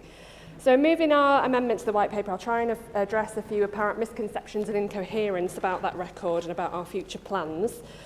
To address the content of Councillor Finnegan's white paper, I'll say a little bit. And I know Councillor Bithell will cover the extent to which we use our local powers and our legal powers and our convening powers and our relationships to maximise the amount of affordable units we get out of each development in the city. It is evidenced by the successes and the numbers that we achieve. This administration has overseen the highest level of new homes built in our city since the early 1980s. Phase 1 of our council housing growth programme delivered 1,600 social rented homes and nearly 3,000 new affordable homes in partnership with the sector over the last 5 years. That is more than any other core city over that time, and most of that was in an environment of austerity with the starvation of funding for affordable housing. And people here will know how vocally I've supported and campaigned on government legislation and reforms to things like right to buy, to radically increase the amount of truly affordable social housing that can be delivered by councils, and to put the responsibility as well onto private developers to play their part in that delivery. A lot of the policies in the London plan are very similar to the ones that we have in Leeds and West Yorkshire, but they relate to different needs, different markets, different geographies and different local government structures. We share many of the same policies around housing mix, numbers of bedrooms, specialised and supported housing, optimising delivery across all suitable sites, and that schemes must be informed and identified by housing needs. Our new social housing market assessment was completed last year, which gives us localised information about housing need in each area, which you seem to have forgotten exists. Where we differ is in the threshold which triggers affordable housing requirements, and in Leeds this is defined as only 10 dwellings or more before policy kicks in about affordable housing. What's been mentioned about London and their level of 50%, as Councillor Galton mentioned, is where the residential development either uses public sector land, is agreed by the mayor or uses mayoral funding, or is part of a specific type of industrial land. I would urge Councillor Finnegan to look into what actual delivery has been achieved in London using that spatial plan versus what has been achieved in Leeds with the support of the West Yorkshire Mayor's Brownfield Housing Fund. The BHF has supported the delivery of a number of 100% affordable housing schemes, such as Leonora House with 58 homes, Saxton Heights with 207 homes, and the upcoming Guinness Points Cross scheme with 494 homes in the current phase. And the BHF has also supported an upcoming 740 affordable homes as part of Clarion's redevelopment of Kirkstall Road, along with a number of other smaller schemes, which takes the total number to over 1,500. Now, the Tories knew that abolishing mandatory housing targets in 2023 would torpedo housing supply, but they did it anyway, and planning applications dried up as a result, as was mentioned. The government is doing what's necessary, enabling land to be released to build that back. It's very simple. We have to have housing targets in order to motivate both councils and developers to find the right land to deliver on. The Conservative group will often pipe up in briefings and scrutiny boards to remind us about outer wards and complain about resources being directed to inner city priority areas, but then we're seeking to deliver affordable housing in outer wards and that becomes a problem for them. Councillor Anderson just characterised affordable housing delivery as a social injustice in what you just said just then. They should admit that they have a completely incoherent position, and they should stop using white papers like this to distract from the fact that Leeds is achieving record successes under this administration, unlike when they were in charge.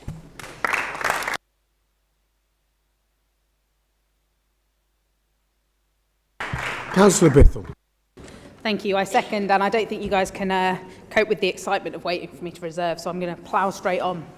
I'm delighted to be seconding this amendment as it gives me the opportunity once again to highlight the amazing work that our officers and partners are doing around affordable housing. I really love the ideal behind the white paper that Councillor Finnegan put in, and while some of this speech will be about understanding the context differences between Leeds and London, absolutely none of it is meant to be condescending. I'll also try not to fall into geography teacher mode, so if anyone hears me mention a river, feel free to throw something. Not demanding the same as London is not a lack of ambition. It's an understanding of the differences in context.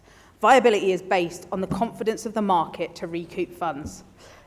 While this confidence in Leeds is high, it isn't as high or on the same level as London. London's proximity to Europe, the density of varying sector businesses and the quality of infrastructure make it a hotbed of economic confidence.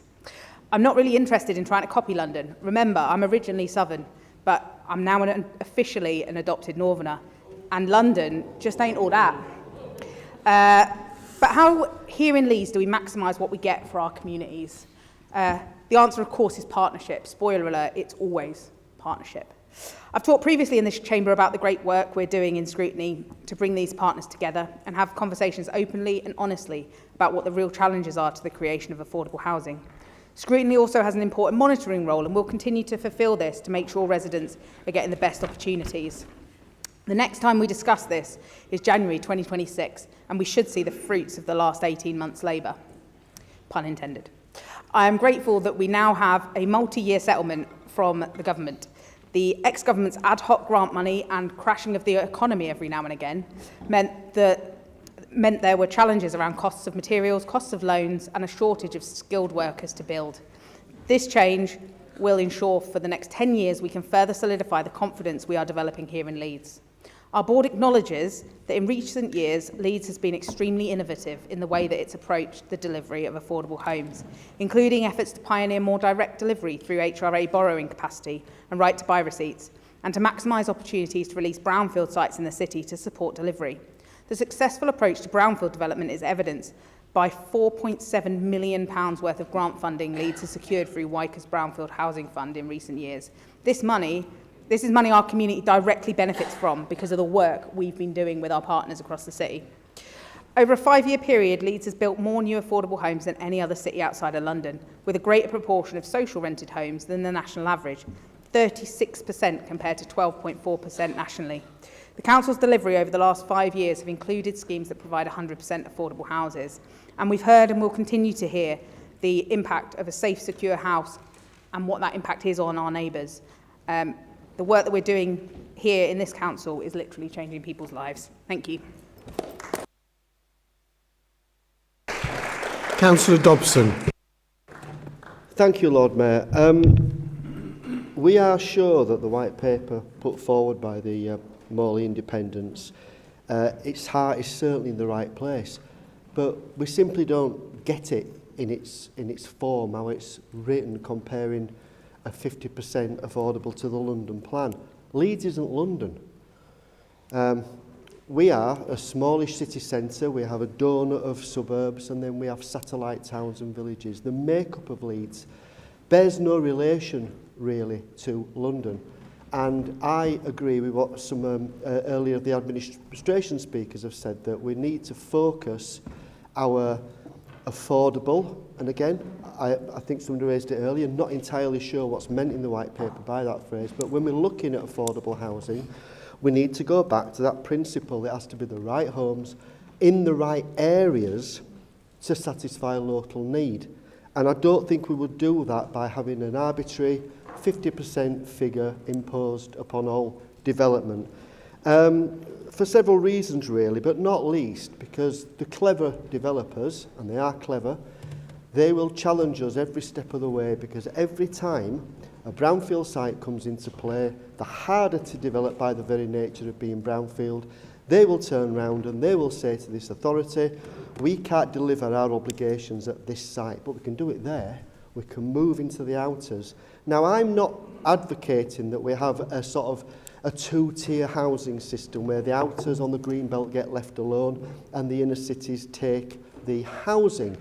But it's logical that there are areas in Leeds that are already a brownfield site, many of which already in the owner's possession, some of which with current planning permissions already in place, and it's perfectly logical to steer the developers towards those sites in a way that's sustainable for them and us, and imposing a 50% affordable on them probably isn't sustainable. Each individual case should be looked at and its planning merits, and this authority should be going into bat hard to make sure that every single site that does come forward on the brownfield has an appropriate number of, I go back to that very loose phrase, of affordable housing again. So I think that an arbitrary target just plucked out of thin air and tried to put on a city as diverse as Leeds when you're looking at a city like London simply isn't the way forward. I think it has to be far more sophisticated. I think we don't play into the hands of the developers, and we really need to hold them to account on building on those brownfield sites, because apart from housing, the other element we don't often talk about is regeneration. There are areas in this city that need regenerating, that need that housing. So a developer's obligations often go much further than an arbitrary percentage figure on affordable. There's a lot of things we want builders to achieve. Far more complex than the white paper suggests. I've gone over my time by 7 seconds, so I'm going to stop there, Lord Mayor. You're on the knock. Thank you, Councillor Blackburn. Thank you, Lord Mayor. When I heard Robert moving his motion, I thought, everything you're saying I agree with, but I don't understand where you're coming from. I mean, how many times, those who are on planning, do we go to planning meetings and viability comes up? Lots and lots of times, as Councillor Dobson said, a lot of them in city centre, on brownfield sites, and they don't want to supply any affordable housing. All right, we push them, or we try to push them, but we can't push them that far. And if you're going to go for 50%, I would say that viability goes up. It's going to be more and more difficult. And I've got to say it. I mean, the speakers mentioned it about affordable housing. What do you mean by affordable housing? Most stuff that goes through planning, I see that as affordable housing. My constituents that want rehousing couldn't afford them, and that's the truth. What they're wanting is rented social housing, and that's what we should be looking at. But as I say, the thing is we're not doing anybody any favours by trying to make stuff so it's not viable. We want those houses building for those people that need rehousing. And the only way I can see it that can go forward is we invest more in more social housing.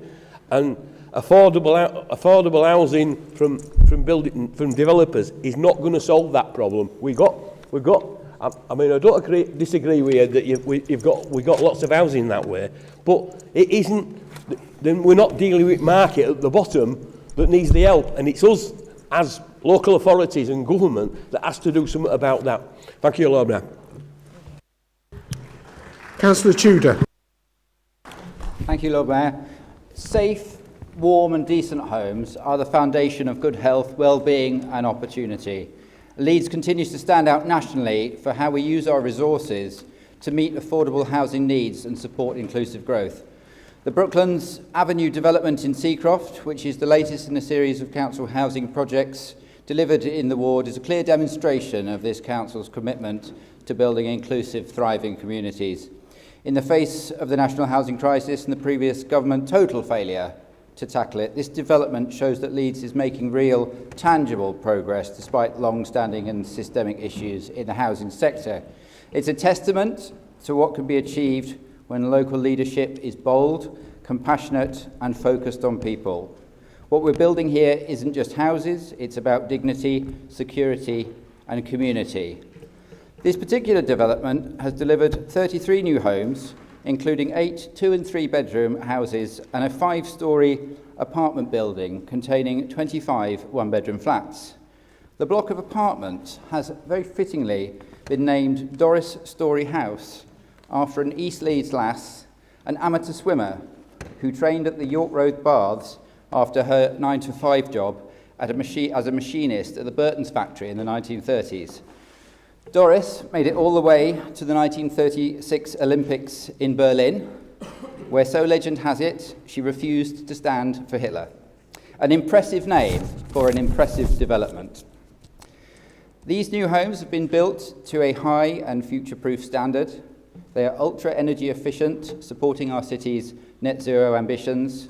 Features such as air source heat pumps and EV charging points for the houses will help reduce carbon emissions and lower energy bills for residents. All properties are level access and the houses are designed to accommodate mobility-friendly adaptations, including through-floor lifts, ensuring they are accessible and inclusive. In addition to providing much-needed high-quality housing, this development is also about regeneration.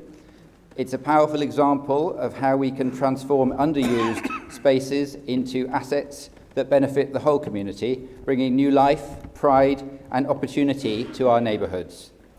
The need for more affordable housing in Seacroft is undeniable, and it is extremely gratifying to be part of a council that continues to take meaningful action, delivering homes, restoring pride in our communities and putting people first. Thank you, Lord Mayor.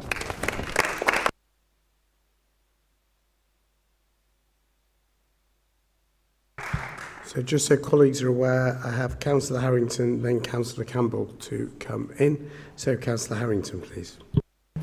Thank you, Lord Mayor. I'm speaking to second Councillor Anderson's motion.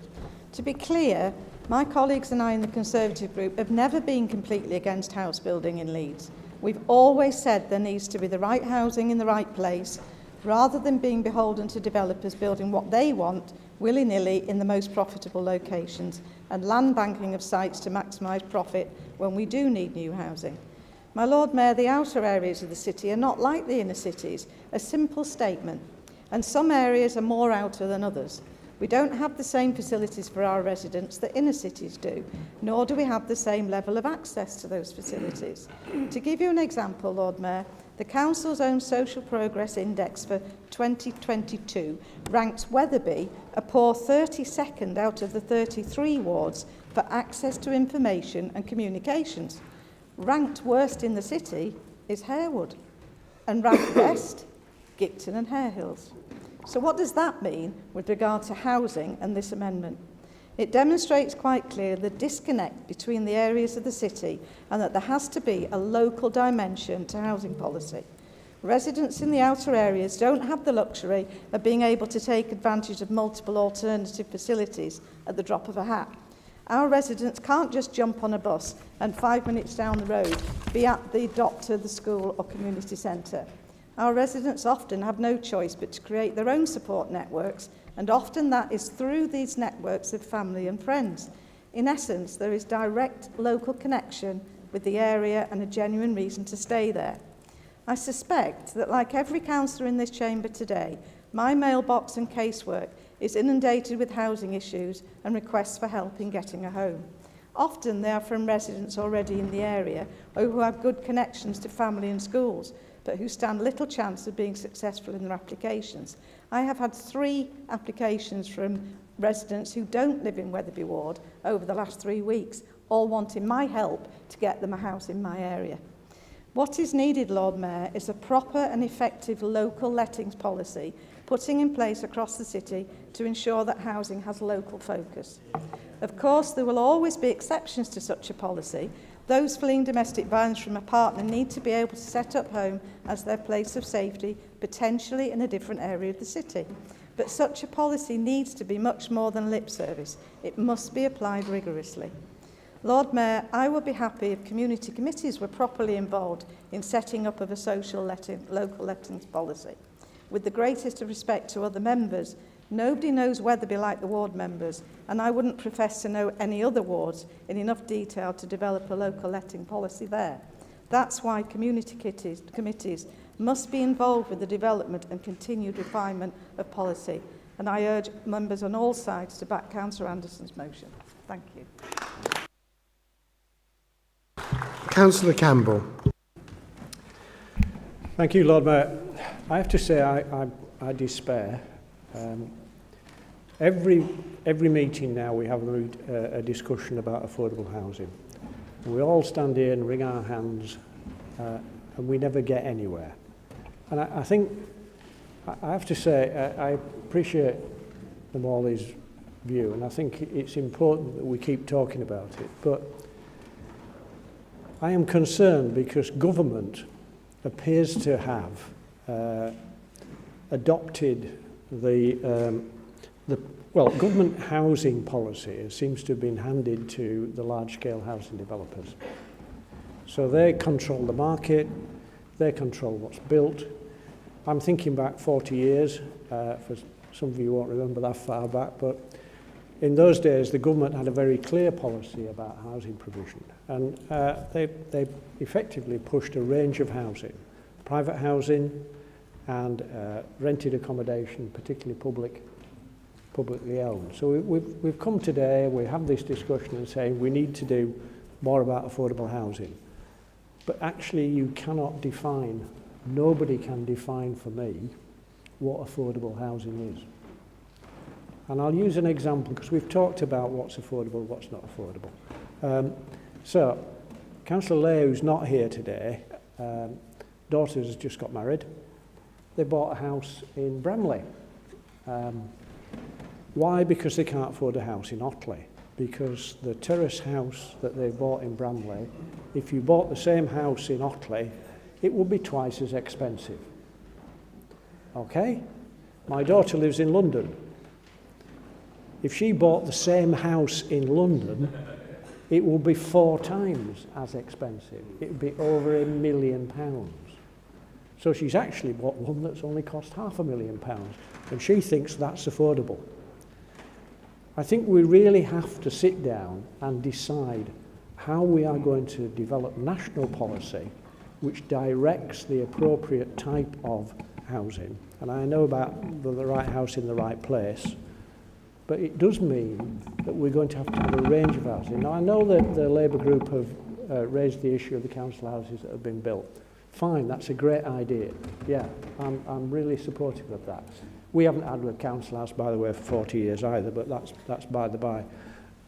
But I think we have to be much more open and to new ideas around affordability and how you get people into housing. And that can be a whole... And I think we're not being adventurous enough. Now, the 50% is a good aspiration. I'd happily support that because I actually know that no developer will ever produce it. Why? Because they always claim viability. Thank you, Councillor Campbell. Councillor Brown. Yeah, thank you. I read in the room. I don't think our paper's going to pass.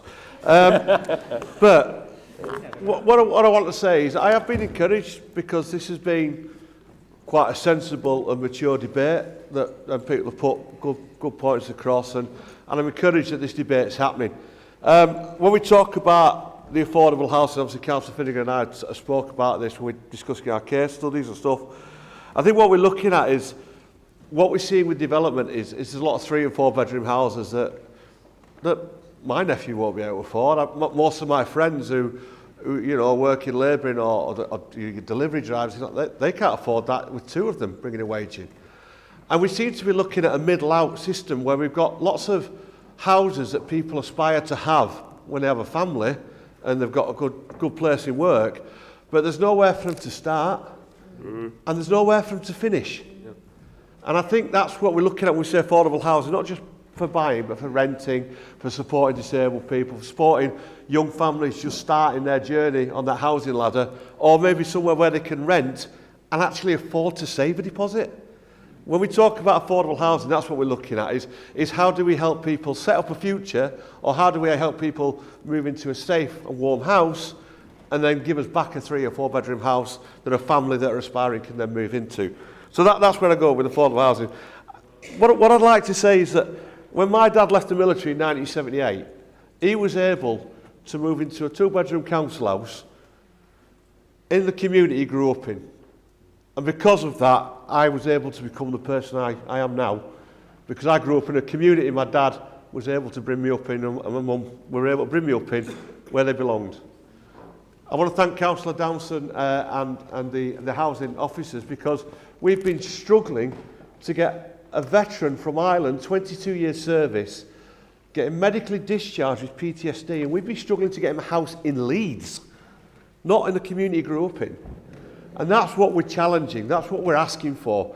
We want these developers who are making lots of money to also help us have the places so that our friends, our families, the people of this community can let their children start the journeys that they started. That's all we're asking for. And I think this is a good starting place. As I say, I'm pretty sure we're not going to pass, but I think this is a good starting place. I'm encouraged by the adult debate, and I think this will move forward in a positive way from this conversation today. So thank you, Lord Mayor.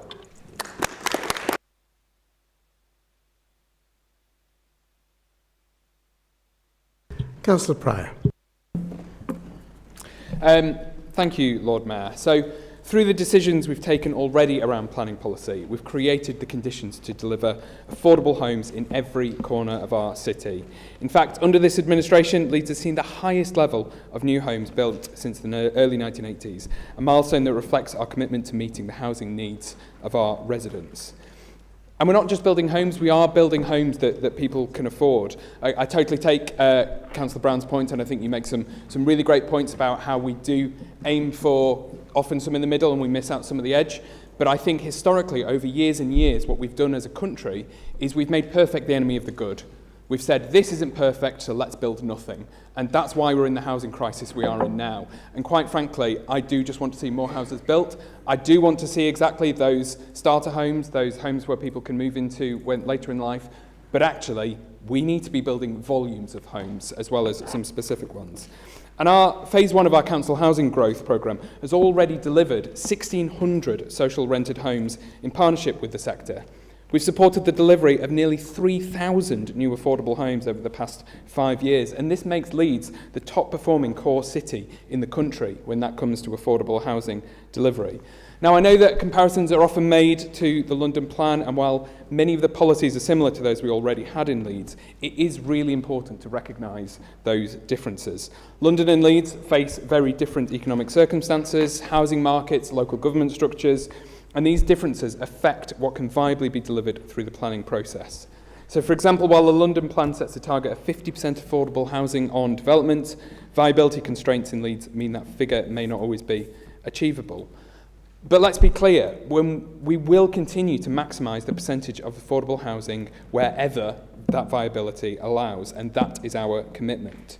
And I also want to say we've spent a year reviewing local lettings and allocations policies, and all groups have been invited to contribute, and hopefully people will recall that all lettings require that local connection to Leeds as well, something that people have been asking for, and it is there. We know that housing is about more than bricks and mortar. It's about security, it's about opportunity, it's about dignity. I'm really frustrated that over the past 2 debates, what we've seen from the Conservative Party, I'm afraid to say from the Green Party and from Reform, has been, yes, we support this, but not here.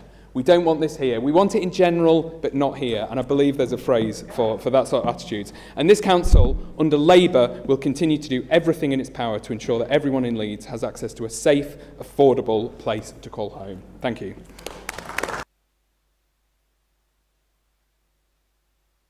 Councillor McCluskey.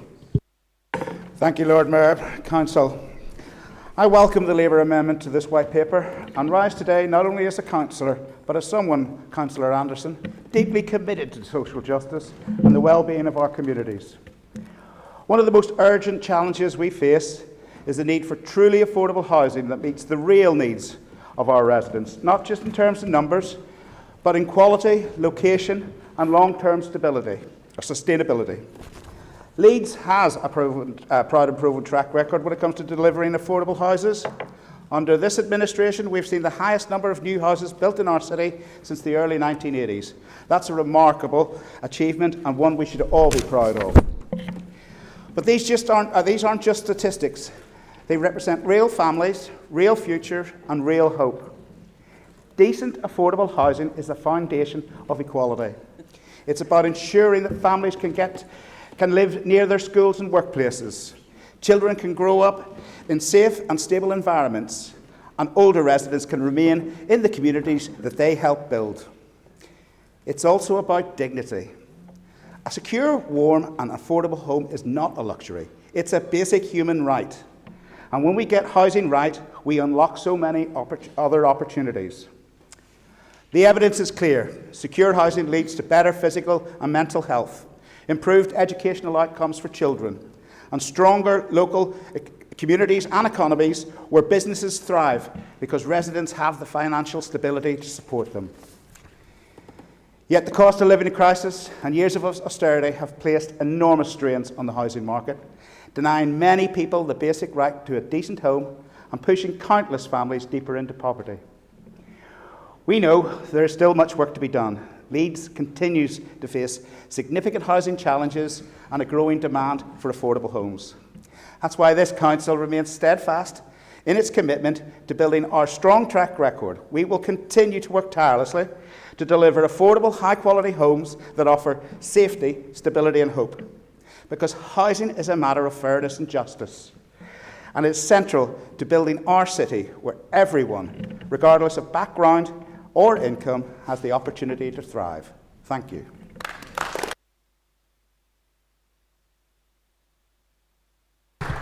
So we have hit time, so Councillor Finnegan, to sum up, please.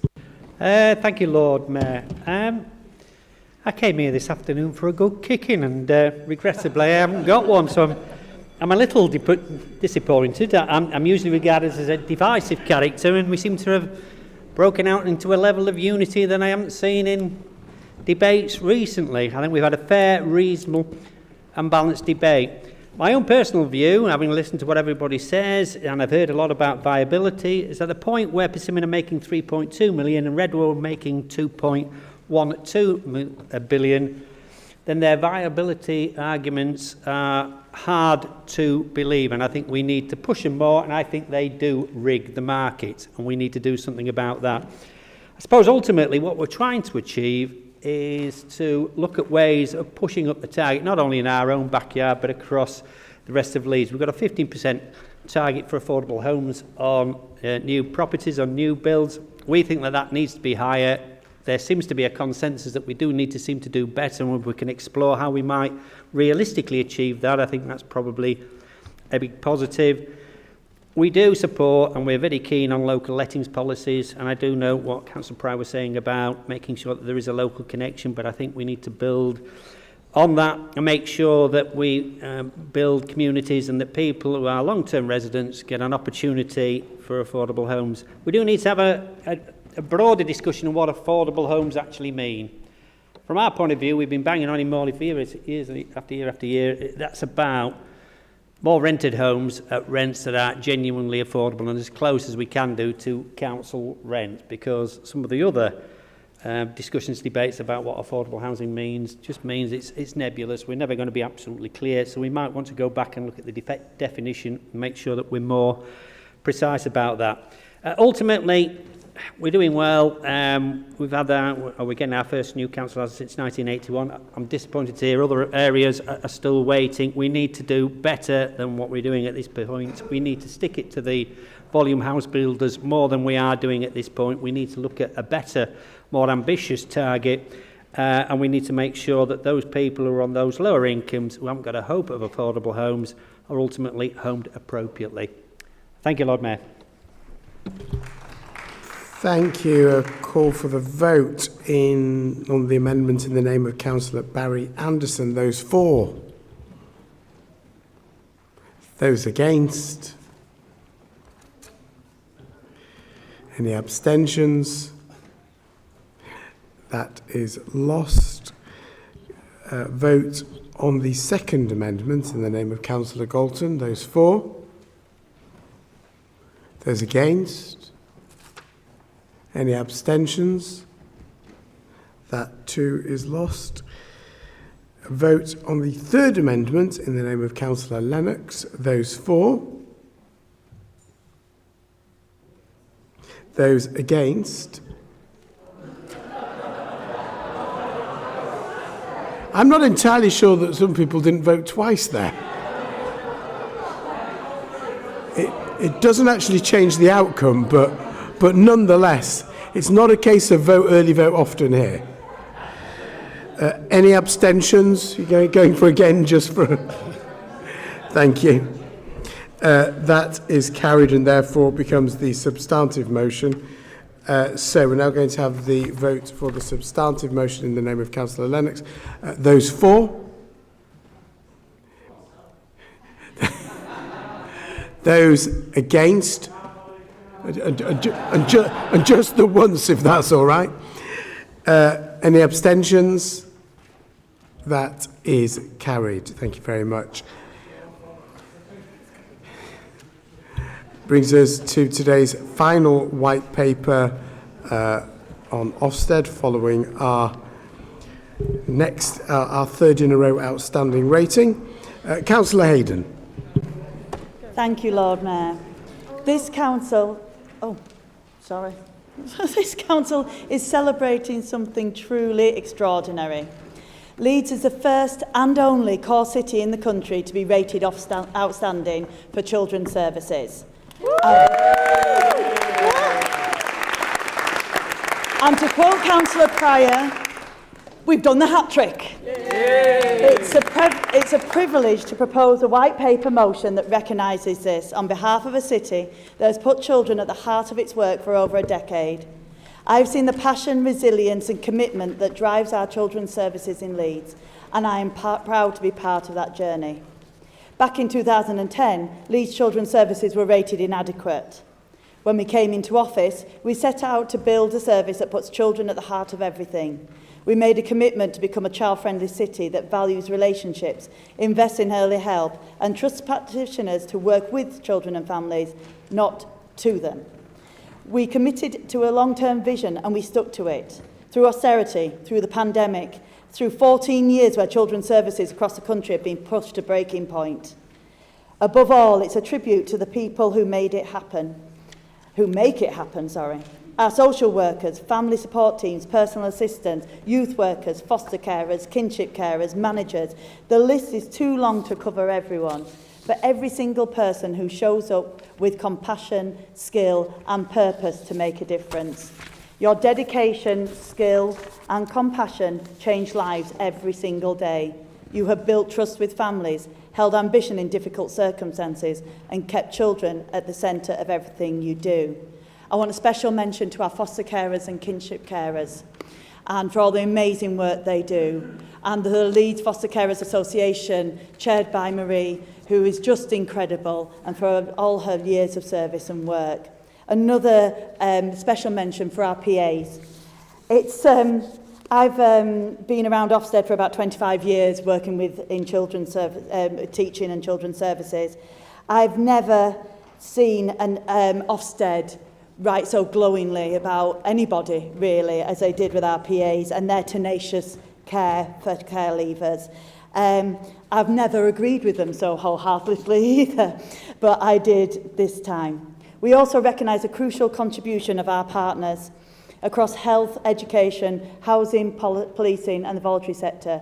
Leeds has worked hard to build a coherent, preventative, relational system that supports children and families to thrive.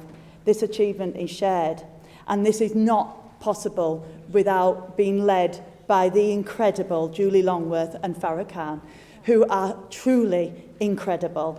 And it is a privilege, honour and joy to work alongside them for our children. As Yvette Stanley, Ofsted's National Director of Regulation and Social Care said, Leeds City Council's outstanding inspection outcome reflects the continued determination of its leadership team, managers and frontline staff, as well as the wider council and its safeguarding partners. This is a magnificent achievement, and the council should be proud of the sustained positive difference it's made for children and families over time. We are proud of what we achieved, but we're not complacent. The inspection identifies areas we must strengthen, including our response to neglect and quality of some written records. Leaders are, as often said, leaders are aware of the areas of development and taking action to address them. It's a responsibility we embrace, and the work will be set out in an exec board report. An outstanding rating isn't an end destination. It certainly couldn't have been achieved without demonstrating our commitment to keep going. We will keep listening, learning and improvement. I love Leeds people. We are the best. No matter where we started out, we are all Leeds, and I could not be prouder.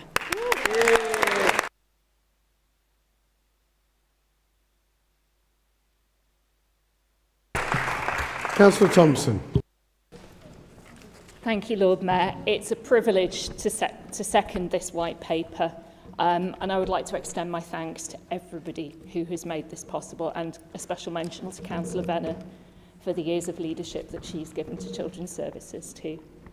So, as you know, Leeds has received a third consecutive outstanding rating under the Ofsted ILACS framework, the only core city, we sometimes think we're a country, the only core city in the country to do so. This reflects 15 years of investing in early help, listening to families, and building services that genuinely improve children's lives. And it is even more remarkable in the context.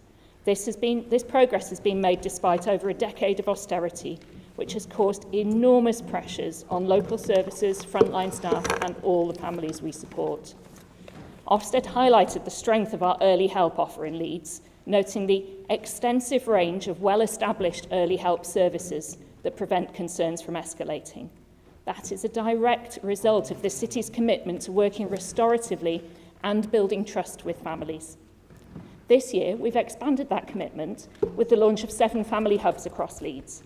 This is a development of our early help offer, with the hubs bringing together support for parenting, emotional well-being, housing and early development, supporting families to access help in one place.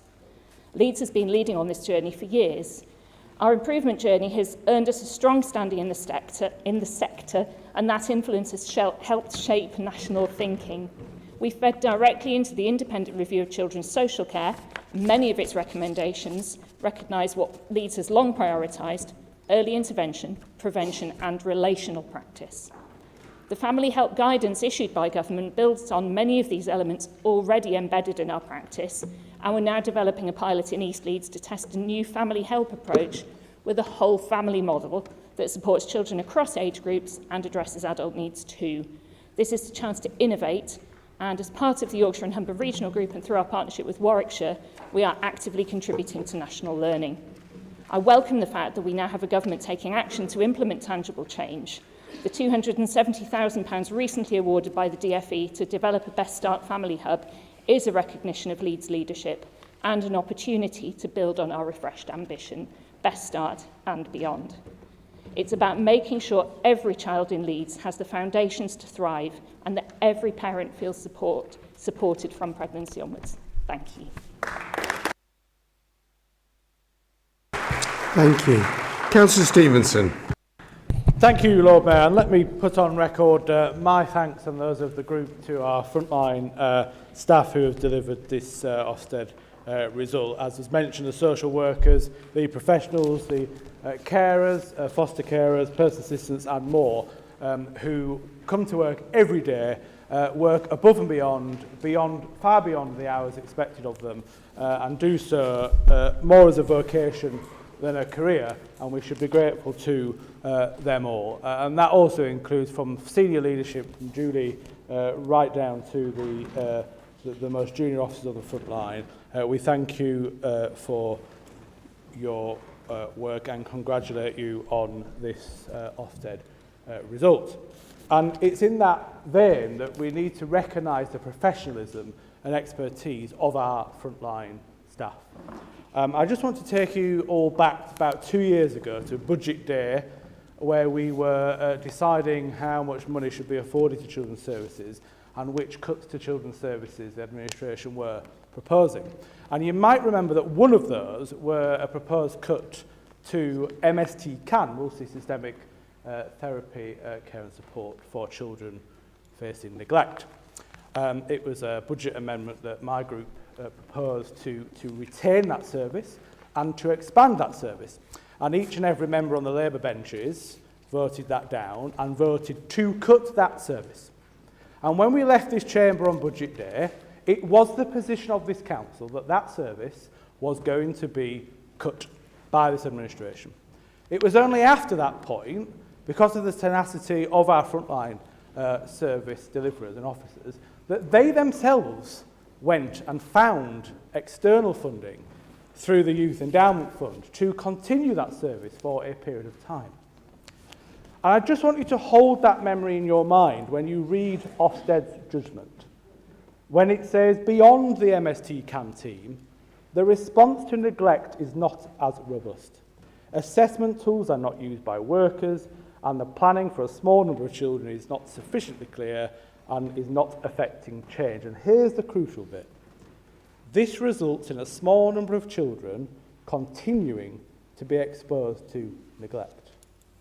A decision made by this administration to try and cut a service, which Ofsted says, without that service, more children would be exposed to neglect.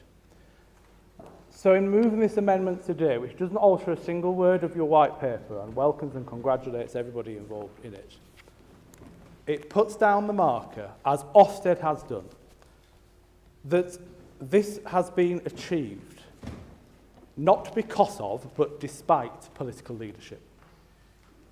It is the frontline workers, the professionals and expertise who know what needs to be done for children in this city. Ofsted have said that quite clearly, that it is MST Can that is providing services to reduce neglect here. So when we come round to the exec board report that's due from this white paper, I urge you, and those crucially, those frontline workers working in that service and across the council would urge you as well, to bring forward a plan in the next budget period, not to cut MST Can, as you tried to do previously, but to do what many of us called for, which is to sustain its long-term viability in the city and expand the service that Ofsted itself has said is the one thing in that area that delivered an outstanding verdict. Thank you, Lord Mayor.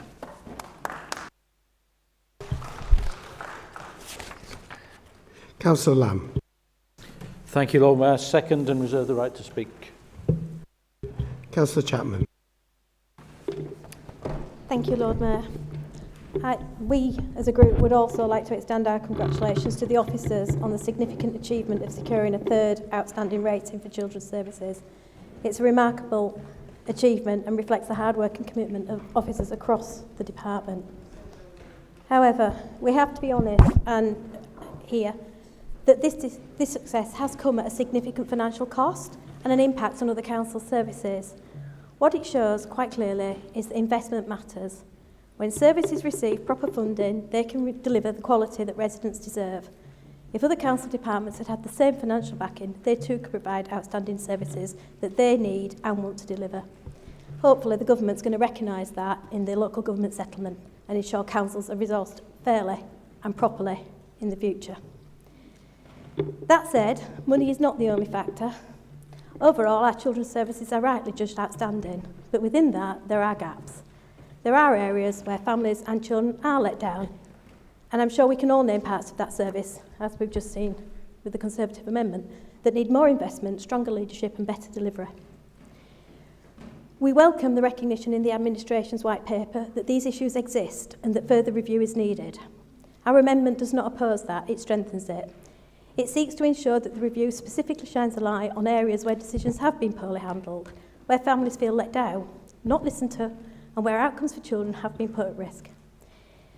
I'm going to talk in particular about the Little Owls nurseries, but this extends to the closure of schools, to the challenges in SEND transport, over 16 transport, the potential closure of children's centres, and I'm sure many other areas that we all get in our casework.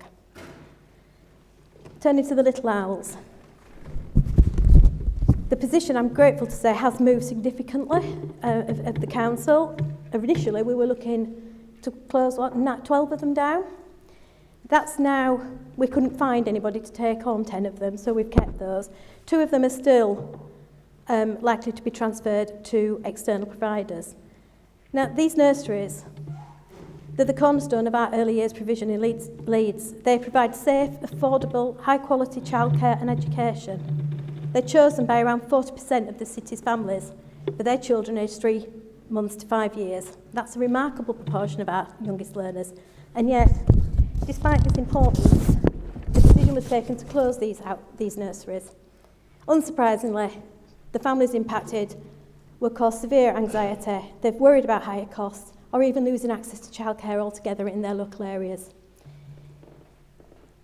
Rothwell in particular, we've got an outstanding, or we had an outstanding rating 2 years ago for that nursery. And since the announcement of the closure 18 months ago, our families have endured 18 months of uncertainty. Now they've been told there will be an alternative provider, but they don't know how much that means for cost or affordability. Fees, we are told, could rise from £61 a day, which is a little house fee, to as much as £90 a day. That is one heck of an increase and devastating for so many people. And nursery provision is already under pressure across the city, but in Rothwell, we actually have no provision at the moment available, according to the families that are trying to relocate their children. One nursery's got nothing available until 2027. One resident, she said to me that not knowing what the finance will look like is causing huge amounts of anxiety, and that the cost could go from £500 a month with 15 hours of free care to £900 or £1,000 with 30 hours of free care, justifying almost a husband to give up his job in the NHS and stay at home to look after the children. Handing Little Owls over to private operators may ease the council's budget, but it will leave parents and children to pick up the pieces. And it's the same with closing Queensway, or proposing that closure, proposing changes to Rothwell Victoria or Coburn. What we're finding is... Thank you, Councillor Chapman. Councillor Downs. Thank you, Lord Mayor. I'd like to second the amendment in the name of my colleague. Thank you. Thank you, Councillor Cowell. Lord Mayor, friends, thanks to all participating in this debate and all those involved in this work. And most fundamentally, huge thanks to all at the coalface of this work. It is a remarkable achievement, and there's time to congratulate others when things go right. Good work. And we welcome the aspiration to share learning and experiences nationally. Social care is a fraught and complex field, and mutual growth is key. And just as local authorities might learn from one another, council will do well to stretch ourselves and to look outside, learning from partner organisations, but also listening to people who've been directly involved with children's and family services. There's a growing recognition across many fields that we cannot afford to research and learn simply within our organisational and cultural echo chambers amongst professionals, but need to draw upon people with lived experience at the sharp end of life. Not just because it's ethically right, but because it can unlock new wisdom and transform our wonky systems. There's the Leeds Poverty Truth Commission, enabling people with lived experience of poverty to sit on a level playing field with decision makers to work for change. It's good to see people with former lived experience of drug abuse now being empowered to lead work with people trapped in addiction. And the brilliant NHS Service User Network enables people with lived experiences of neurodiversity, mental health struggles and more to reshape local health provision. Let me again mention the Fox and the Hedgehog book about blending expert and amateur wisdom to guard against becoming blinkered in our echo chambers. By way of example, we'd do well to give attention to the costly and traumatic overrepresentation of families from new migrant communities within our child protection system. Is it that people in these communities are disproportionately bad people, bad parents, or is there something else going on? I know some really good families new to the UK who found themselves caught in webs of social care, simply because they didn't know the rules, the norms. Like physical chastisement, smacking is normal in many parts of the world, as it was previously in this country. The first some parents find out that it's not kosher in the UK is when their kids are taken into care. In another case, a lovely family just didn't understand letters from social workers. They got tarred as uncooperative, so the police came and broke down their door and the kids went into care. And other families who just have no sense of the powers of social services nor the need to cooperate with them. This leads to huge misunderstandings and mistrust and entrenched battles between families and social services. These are just some of the barriers and hurdles between social workers and new migrant communities. These cases here were mainly resolved, just, in the end, but only following extensive independent input from mediatory people outside of the system. And it would be lovely to believe that the truth always comes out, and the system by default rights itself. But sadly, many cases don't sort themselves out. We know people in the third sector and community advocates and leaders who are seeing patterns of unnecessary misunderstanding, miscommunication, injustice and trauma on repeat in our communities. Families are broken, and the council picks up the tab. We recognise the huge pressures that social workers face And this is not about giving anyone a free pass. Poor parenting needs to be called out and confronted. But drawing upon lived experience will enable us to craft social care systems that are more empathetic, flexible, human. And everyone wins. Thank you. Councillor Goodall. Second and reserve the right to speak, Lord Mayor. Councillor Dixon. Thank you, Lord Mayor. So this amendment we set out today sets out a clear and responsible path to strengthen our safeguarding framework for children and young people in Leeds. So while Leeds has received recognition under Ofsted's ILEX framework, we approach this with caution. It reflects the hard work of our staff and partners, but it does not mean our work is done. Recent developments have highlighted areas where the current system, both locally and nationally, requires urgent attention. And I'd like to thank Sasha Watson for highlighting this to me. Earlier this year, a care company attempted to convert a property owned by a convicted sex offender into a children's home. This was not simply a planning oversight. It was a symptom of a wider failure to prioritise child safety over short-term cost savings. Under current law, property ownership alone does not trigger safeguarding checks unless the owner is directly involved in the operation. There is no legal barrier, and that must change.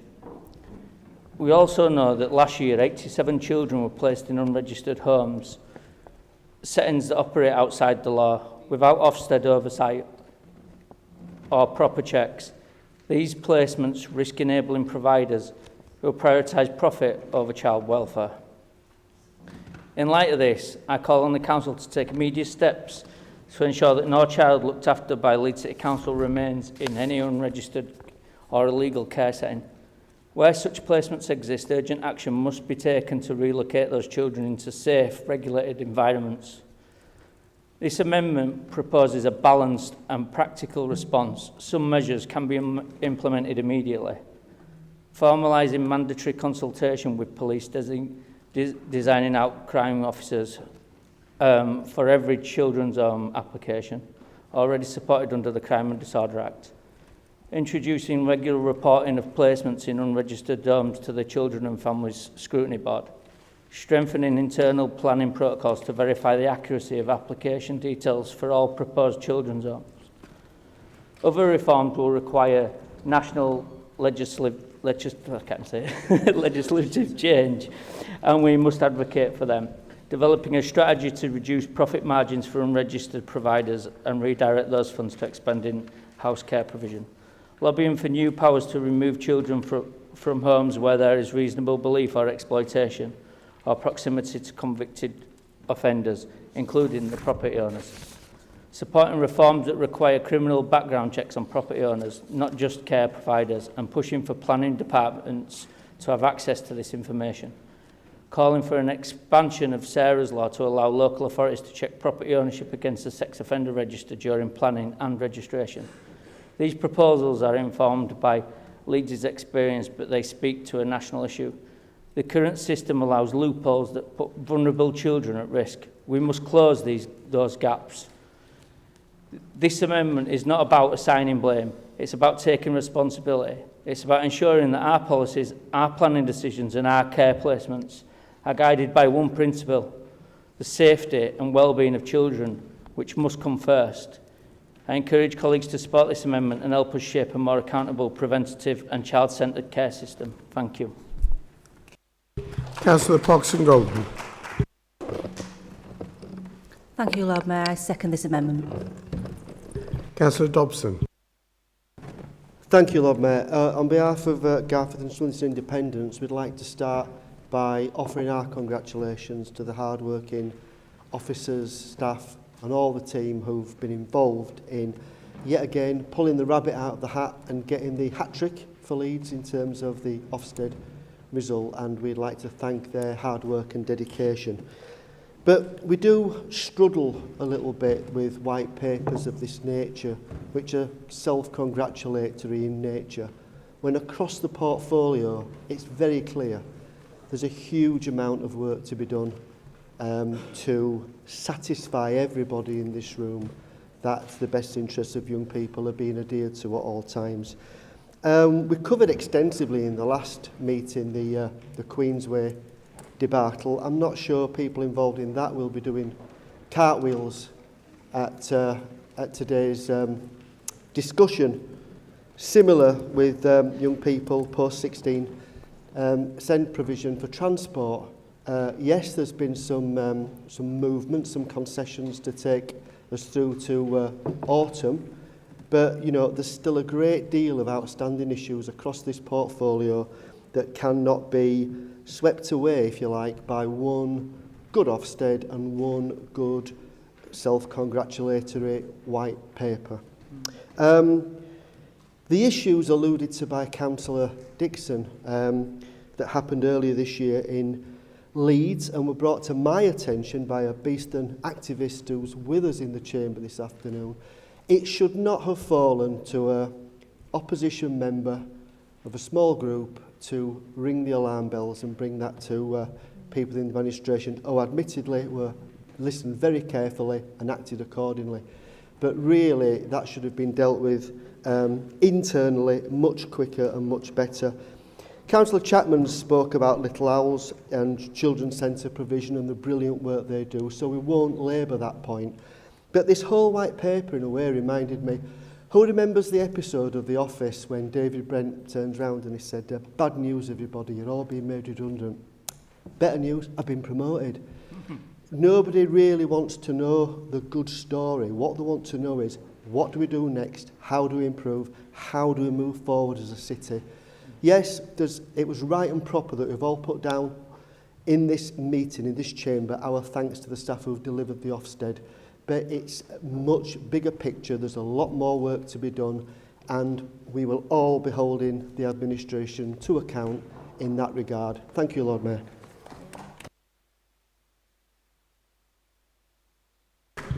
So, calling just in one moment's time Councillor Taylor to speak. Can I remind colleagues that this is Councillor Taylor's maiden speech. Councillor Taylor. Thank you, Mayor.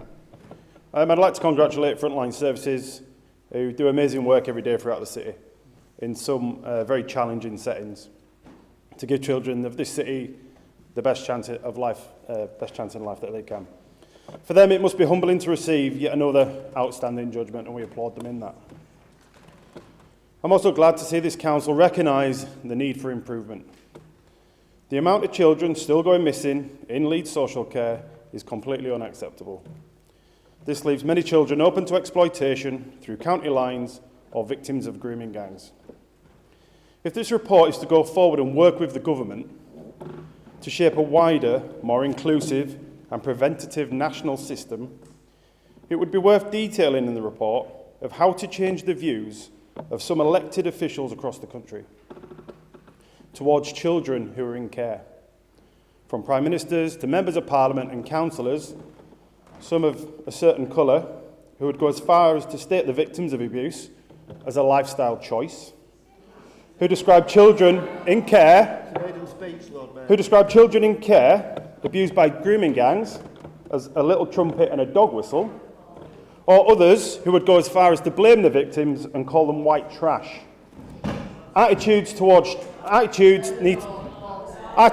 need to change, support for those who are speaking out need to change, and the care towards vulnerable children need to change. Thank you.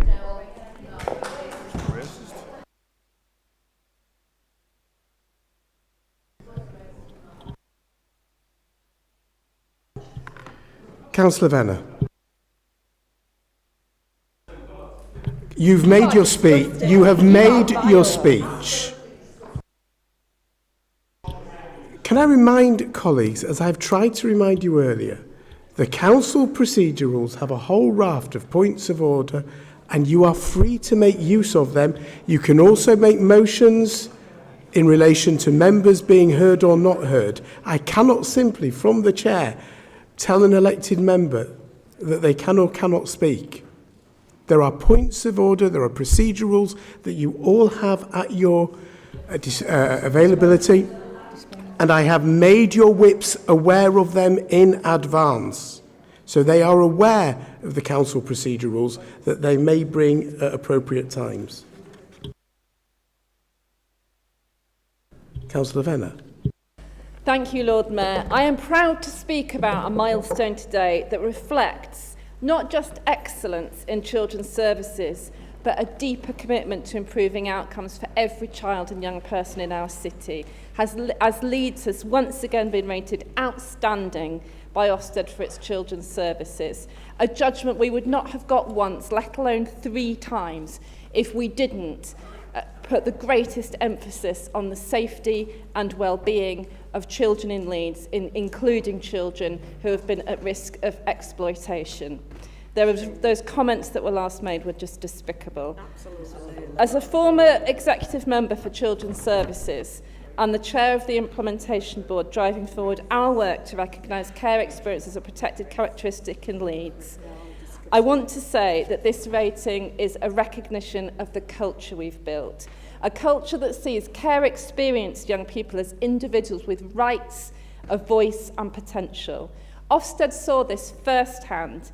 They visited the Archway Hub, which is co-designed with care leavers, and described it as welcoming, vibrant and inclusive. They praised our personal advisors as tenacious and thoughtful, as Councillor Hayden has already referenced. And they highlighted the way Leeds helps young people make sense of their past and their past trauma and plan for their future. That's exemplary, outstanding practice. The Implementation Board has been central to this progress. With care experienced people of differing ages on the board, it places their lived experience at the heart of decision making, shaping priorities, policy and practice. We've embedded care experience in our HR systems so staff can self-identify as care experienced. We've developed a guaranteed interview scheme for care experience applicants alongside an internship programme and work experience opportunities. And we've launched a staff network for care experienced staff. Importantly, our work is influencing others. We work with anchor organisations and the board is helping shape practice within West Yorkshire Police, who are also looking at how they can recognise care experience as a protected characteristic as a direct result of working with us and our amazing, inspiring care leavers. I'm delighted to share that I recently spoke at a House of Lords event with 3 care experienced people from Leeds, invited by Terry Galloway, who's leading the national campaign to make care experience a protected characteristic in UK legislation. The event showcased pioneering work from across the country, and it was a powerful opportunity to highlight how real change happens when policy is shaped with rather than for those with lived experience. It was a privilege to be invited in recognition of the leading progress we are making here in Leeds. The outstanding Ofsted outcome reflects a city that is serious about tackling inequality and improving outcomes for young people. That work continues with focus, accountability and the full backing of this administration, which has moved children's services from inadequate to outstanding 3 times. Thank you, I fully Councillor Venner. support this white paper. Councillor Lamb. Thank you, Lord Mayor. Lord Mayor, I think being a Director of Children's Services or an Executive Member for Children's Services is probably one of the most difficult jobs in local government. I've experienced it briefly as a lead member myself a long time ago, as scrutiny chair for 5 years, and as leader of the opposition. It is rarely good news when I get an unexpected call from Julie Longworth. And I see the burden that they carry every day. Some colleagues have pointed out some of the things, quite rightly, that this administration and Councillor Hayden have been held to account for in recent times, and on another day we'll come back to that and those things. But you deserve today the recognition that's been put forward, not just for yourself, on behalf of Julie, the entire Directorate. We support it. Regardless of whether you accept any of the amendments, we will put our hands up at the end to vote for this substantive motion. I hope you will support our amendment. I'll go on to talk about that. There's lots of things we could say. We could easily take a different tone in the debate today, but my mind has been stuck on where we started today, on Suicide Prevention Day. The powerful speech at the beginning, and I have to say the brave and powerful speech that Councillor Venner gave earlier, and it struck a chord with me that I wish it didn't. Barbara McKendrick, that you referred to, and her daughter Robin, they live next door to me. Robin worked for me for 2 years, and a few short weeks before Robin tragically took her own life, another young man in our village that had worked for me for 6 years took his own life. And I have to tell you, it was the toughest thing professionally that I've ever had to deal with and support my team. And so on this day, I don't feel it's the day for us to be falling out, to be looking at our differences. It's a day for us to come together. So I simply have an ask, because we will support your paper. I ask you to support our amendment. It is quite simply because we know, all of us, that MST CAN team do an amazing job. Our ask is really simple. Let's commit to finding a way together to making sure they are secure in the future, to help all of the children and families who are in the most vulnerable position. They do an incredible job. We need to keep it going. So the ask is simple. Please support our amendment. We will support you. We will celebrate. We'll come back and fall out another day, I'm sure. But today is a day to come together and do something really powerful for the most vulnerable families in our city. Thank you, Lord Mayor. Thank you.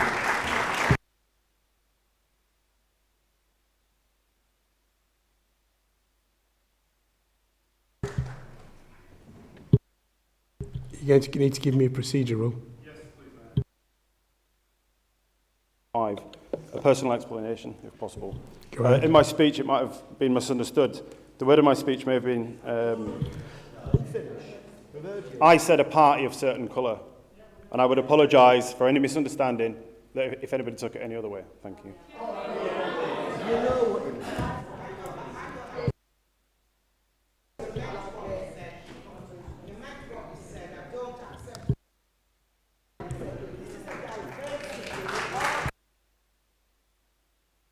Okay, you've made your point of personal explanation.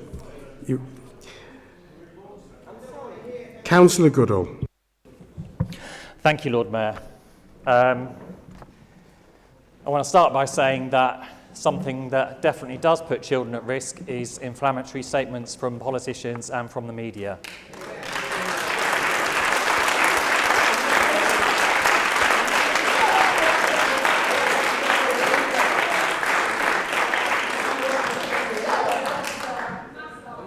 Both in this city and nationally, I'm hearing so many reports of people getting racially abused. It's getting really disturbing, and some of the language used does not help with that.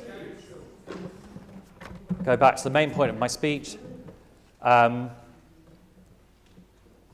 Massive applause to the whole team for everything they've done. The Children and Families team, I've seen it, I've witnessed it, being on the scrutiny board. They're doing fantastic work, and it's great, and I congratulate everyone, the whole team, on this Ofsted inspection. To back up what Councillor Carlisle was saying, we were talking about people who've recently arrived in the country and who perhaps don't know the system. And I know, Councillor Hayden, you were shaking your head, but I think it is good to just be able to listen and inquire and listen to this lived experience to see and investigate whether these things are happening. In most cases, I'm sure we get it right, but this is lived experience. So some of you will have lived, how many of you have lived in a new country? I have. I lived in the States. I was in a position of privilege. And allegedly, it's the same language. But I was constantly baffled by the bureaucracy of a new country. Imagine experiencing that, plus having to speak a different language, plus, in many cases, arriving in the UK from the horror of war or some kind of traumatic experience. You're having to get to understand a whole new system. So it is really important that we look at the lived experiences of new immigrants. Just on children's centres, even though they weren't necessarily mentioned in the Ofsted inspection, they do vital work, and they often pick up on the difficult family situations and prevent the need for social work intervention in the first place. Conversely, lots of cases that come to social care front door will be de-escalated to children's centres. So while I recognise financial constraints, I urge colleagues to retain children's centres as much as possible. Thank you. Councillor Scopes. Thank you, my Lord Mayor. I am delighted to support Councillor Hayden's white paper. I would like to start by congratulating and thanking staff within our Children's and Families Directorate, as well as the leadership shown by Councillor Hayden and Councillor Venner over a long period of time, which is, as Councillor Venner explained, was part of the setting the right culture, which we know is so important in where we are. They've worked tirelessly to ensure the best possible vision, care and outcomes for children and families across Leeds. Leeds is a beautifully diverse city, and that diversity brings richness and beauty, and it's something I'm really proud of. And I'd like to thank Councillor Lamb for bringing the tone back to where we should be today, which is thanking staff, but also recognising a need to improve. Frontline workers and all staff's commitment is to be applauded, and we know they will continue to work in the best interests of our children and young people. I was particularly pleased to see that this inspection confirmed something we already knew. Child-friendly Leeds is at the heart of the Council's approach.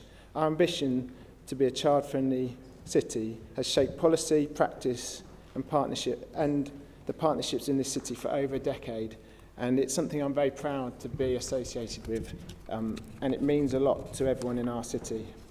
The 12 wishes, which I'm sure you've all heard me talk about before, have been shaped by over 80,000 voices of young people and children in our city from across the various communities in our city. And they guide our priorities, particularly in this case, Wish 3, which is that children and young people express their views and feel heard and are involved in decisions that affect our lives and their lives. Young people and Leeds, we hear you and we want to hear your voice more. Ofsted described how children's voices are heard and informed care planning and how children feel listened to and involved in decisions about their lives. You can see it in the way schools and housing teams and youth services are working together to support children and young people in a joined-up way. You can see it in our commitment to play, and so the place efficiency staff, which we have started in the city, first city in England, to have a place efficiency assessment, is really, really positive. And again, it shows this commitment to being a child-friendly Leeds. Although place efficiency isn't just for children and young people, it's for all of us, including us adults. Child-friendly Leeds has become part of the city's identity. It's present in murals, festivals, job descriptions, our shared languages across services, and it is no coincidence that it has now become we're the first core city to receive 3 outstanding ratings under the ILACS framework. We're committed to improving greater focus to reach our ambition of improving outcomes for all our children and families and make Leeds the best city for children and young people to grow up in. It's not just us, I'd also just like to thank our partners who work with us. Thank you, my Lord Mayor.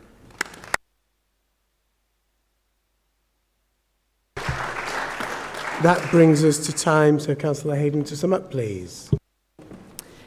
Thank you, Lord Mayor. Sorry, I'm just a bit... Anyway, because I've got quite a bit written down, but a lot of it is actually about leadership written down. And that's become more and more important as this debate's gone on. And I can't quite believe how this debate has panned out. But I want to thank you, Councillor Lamb, for somebody who showed true leadership this evening. And I know that you're not always that nice to me in this chamber. But what you said about that suicide prevention, they were young people, they were children a couple of weeks before they took their lives, some of them. You know, I know they're 18-year-olds are not adults. You know, there are children and young people, and we do listen to them. Thank you, Councillor Scopes, for mentioning that we talked to 80,000 children across this city 3 years ago. We constantly talk to them. And the Ofsted, the most incredible feedback I've ever listened, they ended with a quote from a parent from the parent group, of parents with lived experiences, Councillors Carlisle and Goodall, who we meet with, who inform the improvements to our services. Ofsted were incredibly impressed. And this woman said, I wouldn't go near a social worker before. Now I tell other people to get engaged with them because they're fantastic. And it wasn't the frontline staff who were inadequate in 2010. It was the leadership. And I want to talk about leadership and culture. because it matters and political leadership matters, and what you say in this chamber or in your community matters. And people do listen, and they get the inference, and they get the culture, and they get when they're welcomed and when they feel part of Leeds, and they get when they're not welcome. You know, I'm from an immigrant family. My grandfather brought my dad, who was a 10-year-old child immigrant, with his four brothers and sisters. And they lived in a one-room flat up there, and they got a council house, amazing, a 4-bedroom council house in Gipton, with a beautiful big garden that my grandma could wear. And they weren't welcome. It was no blacks, no Irish, no dogs. But we're not. We're a compassionate, welcoming city. And this is a brilliant, brilliant achievement. And it goes to everyone, but particularly the leadership. Those 3 people sitting there, especially Councillor Cooper, balancing those finances that meant we couldn't find. But then Councillor Venner went and found the money for the MST can. They are outstanding, they are amazing. We will fight and we'll work with this government. And I'm channeling her dad, Alderman Mick Lyons, OBE, who when I doubt myself, I hear him in my voice going, "You can do it, lass." Because he always said that to me. And he'd have said a lot more this afternoon, but I can't repeat it. But Alderman Keith Wakefield in 2010 took it on. I literally stand on the shoulders of giants. I stand on those brilliant women, Baroness Blake, who took us in 5 years to good. Alderwoman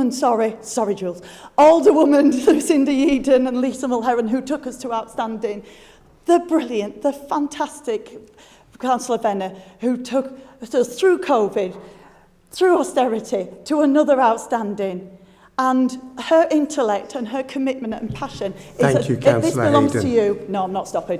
Councillor Hayden, as lovely as the speech it I work is, with care experienced people. I gave the 7 seconds. Councillor Hayden. So, Councillor Hayden. we are going to lead. Councillor and we're going to Hayden. lead our... Councillor Hayden.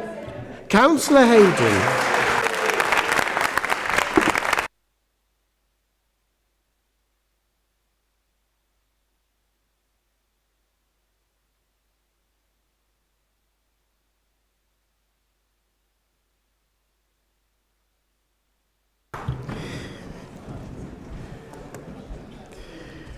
I think I have to be tighter on my 7-second rule.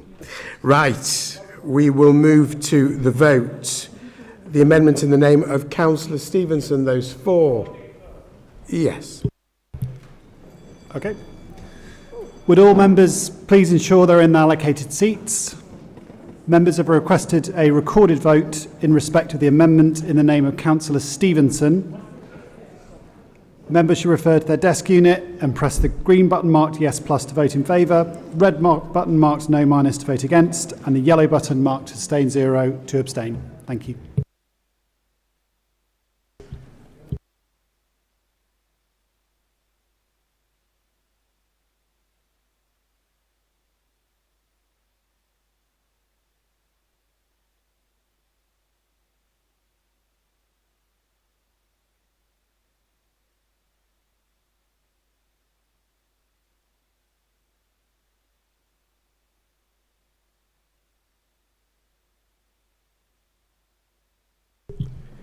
So we have 85 members present, voting yes 29, voting no 56. So that is defeated. Now call for the vote on the second amendment in the name of Councillor Chapman. Those 4. Those against. Any abstentions? That is lost. So now the vote on the third amendment in the name of Councillor Carlisle. Those 4. Those against. Any abstentions? That too is lost. Fourth amendment in the name of Councillor Dixon. Those 4.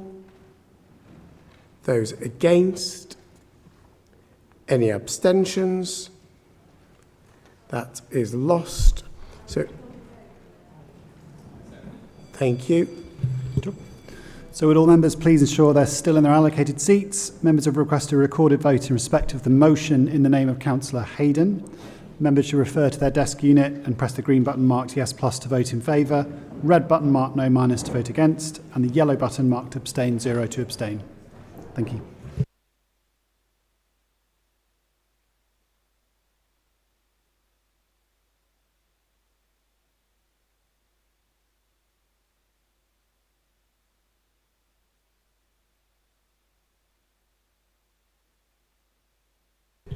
We have 85 members present, no votes against, no abstentions, votes for, 85 is carried unanimously. Thank you.